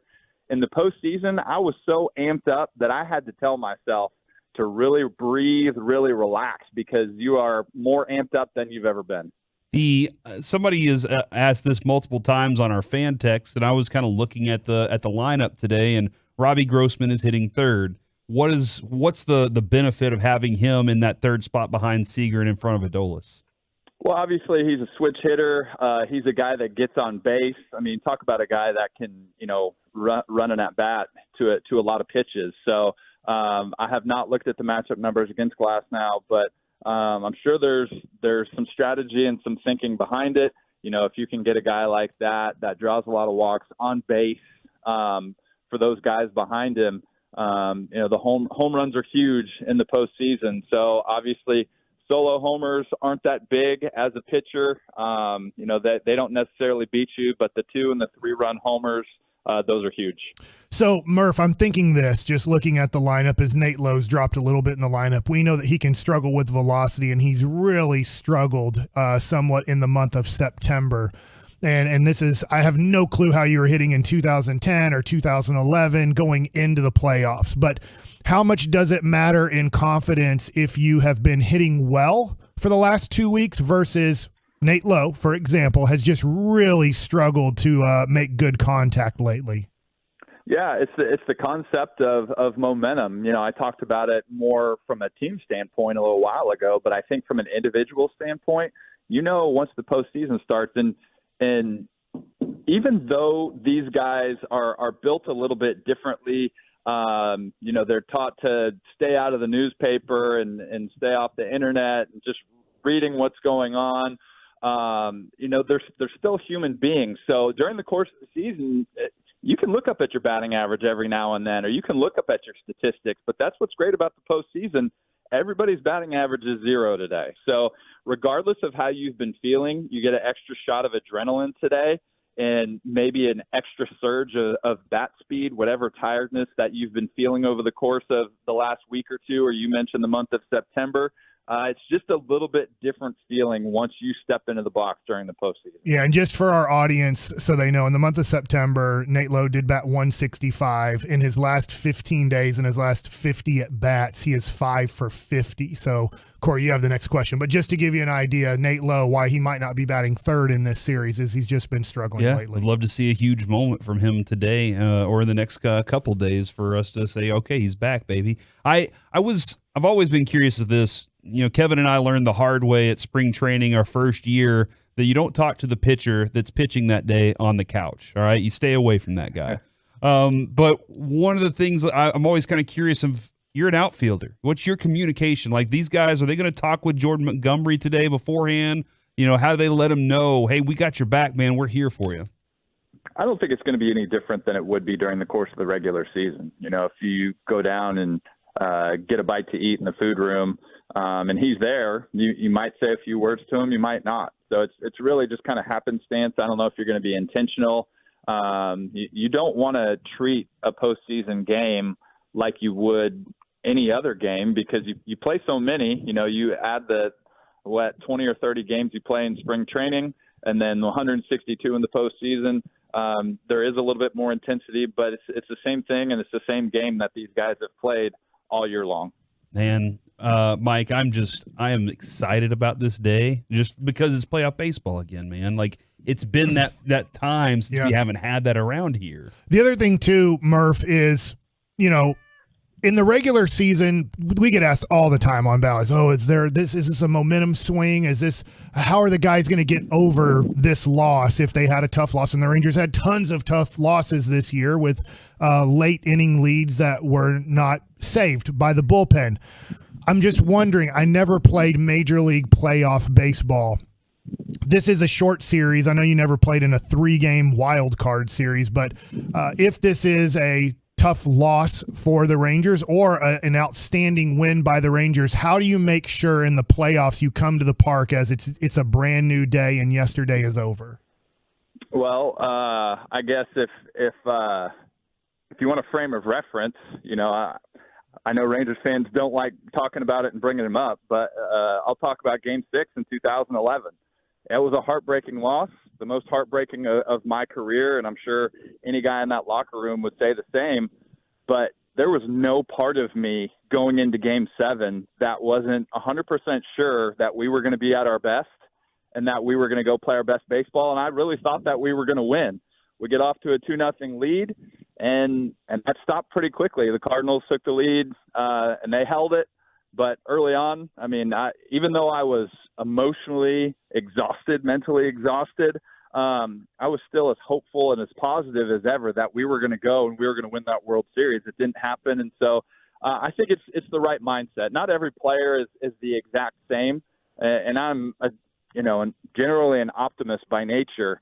But at the same time, I'm just glad that these guys can turn the corner. I'm sure they were pretty worn out over the last few weeks, just, watching what the Astros were doing, watching what the Mariners were doing, watching what the Blue Jays were doing, trying to keep up with all that. I'm sure that took a little bit of a toll, but my guess is that they have the wind back in their sails a little bit because all that is over and they have a fresh slate. What could this mean for the future of the Texas Rangers? And I'm speaking specifically somewhat about two players that I think this organization is going to keep building around besides the middle infield, and that's Josh Young and Evan Carter. Evan Carter was able to come up and bat .306 with over a 1 OPS, and that they get to play in the playoffs. Because if the Rangers don't win on Saturday, most likely they don't get the experience of playing in the playoffs. What do you think this could mean for two of the young stars for the Rangers? When you get, any type of postseason experience, any type of big game experience, it only helps you moving forward. It helps you to slow down the game, to slow down, because you're not every major league game is the same. There's plenty of games the Rangers scored, 12 runs this year and won by 7. But when they come up and those at bats, in the ninth inning and they're facing a closer, a guy with his best stuff and the game is on the line, it's just going to slow that heartbeat down a little bit more. And then it's just going to create a situation where when they have future postseason appearances, because I feel like this is only the very beginning for the Rangers with the talent they have coming. The future is very bright. The immediate future is very bright. And so those guys are going to have more big at-bats throughout the course of their career, and it's only going to make them more ready. What's interesting is Evan Carter has such a great eye, and he's taken a lot of strikes, but some of the strikes he's taking are balls. And I can remember last year Julio Rodriguez, his first 6 weeks to 2 months in the major leagues, they were saying he had the worst strikes called on him in Major League Baseball that were balls. And I feel like it's a short sample size, but Evan Carter has such a great eye in the minor leagues. He's brought that to the major leagues, and he's kind of not getting the benefit of the doubt. And I was just wondering from your perspective, do you think major league umpires are still they're going to give it to the rookie a little bit? As in they're going to expand the zone and see how they handle maybe a few calls that are just off the plate and see if they handle it as a professional? I think it's only human nature that if it's a close call, you got a guy on the mound that's maybe pitched in the big leagues 5 or 10 years. I can see where the call may go to the pitcher, in the same way. I can't think off the top of my head of who would be like today's Barry Bonds, but obviously if Barry Bonds is in the batter's box and it's a borderline call, it's human nature to want to side with Barry Bonds and not the pitcher, just because that's a big intimidating presence that's only a few feet away from you. So it's human nature. I would say that it's natural. Before we let you go, Murph, you talked about Nelson Cruz. You talked about that 11 series. What we had Wash on, I think all you guys have all said this too. You're not in that World Series without Nelson Cruz against Detroit and how spectacular he was hitting at the plate there. Who do you think? And each one of those series always seemed like somebody was doing, had a big moment. Who do you think is going to have that big moment today? What's your prediction? Man, I feel like if there's one hitter in every lineup that you don't want to be, you don't want that guy to beat you. That guy's obviously Corey Seager. So I would say Marcus Semien. Now, obviously, that depends on the bottom of the Rangers lineup did such a good job of, getting on base, of hitting for average this year. And that's why Marcus Semien became one of 5 leadoff hitters in the history of baseball to drive in 100 runs. And so there was 3 guys that did it this year. Only 5 have ever done it. Marcus Semien's one of them. So I feel like he hits the fastball well. Tyler Glasnow has a good fastball, and he's just had when the game is on the line, his quality of at-bats are really impressive. So, so I think that's going to have a lot to do with the bottom of the lineup. And then, if it's not going to be Marcus, if it's going to be someone further down, I'm going to go with a guy like Jonah Heim. Yes. I feel like his opportunity to play in the postseason, when he times up the fastball the right way and he can crush it, and he got a nice little run there at the end of the season. Dude, that is fantastic stuff, Murph. We really appreciate you hopping on with us today, man. I know you're going to be rooting for the Rangers just like us today. Yep, enjoyed it, guys, and looking forward to the game. There he goes, Murphy, right here. I almost said David Dale. or Murphy? No, I almost said Dale Murphy. In my brain, I don't know why I did that. I don't know why. Dale Murphy. I know it's David Murphy. I know who we're talking to, and I said it right. Mike, I said it right the first time. Yeah. And maybe his middle name is Orr. I played with a Pete Orr. Okay. So I guess it can be a name. And maybe Bobby Orr. All right, coming up next here on the KNC Masterpiece, Gridiron Gravy. Is your side hustle like this next on The Fan? Like a boss! RJ Chop here by your friends over at QC.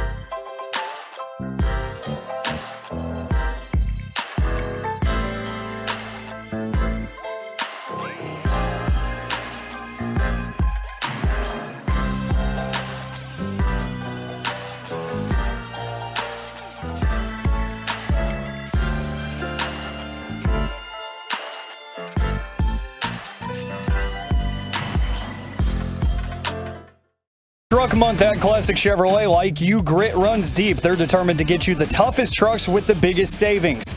Over 300 new Silverados on the ground. Unprecedented one-time offers. Claim yours before it's gone. This is Texas. This is Classic Chevrolet. Find new roads.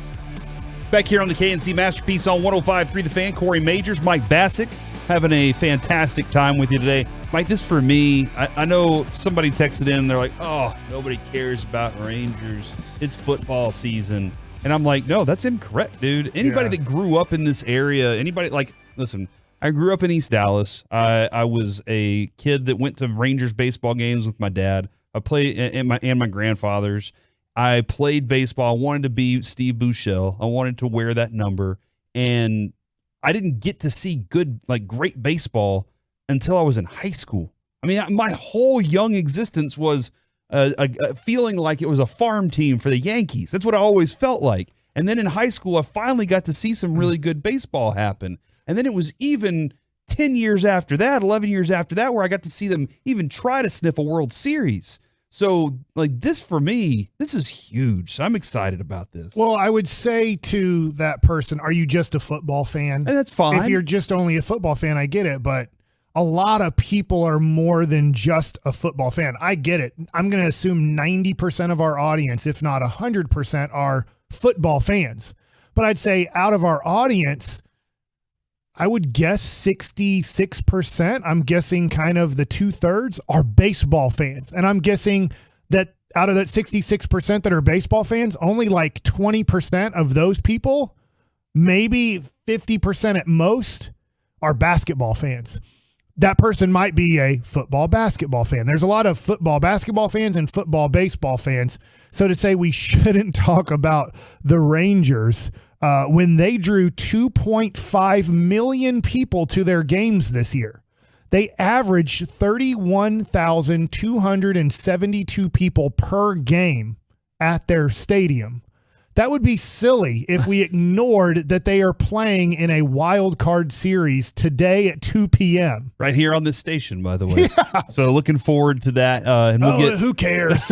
Yeah. Not the 2.5 million approximate fans that went to go see the Rangers play at their stadium this year. All right. I will say, though, right now, I like to mix it up here on this station and on this show. It's time for some gridiron gravy. Thank you, Alec. You're welcome. We start with David Njoku. Did you see what happened to him over the weekend? He walked in wearing a mask and a coat, and it was kind of had a Bane look to it in a way. But so not like COVID? No. He had a full mask on. He suffered burns on his face and arm in a household accident. I think he was working on a fire pit outside and he burned his face. There was concern that he wouldn't be able to play. Because he was having problems wearing the helmet because of the burns, and he walked in a mask. And then Stefanski said afterwards, the way he played was unbelievable to me with what he went through. Not just the pass game, the run game. He was the first guy picking his teammates up off the ground. It felt like every single play he was a warrior. It was impressive to watch. Man, whenever those types of moments happen, whenever something like that happens, I'm always kind of concerned how a guy's going to approach it.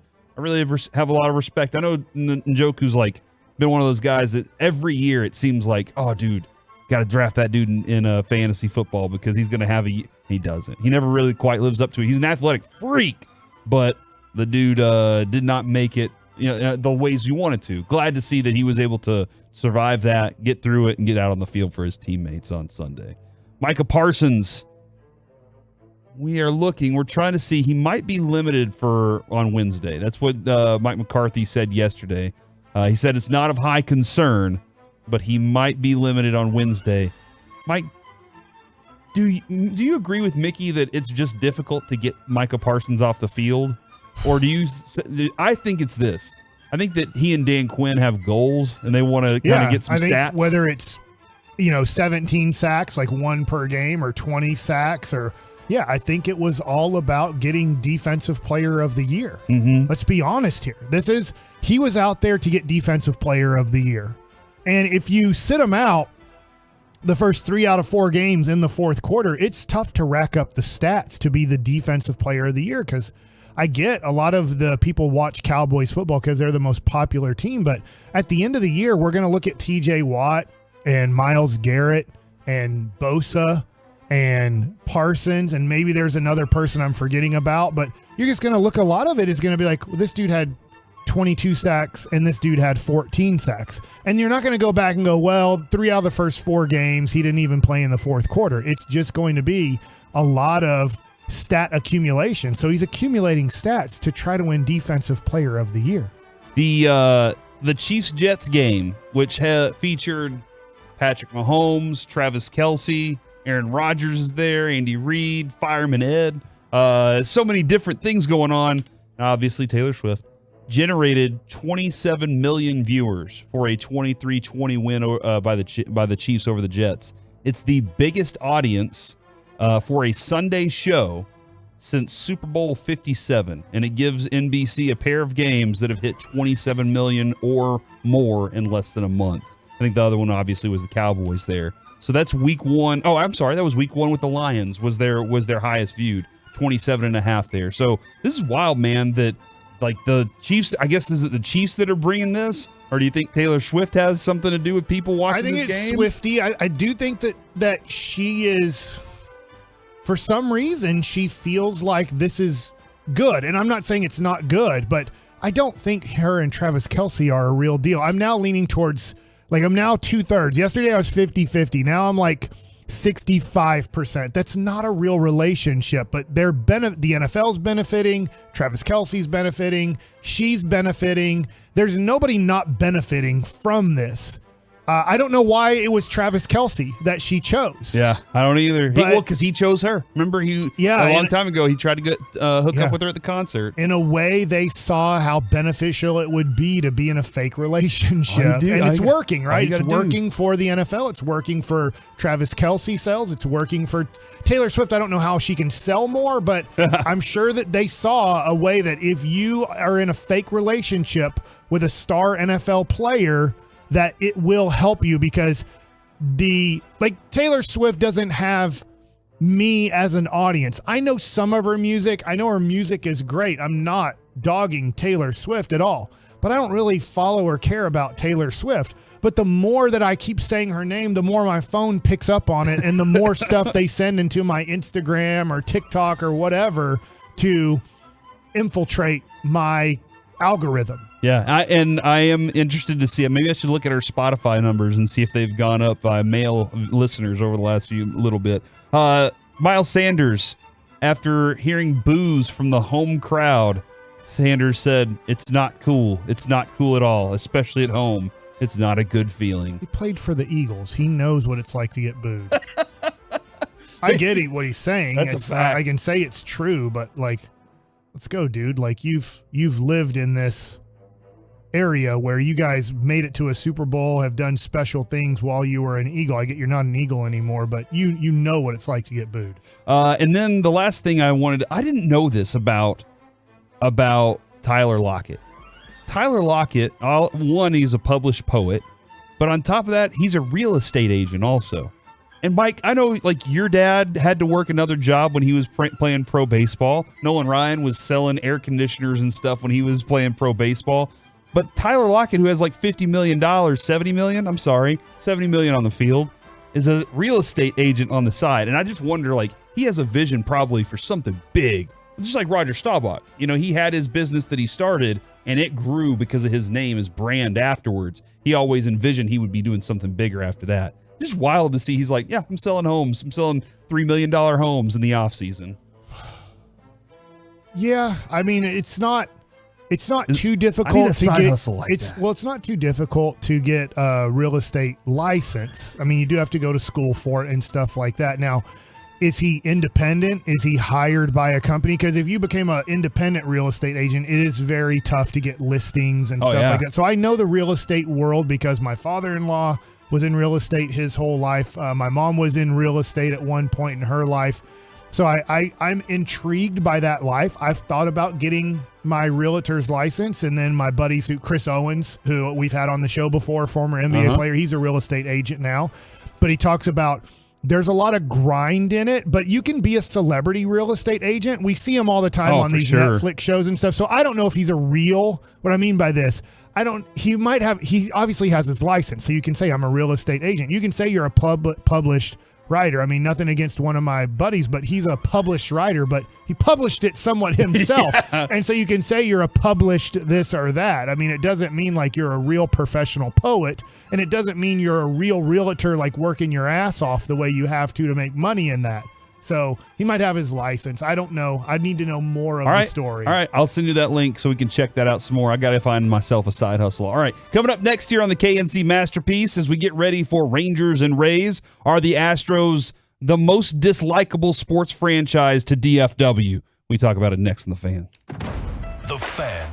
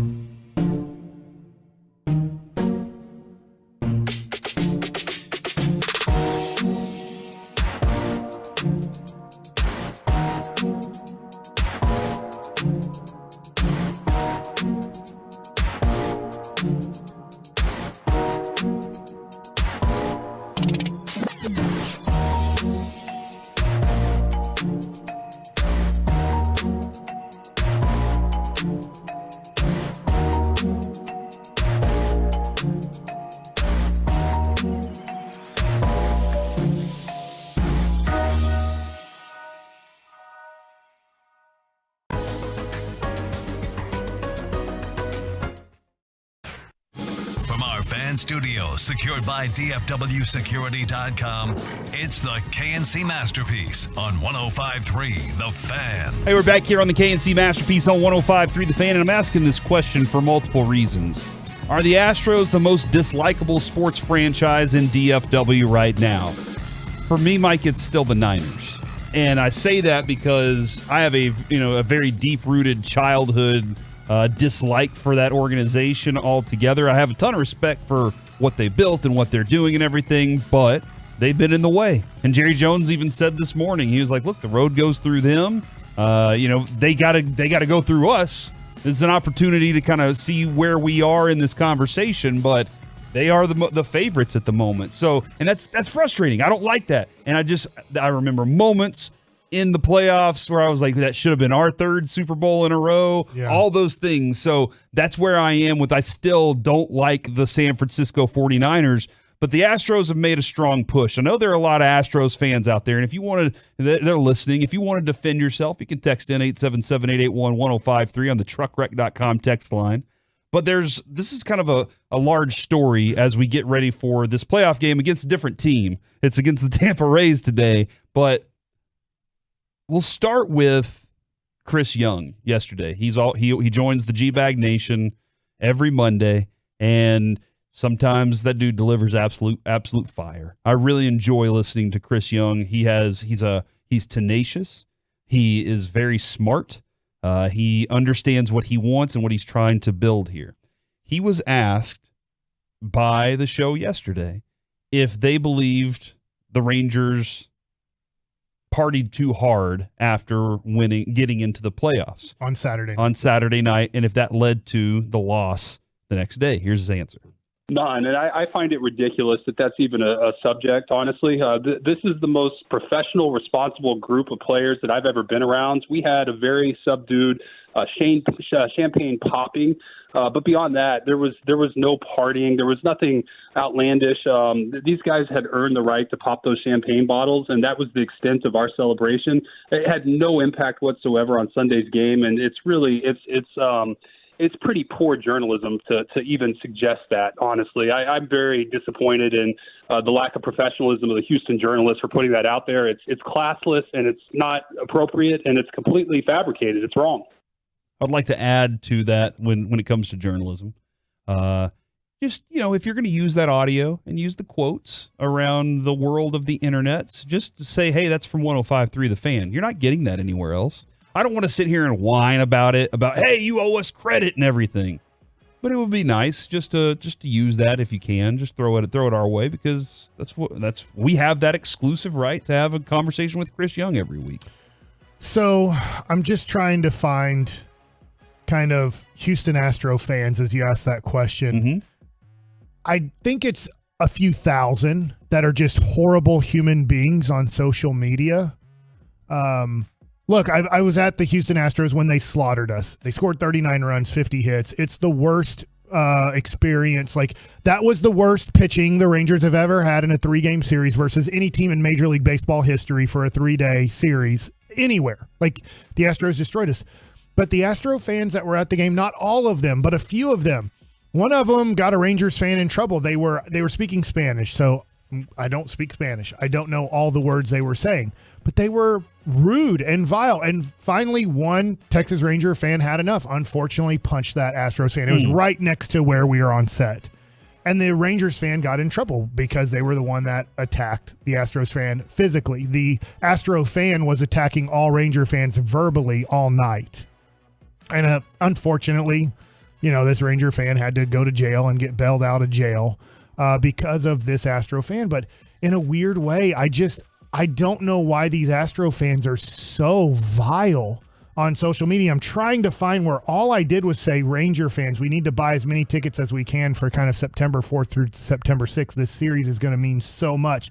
And Astro fans, I didn't say anything bad about Astro fans.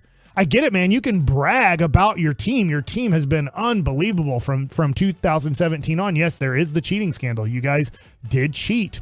AJ Hinch is a good friend of mine. He was part of the cheating. I still love AJ Hinch, but he cheated. He did. I can't defend AJ Hinch in that situation, who is still my friend, and I rooted for him in 2017 to win it all. And if he didn't win it all, it was okay, because I was also somewhat rooting for Dave Roberts, a former teammate and friend of mine. But like, they are out of hand. It's not all Astro fans. There's a lot of Astro fans, but there are a select 1,000 plus that are out of hand. Let's set the stage on this too. One of our friends, Emily Jones, who is the most trusted person, I think, Mike, in that Rangers clubhouse.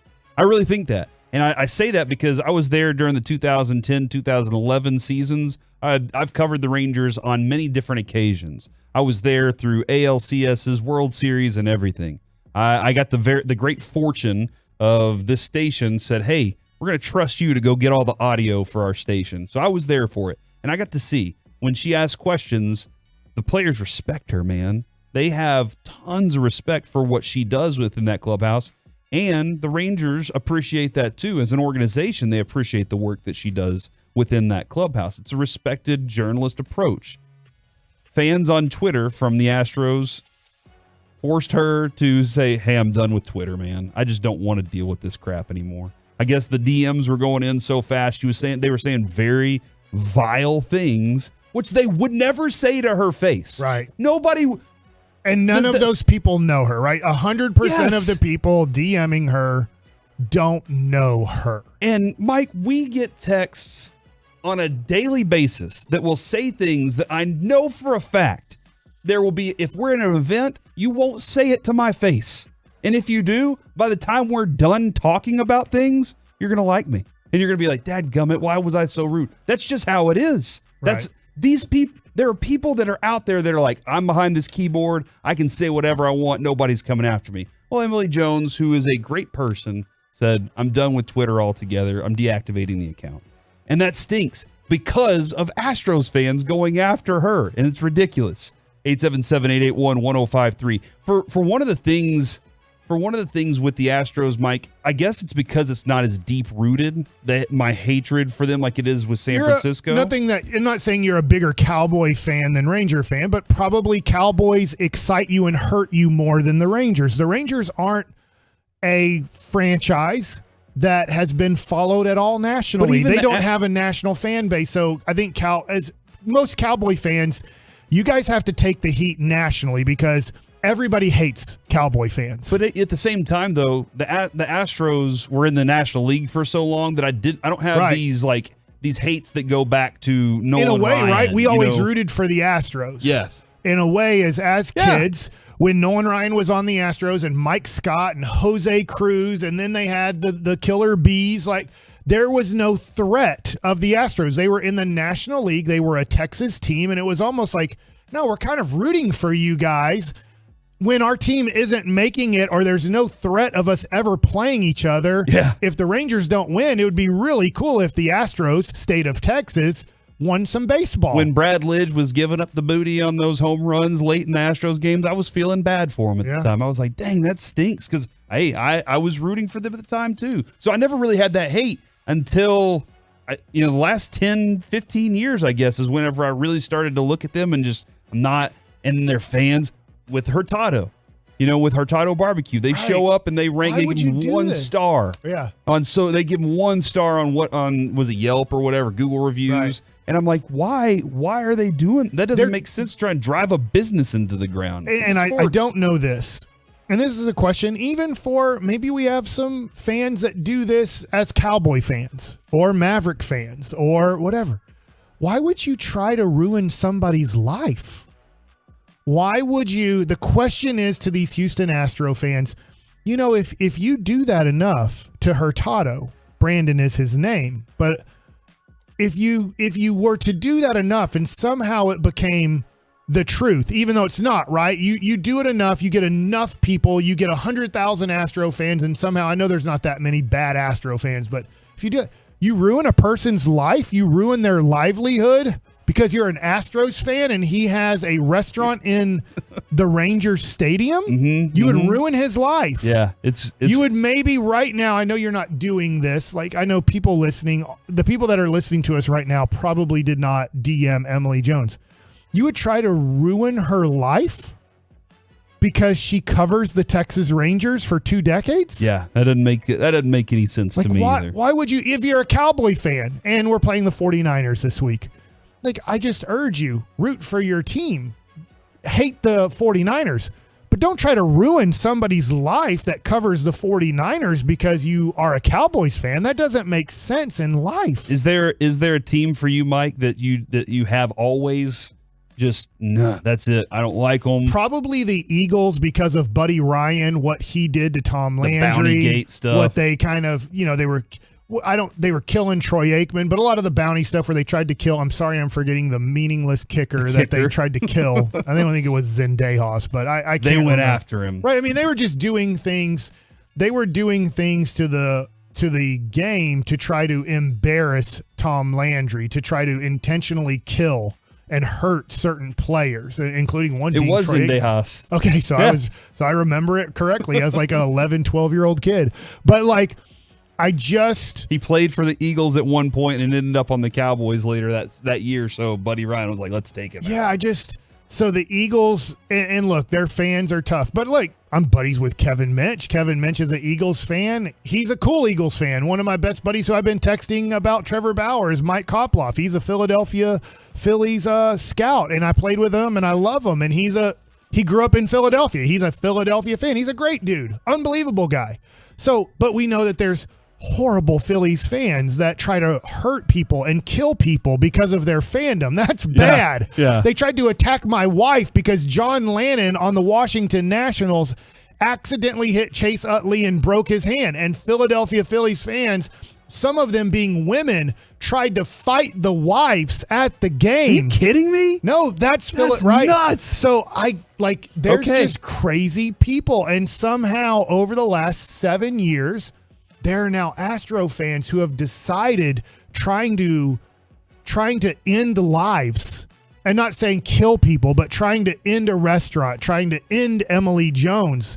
That's their goal in life as an Astros fan. From the 903, this person says they are an Astros fan, and those crazy Astro fans do not speak for all of them. 100%. And that's what Mike pointed out. Look, I think there's about this many. And there's horrible Cowboy fans, but it's a small minority that are that horrible on social media. And I don't want Astro fans. I think there's a lot of great Astro fans. I know a lot of great Astro fans, but there's now getting a buildup of more and more Astro fans that are becoming horrible human beings. And then they said somebody on radio down there is egging it on in Houston.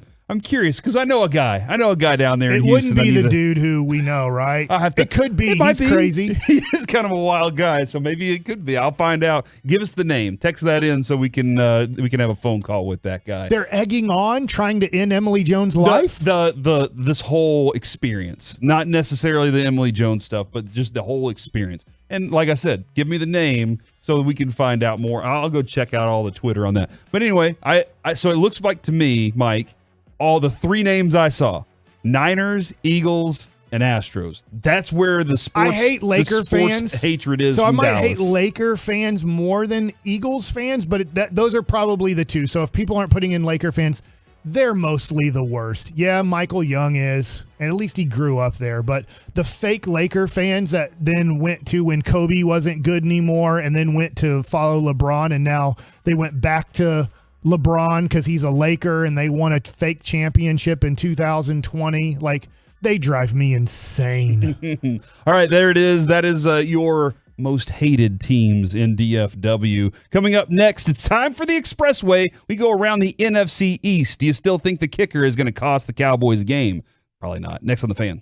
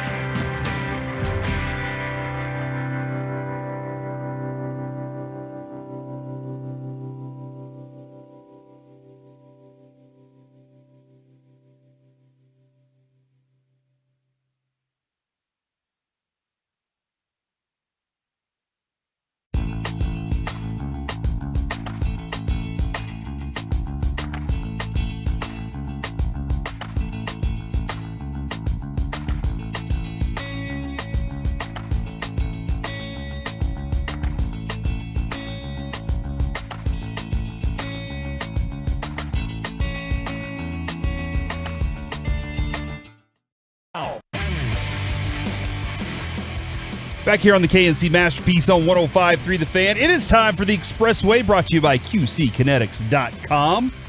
And Mike, it is that time where we have 35 uninterrupted minutes of sports radio content in your ear holes. Yeah, Mike likes it. I'll just tease it. Will be a lot of Jordan Montgomery versus and Tyler Glasnow versus and what the Rangers are doing going into this series. All right, great stuff right there. And now it is time to go around the entire NFC East and rumble through the East. Mike, who would you like to start with? Eagles are in first. In the NFC East. We will start with the Philadelphia Eagles. They almost lost, but this isn't hand grenades and horseshoes. So that's always, like, I didn't get that as a kid. I never understood it. Like, I really did not. Because in the game of horseshoes, you don't have to be perfect for you to score, correct? Uh-huh. And in a hand grenade, you just have to be close, and it blows everything up that you wanted to blow up. Mm-hmm. So. Now I know. And knowing is part of the deal. Right? Yeah. It's half the battle. What was that? Were you trying to sing it like G.I. Joe? G.I. Joe. By the way, there's on YouTube, there's a live 24-hour G.I. Joe channel. What? But it's not all the G.I. Joe cartoons. It's like, I don't know, maybe the first 12 or first 15 episodes. So you can get a lot of, after you kind of watch it for a while and you'll flip it on to see, you're like, God, I just saw this episode yesterday.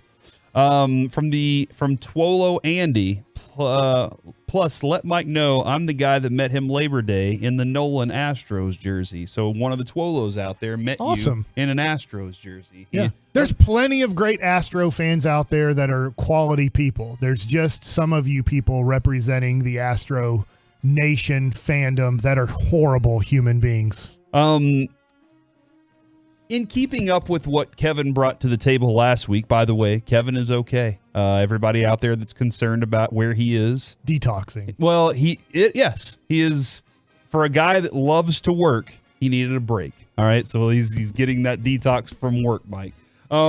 Last week he brought to the table that A.J. Brown's shoes were not in code with the NFL. This week, however, A.J. Brown's shoes were compliant with the NFL's footwear rule. And that's why he had such a great game? No, I don't think it's why he had such a great game. I think he had such a great game just because like they had it all built like for him to succeed. But he said the rules suck for their shoes. And he was like, come on, man, let me wear my shoes. But the NFL's Crucial Catch Initiative began week 4. All players per league are permitted to wear pink cleats. So A.J. Brown was wearing his pink cleats, and he'll wear them through week 6. I think that is where we're going with that. Just wanted to make sure you knew. Everything's up to snuff on that. Good for them. Okay, all right. I tell you what, I was listening to G-Bag on Friday, and Zach did pick Washington to beat Philadelphia, and he almost... It was close. I don't know why they didn't go for 2. Now, they said they were tired, and that like their offense needed rest, but I'm thinking to myself... You have all the momentum, like you just shocked them and scored on, I believe there was no time left, right? So there's 2 seconds left when they snapped the ball or whatever. And they scored the touchdown to make it 31-30 losing. And I'm like, dude, one play, do or die, one play. You're the lesser team. I just think if you're the lesser team, you don't want the game to go further. You have a chance to have a one play from the 2-yard line. Do you win or lose the game? To me, if you're the lesser team, you always choose we go for 2, do or die. Yeah, no, I see how that goes sometimes. The big play offense is back for the Philadelphia Eagles. They felt like that was missing in the first few weeks of what they were doing. But against Washington, Jalen Hurts threw to A.J. Brown, had a big one up the slot, 30 yards downfield. He gets that and then cut into the middle, following blocks. Later in the game, he gets a 59-yard pass, changes the momentum of the game completely, and it was Brown's first touchdown of the season, by the way, on that monster Sunday. 9 catches, 175 yards, 2 touchdowns. I got to watch some of that game because that was one of the nationally broadcast games along with Miami and Buffalo, and watching Jalen Hurts play quarterback, he throws a really nice deep ball. He puts air underneath it. You know, that's one of the things he's really good at. He is, I'll say, similar to Dak. Like, you do not want him throwing in small windows. He'll probably never be able to be that guy.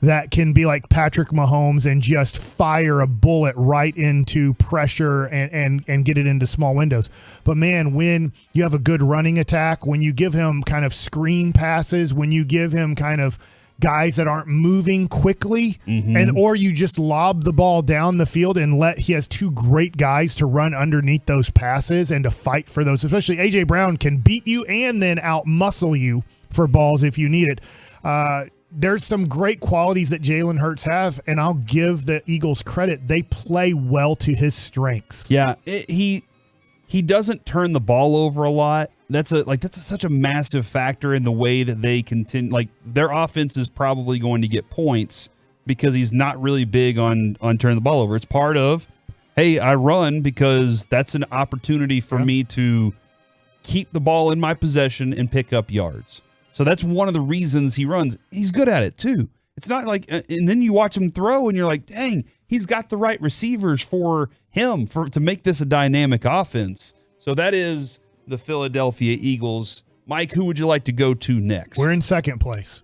The Cowboys are second here. We will go to the Dallas Cowboys. Cowboys have an NFL high 3 defensive touchdowns in 2023. And they also have the most defensive touchdowns in the NFL since defensive coordinator Dan Quinn arrived in 2021. That is 12. So that's a pretty significant stat. Also, the Cowboys had 4 drives of 10-plus plays on Sunday, and Dallas leads the NFL in 2023 with 16 drives of 10 or more plays. My question to you on that, Mike, do you think that is beneficial to this team? Right now, they are working the ball up and down the field. They are taking long drives and, for the most part, having success doing that. They do falter when they get into the red zone, but they are working the ball up and down the field. I think at some point they're going to open it up. I think at some point it's got a big play has got to happen downfield somewhere. But do you think it's beneficial that this Cowboys team can work the field the way they are right now? Yes, and I just think that right now, I know there's been 4 games and we put so much on all of these games, and I totally get it. There's only 17. It's the shortest season in all of sports. But I just look at these blowouts, and it's tough to have strong opinions on the offense so far. They've had one game where you really needed them to come through and have a good game, and they didn't. They were bad in Arizona. The defense was bad too. But I just don't know how to judge a team. They scored 28 points. Now, I know some of that was defensively, obviously running in the ball for the touchdown. Right, yeah. I get that, but I just look at this and I go, I don't know. I need this stretch, and we'll talk about it tomorrow. This stretch of the next 4, you're probably going to have very competitive games against San Francisco, against the Chargers, probably, right? Against Philadelphia, and I forget the other game, but I know those are 3 of the 4 games. I just don't want to make definitive statements on Dak Prescott too much, on this offense too much, when they're up by 20-plus points with 15 minutes to go. Yeah, no, there's a lot more to see. I think what we saw when he had 14 seconds left on the clock, that tells you more about, and that's bad, right? Like everyone wants to kind of ignore that happened. But in that moment, he had a learning situation, right? He needed to learn, what do I do in this situation? Do I go with my instinct that was wrong, or do I do something different? Those are the moments that I really am judging Dak the most on, not how they perform whenever they're up by this. And look, they were up by a lot. We haven't talked at all about Turpin fumbling the ball because it was recovered by the Cowboys. Hey, in closer games, just like we talk about Dak and we talk about the red zone and we talk about this and that, and we'll see, like, Turpin, we're not going to give you the ball anymore. It doesn't matter how big a plays you make if you're not going to secure the ball late in the play where there's traffic around you. And I know he didn't know the guy was behind him, but it's one of those things. It's fine, right? We recovered the ball. It doesn't matter. Turpin, great run. We get the 50 yards out of it, or, approximately how long it was. But hey, in tighter games, right? If you're the coach, if you're the wide receivers coach, if you're offensive coordinator and you're talking to Turpin, hey, on film review, hey, we can't have that, because against San Francisco, against Philadelphia, against Miami, Buffalo, all these games that we have coming up that are probably going to be competitive games, that can lose a game for us. The other thing that I wanted to throw out there for you, Mike, is Brandon Aubrey is now 13 for 13 on field goals. Yeah, not extra points. I've gained a lot of confidence with him. He is the 8th kicker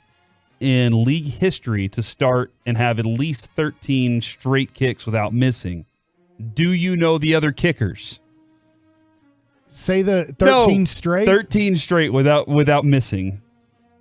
In Cowboys history? In NFL history. The dude who kicked for the Denver Broncos forever. Most of these you wouldn't know. Greg Zuerlein's one of them. Kai Forbath's another name that stands out. The record is 18 straight to start your career without missing, and that is Travis Coons. Okay, in good. 2015.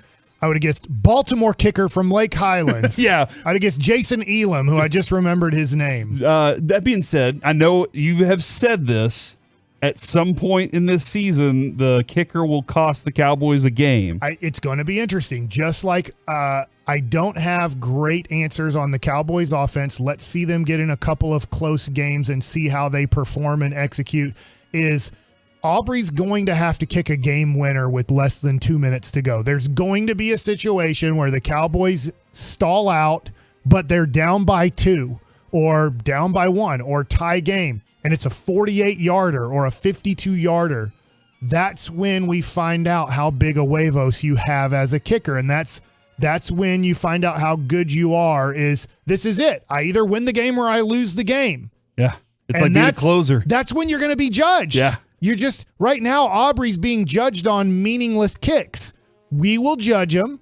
Just like Leclerc. Like, I was talking to one of my buddies, and he said, I think Leclerc should be our closer next year, without a doubt. And I'm like, well, let's see if there's a closing situation in the playoffs. If Today the Rangers are up 3-2 in the 9th inning and you give the ball to Leclerc, you feel great about it. But if he gives up 2 runs and they walk him off, changes everything. Right now, all of a sudden, are you like, yeah, Leclerc's our closer next year. We don't even need to search for it. Well, yeah. I mean, there's still a couple games left for the Rangers to give us a better idea on Leclerc handling the situation. That's absolutely right, man. All right, who's next for you, Mike? Giants or Washington? Washington's 2-2, and the Giants are 1-3. So we go Washington. All right, we will go with Washington. Washington has scored 30 or more points against the Eagles in back-to-back games.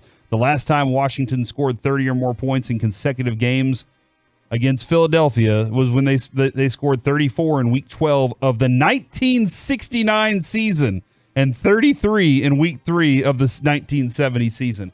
I don't know if that points to how bad Washington is. Like, they haven't scored 30 points in back-to-back games against this specific opponent since the 1960s. But I just thought that was a unique and interesting stat to throw out there. And McLaurin became the third player in NFL history to record at least 700 yards receiving within their first 5 career seasons against Philadelphia. He joins Odell Beckham Jr., who had 732, and Bob Hayes. So Bob Hayes and Odell Beckham Jr. and Terry McLaurin have had 700 receiving yards or more in their first 5 career seasons against Philadelphia. So that goes back to Philadelphia again, too. I still don't believe in Sam Howell. I know he had a good game or a pretty good game against Philadelphia, 290 yards and a touchdown, 6 runs for 40 yards. I just watched Sam Howell and I go, at best, he could become like the 15th best quarterback in the NFL, right? If there's 32, I'm saying at best we go, oh, he's in the average category, right in the middle. That's at best for that guy. I don't see a future Tony Romo. I don't see a future Dak Prescott. I don't see a future Kurt Warner, right? I'm trying to take guys that were not considered that valuable out of college. He was a 5th-round pick. I just look at Sam Howell and go, is he going to be a Kirk Cousins? Maybe, but probably not. And Kirk Cousins has never entered the category of top 10 quarterback in the NFL in a season, for me at least. Yeah. And so I'm going, I just don't know where they go with Sam Howell. I guess he's a cheap option, but until I could see them taking a chance on Kyler Murray in the offseason. So when we talk about the Cowboys, we continually say we don't think Dak is the factor that Mahomes is to the Chiefs. Right. People lose their minds about this conversation, all right? The Cowboys, it's very simple. They have to have a better defense. Across the board, the defense can't have any holes. Yeah. Across your offensive line, you're seeing you have to be good. You can't just go out there and throw any receivers out there. You have to build a good team. And that's the responsibility of the GM. I told Stephen Jones this offseason, I said, be better at your job. And they said, all right, we'll get Gilmore and Brandon Cooks and see how that rolls. And they drafted a big fat body right there, a big strong body in the middle. So they did those things. They understand that too. That organization understands. Sam Howell is not the pedigree of even Dak Prescott. And their offensive line is abysmal too. And so that's where I'm looking at going, if that offensive line's a little better, they have great skill players, really talented front seven on their defense. They could be good, but I agree with you on Sam Howell. I like what you're saying because I think the Cowboys got really honest with themselves about Dak Prescott this offseason. And every owner will just say, we know the Kansas City ownership group through the Hunt family, through FC Dallas. And look, they said, look, if you don't have a top 8 quarterback in the NFL, you have no chance of winning at all. And luckily, we have a guy now in Patrick Mahomes who's arguably the best and definitely top 8. You never can take him out of the top 8. We have a guy who's borderline top 8. And I think the Cowboys said, look, this is who Dak Prescott is. Sometimes he is in the top 8 category. Sometimes he's not. Yeah. We have to build a team around this guy who's borderline top 8. We know that he'll never be just, hey, he's a top 5 quarterback. He's never going to be that.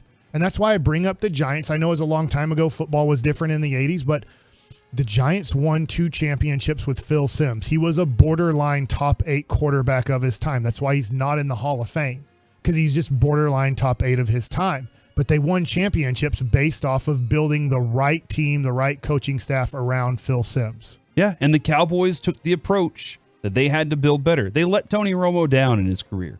They didn't have the built defenses to be dominant. They thought they had a top 5 quarterback. Yeah. He never was. He could not carry a team the way that the way that Joe Burrow carried the worst offensive line in the NFL in 2021, if I have my year right. Somehow he was able to win that many games with one of the worst teams in football and took them to one of the best teams in football. Tony Romo and Dak Prescott aren't built that way. They cannot do Joe Burrow type of stuff. We will finish here with the Giants, and this is just one note on them. They have been outscored 77-9 in 4 first halves this season. So in four games that they've played in the first half, they have mustered 9 points, and that's why they are at the bottom of the NFC East. This is a great opportunity, Mike, for us to get rolling in some baseball action here with Mike Likes It, man. Okay, so first Mike Likes It. I'm just going to give you again, maybe I'm repeating ourselves too much. The game is here on 105.3 The Fan. We are going to, our show is a little bit short. We're about to talk to Jared Sandler. At 1:30, he has the pregame. At 2 o'clock, Eric Nadell and Matt Hicks have the call here on 105.3 The Fan. If you're driving around, you can't watch the game on television. You're at work, you can't watch the game on your computer. Totally get it. You have to work, but you can listen. You can listen here on 105.3 The Fan. If you get to watch the game and you're wondering where in the world is this game on, it can be tough to find playoff baseball games. It's on Channel 8. It's on ABC. The Rangers playoff games are on ABC for this series against the Tampa Bay Rays. It's easy as 1, 2, 3. Thank you. So getting that out of the way, let me give you, unfortunately, the stats of the last 7 days with the Texas Rangers. So that is the last 6 games. Obviously, this does not give you the first game in LA. This gives you game 2 and 3 in LA and the last 4 against the Seattle Mariners. All right. Batting average wise, Marcus Semien is the best in his last 6 games. He is 6 for 23. That is a 261 batting average. Next, I'm not including Josh Smith because we know he's not playing in the series. Adolis Garcia is batting 250 with 2 home runs in the last 6 games. Corey Seager is batting 238 in the last 6 games. Jonah Heim, 222. Evan Carter, 188. 1, 2, 3, 4, 5.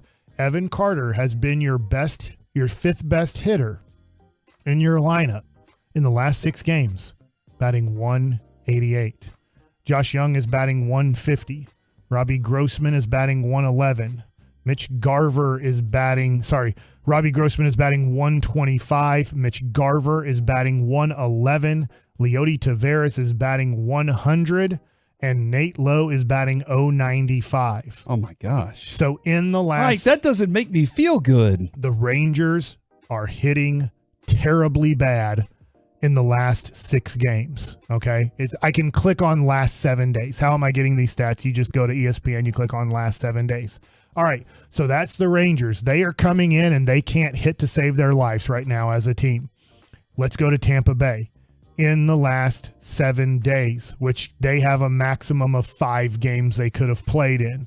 Yandy Diaz is batting .667. Now that's only 3 at bats. That's 2 for 3 with a home run, but he will be a guy in this series.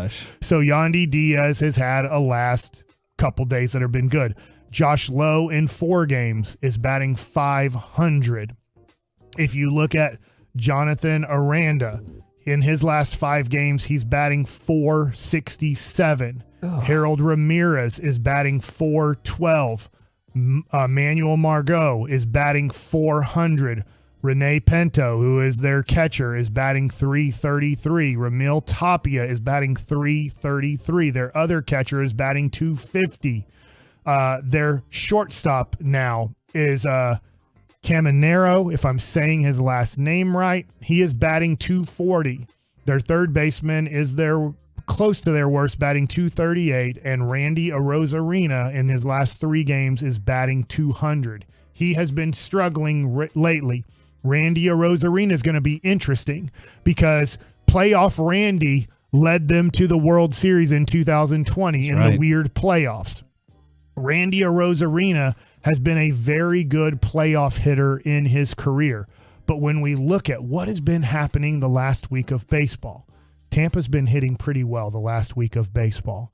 Texas can't hit to save their lives in the last week of baseball for the most part. So can things change today? 100%. We've seen this Ranger team. There's never been a team I've seen higher than the highest of highs and lower than the lowest of lows. Yes. This Ranger team doesn't seem to want to play normal baseball for a week. They either play great or they play bad. Jekyll and Hyde is what we've been seeing on the fan text here. So I don't know. The Rangers can snap out of hitting bad over the last week and hit great the next 2 days, and they're on to Baltimore. So I'm just giving you the stats, okay? The stats tell you that Tampa's hitting the ball well the last 7 days, and the Texas Rangers are not. Okay. Giving you basic stats here.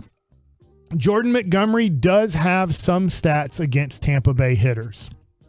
Randy Arozarena has had 20 at-bats against Jordan Montgomery. He has 2 home runs in his 20 at-bats, but he only has a .200 batting average and a .273 on-base percentage. Okay. So he does have the home runs. Now, we're looking at another guy who has hit him well. That's Brandon Lau, 375 batting average, 2 home runs in his 8 at-bats, a 1.125 slugging percentage, a 1.5 OPS. It's a short sample size, but watch out. Wander Franco doesn't matter because he's 3 for 4. He is not playing in this series and probably will not play next year, but you don't have to worry about him. Manuel Margot has 18 at-bats against Jordan Montgomery. He's batting .333 with a 1.091 OPS. So Jordan Montgomery, I'm just giving you an idea, has his hands full. Yandy Diaz has not hit well. He is 3 for 16 at a 188 batting average against Jordan Montgomery. So there's that, right? So just giving you the basics. Jordan Montgomery has not been at his best against Tampa Bay in his career. This will be the first time he's pitching against Tampa Bay as a Texas Ranger, but he has not had the most success, I will say, against Tampa Bay. So that gives you an idea. I don't have it pulled up. I'm trying to pull it up quickly. I forgot to click on this because I changed accidentally to Sam Howell stats. Oh, well, you're a huge Sam Howell fan from what I heard. I am, but when you look at I looked at Tyler Glasnow. Tyler Glasnow does not have a lot of stats against Texas Rangers. I remember, I'm going bat versus pitch. I finally got it here. Here we go. If I look at who has had success, Marcus Semien is 4 for 9 with 2 home runs against Tyler Glasnow. 444 batting average, 1.889 OPS. So how great would it be, Corey, is if at 2:08, when you're watching ABC or listening here on 105.3 The Fan, that Marcus Semien has a leadoff home run to start this game. That would make me feel so much better about our day. So here's the deal with this Texas Rangers team, and why do I bring up Marcus Semien? Corey Seager is 1 for 5, right? He just doesn't have a lot of at-bats. The Rangers really need to have the lead after 5 innings. I think you know this as a Ranger fan, but if you're kind of now joining in and going, I only watch playoff baseball. I heard Zach Martin was on G-Bag Nation last week, and he said, I really don't follow baseball at all. I do watch in October some. So if you're a Zach Martin baseball fan and you're like, dude, I just don't really engage in 162, but I do tune in October and I watch some playoff games. Mm-hmm. If you are now watching the Texas Rangers and you haven't really followed and you haven't listened to us much, hey, start listening to us more first. Second, the Rangers have the worst bullpen in the playoffs. Out of all the playoff teams, they are somewhat by far the worst team in the bullpen in the playoffs. It doesn't mean they're going to pitch bad in the playoffs, but you have a 162 game sample size to go, we're screwed. If it's a tie game after 5 and Jordan Montgomery comes out of the game and Tyler Glasnow comes out of the game, we are at a disadvantage against every team in Major League Baseball. It doesn't mean they're going to pitch bad today, but it just means that the odds are, the stats are, the Rangers will lose that game. The Rangers need to have a 2-run lead after 5 innings. To me, that's a key to this game, a 2-run lead. And they cannot, I think it's 4. I agree with you in this. It's tough to get a 4-run lead after 5 innings in the playoffs. Yes. But if you have a 2-run lead after 5 innings, you probably do need to score 2 more runs, Corey. I agree with you. I don't know if the lead will get up to 4, but let's just say you're leading 3-1 after 5 innings. That gives you a good chance to win. Okay. Now, if your bullpen screws it up, you can only ask the offense to do so much, right? That's the one thing I agree. here is if you have a 2-run lead after 5, a lot of teams in baseball today feel great about that because they're like, hey, we might give up a run in the last 4 innings, but we love these 4 guys pitching the last 4 innings. Yes. The Rangers do not have that situation. They do not have 4 guys that they trust to give you the last 12 outs. Right now, I agree with Mark DeRosa. Probably Bruce Bochy only has 1 guy he has a lot of confidence in, and that is Jose Leclerc. Now, Aroldis Chapman has a lot of playoff experience. He's pitched in 34 playoff games. Okay. So he has a lot of experience. I'm not saying lately he hasn't been great in playoff success. Experience, yes. Success, not a lot. Obviously, earlier in his career, Chicago Cubs, he's a world champion. He has a lot of success. But I look at the Rangers and I say, my key to this game as we get to Jared Sandler here in a minute is the Rangers need to have a 2-run lead after 5 in all of these games. If they do, they can win 2 out of 3.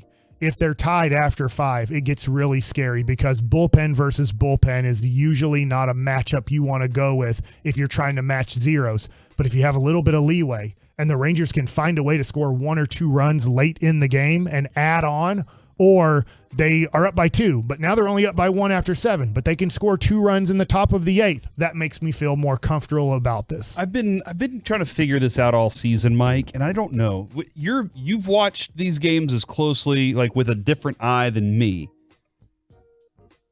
I can't decide if it's because there are some nights where I watch a guy and I'm like, why aren't you just throwing a strike? And I understand, like, if it was that easy, we would all do it.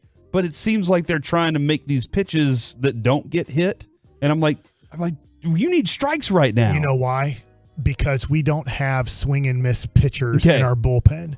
So I didn't know if they just were scared and like guts, or if they just. I think that those are ways like, you know, don't trust their stuff. Scared is too strong of a word, right? But there's a little bit of fear in there when you can't get a guy to swing and miss. And the only swing and miss guys we really have are Aroldis Chapman and Jose Leclerc. And those are our 2 best bullpen pieces. Mm-hmm. The other guys, Will Smith, Stratton, Brockberg. They're trying to get contact outs. Well, they just can't get swing and misses. They get a lot of foul balls on their strikeout pitches. They get foul balls. Okay. And so the more I see him, the more that I get locked into the break of his pitch, the speed of his pitches, what he's trying to do to me. So that's the one thing that's tough about the Rangers. That's an off-season situation, and we'll get to Jared Sandler, is you have to get more swing and miss guys in your bullpen. All right, that is Jared texting me right now, making sure that Alec is on the board. All right, coming up next, it is time for Jared Sandler to join us as we get the pregame set for Rangers and Rays right here on 105.3 The Fan.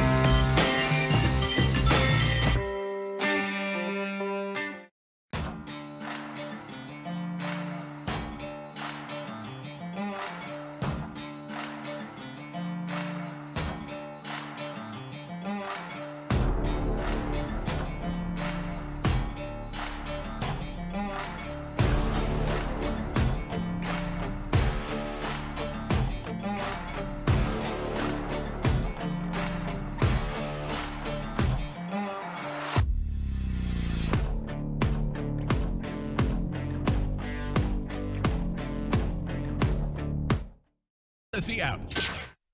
From our fan studio, secured by DFWsecurity.com, it's the KNC Masterpiece on 105.3 The Fan. We are back here on the KNC Masterpiece on 105.3 The Fan, and it is time for playoffs right here in Texas. Man, it has been a wonderful day so far setting this up and getting everything rolling, but now let's go out to Tampa, where Jared Sandler is on the case trying to get this thing all squared away. Jared, how are we doing today, man? Guys, I'm great. We're here at the Trop, and it is exciting, right? Playoff baseball back. It's been a long time, and excited for games beyond 162. How many oxygen tanks are there today so everybody could come see the Tampa Bay Rays play? Hey, Sean, take care. So, how many oxygen? That's an old person. It's just joke, an right? old person joke. Good. I'm sorry, I shouldn't do that because we've kind of crapped on Astro fans for just look. There's a lot of Astro fans that are great fans, but there's those select 1,000 or so that are just been horrible human beings for a while now. And can I just, you guys know how I feel about that organization, right? Yes. I made that very clear. Every fan base has those fans, right? I don't want to make it seem – I think it'd be very hypocritical for us to say, oh, the Astros fans, they have the worst fans ever. I'm sure that they feel like we've got fans who do things that, we wouldn't be proud of. And the Rays fan base has that. Every fan base has that. It just was disappointing that a journalist – that's what bothers me the most is that a quote-unquote journalist has become like the Skip Bayless of – MLB.com writers and has decided to manufacture stuff for clicks because he gets paid for engagements on Twitter. So that's disappointing, Brian McTaggart. But that's all right. I haven't seen any oxygen tanks, but I do see the Ray tank with those Rays swimming around out in right center field. And maybe Corey Seager can hit a ball out there in the first inning. So, Jared, I know you know all the stats way better than me, but I was going over the last 7 days of Ranger stats. So it's the last 6 games. And unfortunately, offensively, the Rangers have some very low batting averages, low runs scored.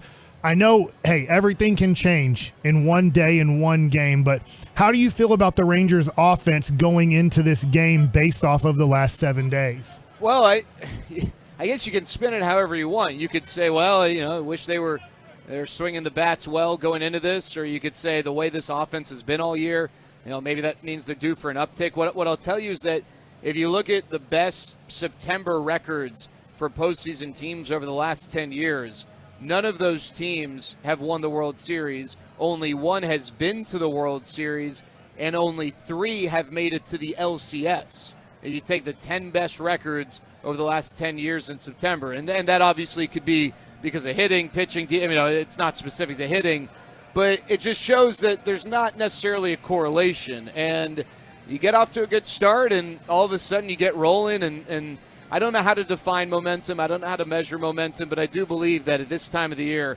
a team can get tight because it's a best-of-3 series, so you don't have a lot of runway to mess around, and a team can get rolling and get on that treadmill and keep going. So if they get off to a good start, and that's been important for this team. The first 5 innings offensively, it seems like, have been important for this group. Not always the first time through against a pitcher, but like Luis Castillo on Saturday, second time through, they really started to wear him down. If the Rangers can do that, then who knows? Now, they've had trouble against Tyler Glasnow. They have not had success against this guy, and the Rays, more than any other team arguably in baseball, the Astros and Dodgers probably right up there with them, they take your weaknesses and they expose them until you make an adjustment. And so the Rangers are probably going to get a pretty high dose of elevated fastballs from Tyler Glasnow, and they've got to adjust. Jared, I don't know if you were around. Usually you're everywhere, but I was kind of curious. Did you get to hear Nathaniel Lowe talk today about his mother? And I know you do a podcast with him too, and I was wondering if you could share a little bit about maybe what you know or what happened there. Yeah, first of all, it's terrible, and sending a lot of love to Wendy and the Lowe family. I've been able to chat briefly with Wendy, and she's super fired up, but also a little torn that, she doesn't know one of her sons is going to be unhappy and one is going to be elated. But, she just asked that, people send their prayers for her and others going through this. And, with Nathaniel, this has been going on, the last couple months. I didn't hear him talk. He is on our pregame show. We talk about it a little bit. So you can tune in around 1:50 back in the Metroplex for that conversation. Great. But I mean, I know this is something that he's been battling with just the last couple of months, and ultimately realizing within that stretch that it was brain cancer. And Josh took some time away from the team. I remember seeing that, knowing what was going on. It was not yet public, but when I saw Josh had taken time away for personal reasons, it was right in the middle of the Rangers' struggles, in August and September. And I don't think Nathaniel felt like the time was right.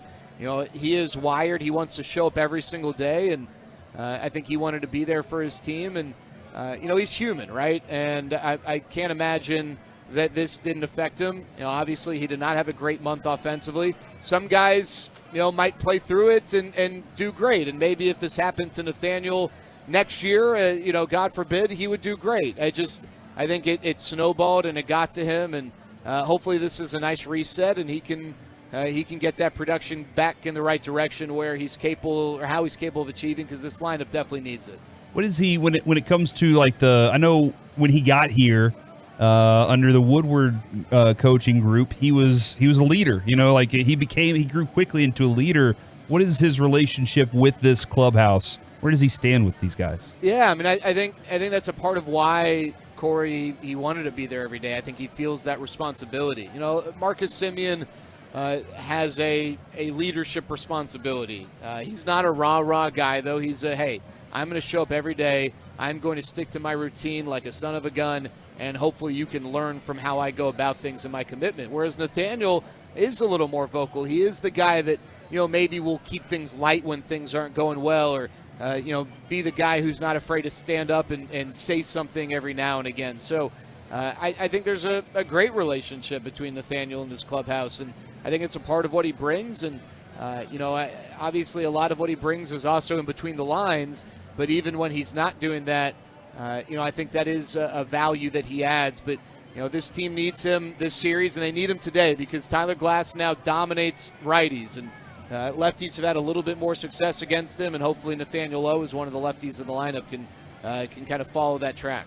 I know, Jared, we're going to go to break here in a minute and a half, and then we're going to talk to you for another 10 minutes, but I'm just going to give you my feeling really quick, and I just want your feeling really quick. Is I almost feel like I'm watching this and enjoying it because the Rangers have nothing to lose here. They've made it further than I thought they would before the season started. I'm glad they've made it here. I know that they're pretty hurt and beat up in their rotation.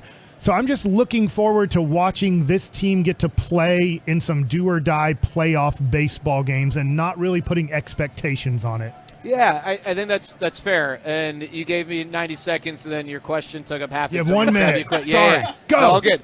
What I would say is you can have the expectations before the year in which we would tell you this is amazing, just getting here. And then once you're actually in the fight, you want to win. You don't want to lose. You're not just happy with that.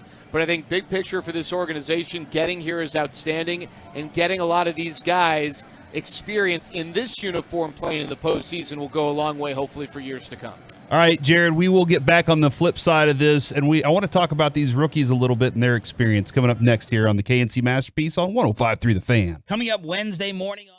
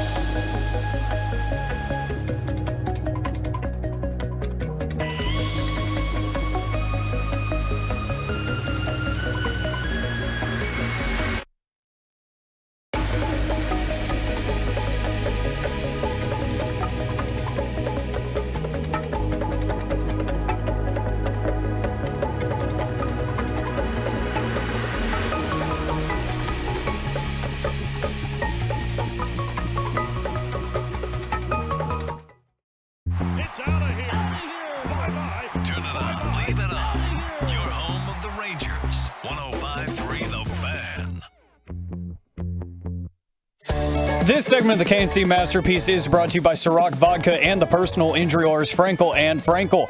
Life is unpredictable. Accidents happen. Frankel and Frankel are the go-to attorneys for car and truck wrecks in DFW. If you or a loved one has been in an accident, contact Frankel and Frankel for a free consultation at truckwreck.com or call 214-333-3333. Back here on the KNC Masterpiece on 105.3 The Fan, Mike is scrambling to get baseball on his television so he can get all squared away and ready for this game. You got it right here on 105.3 The Fan with Eric Nadell, Matt Hicks, and our very own Jared Sandler in your ears. Jared, wanted to ask you a little bit about the rookies and their excitement for their first playoff experiences here. Have you gotten a chance to chat with them? Yeah, a little bit. And, with Evan Carter, deep down, I think he's really excited, but I think he's also just kind of, hey, we got a game. Like, I got to go play a game. I'm not going to get, that excited. Like, you know what I mean? And that I think seems to be his profile, too, man. And I think Josh Young's the same way. Let me tell you, I have never seen a guy who his personality changed as much when he was hurt than when he was healthy as Josh Young. He was like a giddy little kid the day that he was activated off the IL. And when he was hurt, he was like so bummed. And, it wasn't like a season-ending injury. He was just like he hated not playing. So, Josh has played in big games. He played in the College World Series. And I know that that's not this, but, like, I think there's something to be said for that. But, yeah, I mean, nothing's Major League Baseball playoffs, and I think they're all excited. And I think it's a good opportunity for them to, wet their beak here today. Jared, let's play hypotheticals here. The Rangers are winning after 5 innings, but we're out of pitches for Jordan Montgomery, and you have to go to your pen to get 6 outs to get to kind of Chapman and Leclerc. Who are you using in the 6th and 7th inning right now? Depending on the part of the lineup, I would be intrigued with Andrew Heaney as one of those guys, but definitely Josh Sborz. And I think if I can get 2 innings out of him, if he's pitching well, I would maybe send him out for the 2nd and have someone ready. But I think all things being equal, Sborz and Heaney, I just think it depends on who's been used off the bench, if anyone has. And I think I would be more inclined to go Sborz and then Heaney to perhaps get Kevin Cash to go to his bench, because they have 15 position players. That's how they do things. They pinch hit a ton, and the minute the lefty Montgomery's out, they're going to go to their bench, and if you can go lefty-righty against them, then you can maybe put yourself in a position to have some favorable matchups. Yeah, and I want to make this clear for Ranger fans getting ready for this game.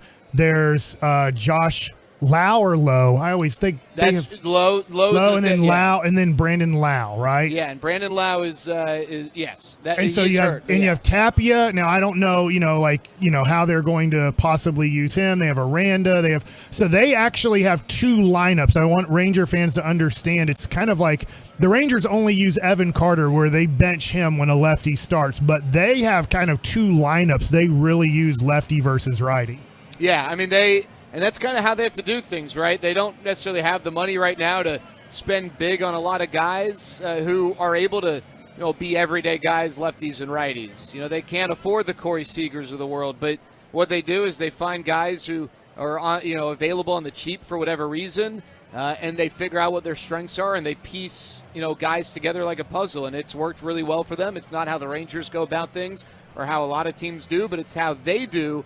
But if you force them to go to their bench early, you could end up having some favorable matchups later on, especially with how balanced the Rangers' bullpen is now lefty-righty. Jared, my key to this game is have the lead after 5 innings. I say be up by 2 after 5 innings, because if we get into a battle of the bullpens, I'm just not excited about that situation. I need to have a lead after 5. Do you have a key for this game for the Rangers to win?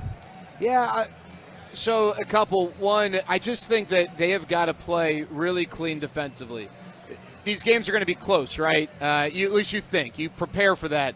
In one way that gives you an advantage, or you can have an advantage with your bullpen. But let's just be honest. It's tough to sit here and say that we are pumped about the Rangers using their bullpen to give them a big advantage. But this is a very good defensive team. The Rays, not so much with some of the injuries that they've had. So if the Rangers can play well defensively, it's not sexy. It's not something that you can always quantify. I think that's huge. And then the other thing for me is the elevated fastball. talked about it last segment. The Rays are so good at finding your weaknesses and hammering your weaknesses, and I just think that the Rangers are going to get a heavy dose of elevated fastballs, and they got to prove they can lay off of that pitch. Well, Jared, thank you very much for your time today. We hope to talk to you again tomorrow, and hopefully we don't even have to talk Thursday because we're looking at bringing another series back here. For sure, guys. Hey, playoff baseball's back. I hope Rangers fans enjoy this. This is so much fun, and looking forward to it. Absolutely, man. There he goes, Jared Sandler. He'll be on the pre- and post-game show here on 105.3 The Fan. Just remember this, fans of DFW. This is the hardest sport to make the playoffs. They've made it easier. They've added a little bit, yeah. But this is the hardest sport to make the playoffs. It's much easier for the Mavericks and Stars, and it's even easier for the Dallas Cowboys. So making the playoffs is not easy. You've made it. You're a huge underdog in this series. But hey, why not let's go Rangers? Yeah, for right? sure, Why? man. Hey, if they lose, they lose. They're underdogs. They're hurt. We don't have Scherzer. We don't have DeGrom. We don't have Gray. We don't have some pieces that you'd like to have. But you never know. It's just 9 innings today. Can the Rangers be better for 9 innings today? If they're better than they are today, you're up 1-0 in a 3-game series. You know, we've seen this team go on extended runs. We've seen some very long winning streaks from this team. I got faith that they can do it again today. They can start it right up here George today. Michael style. Okay, all right. Yeah, you have to have something like that, man. You have to have some faith to know that it's going to happen. We've been the KNC Masterpiece. We'll be back at it tomorrow. Derek Holland will join the show, as well as Sean Merriman. Until then, enjoy baseball in Texas, right here on The Fan. Jane Slater here from the NFL Network, and I'm back.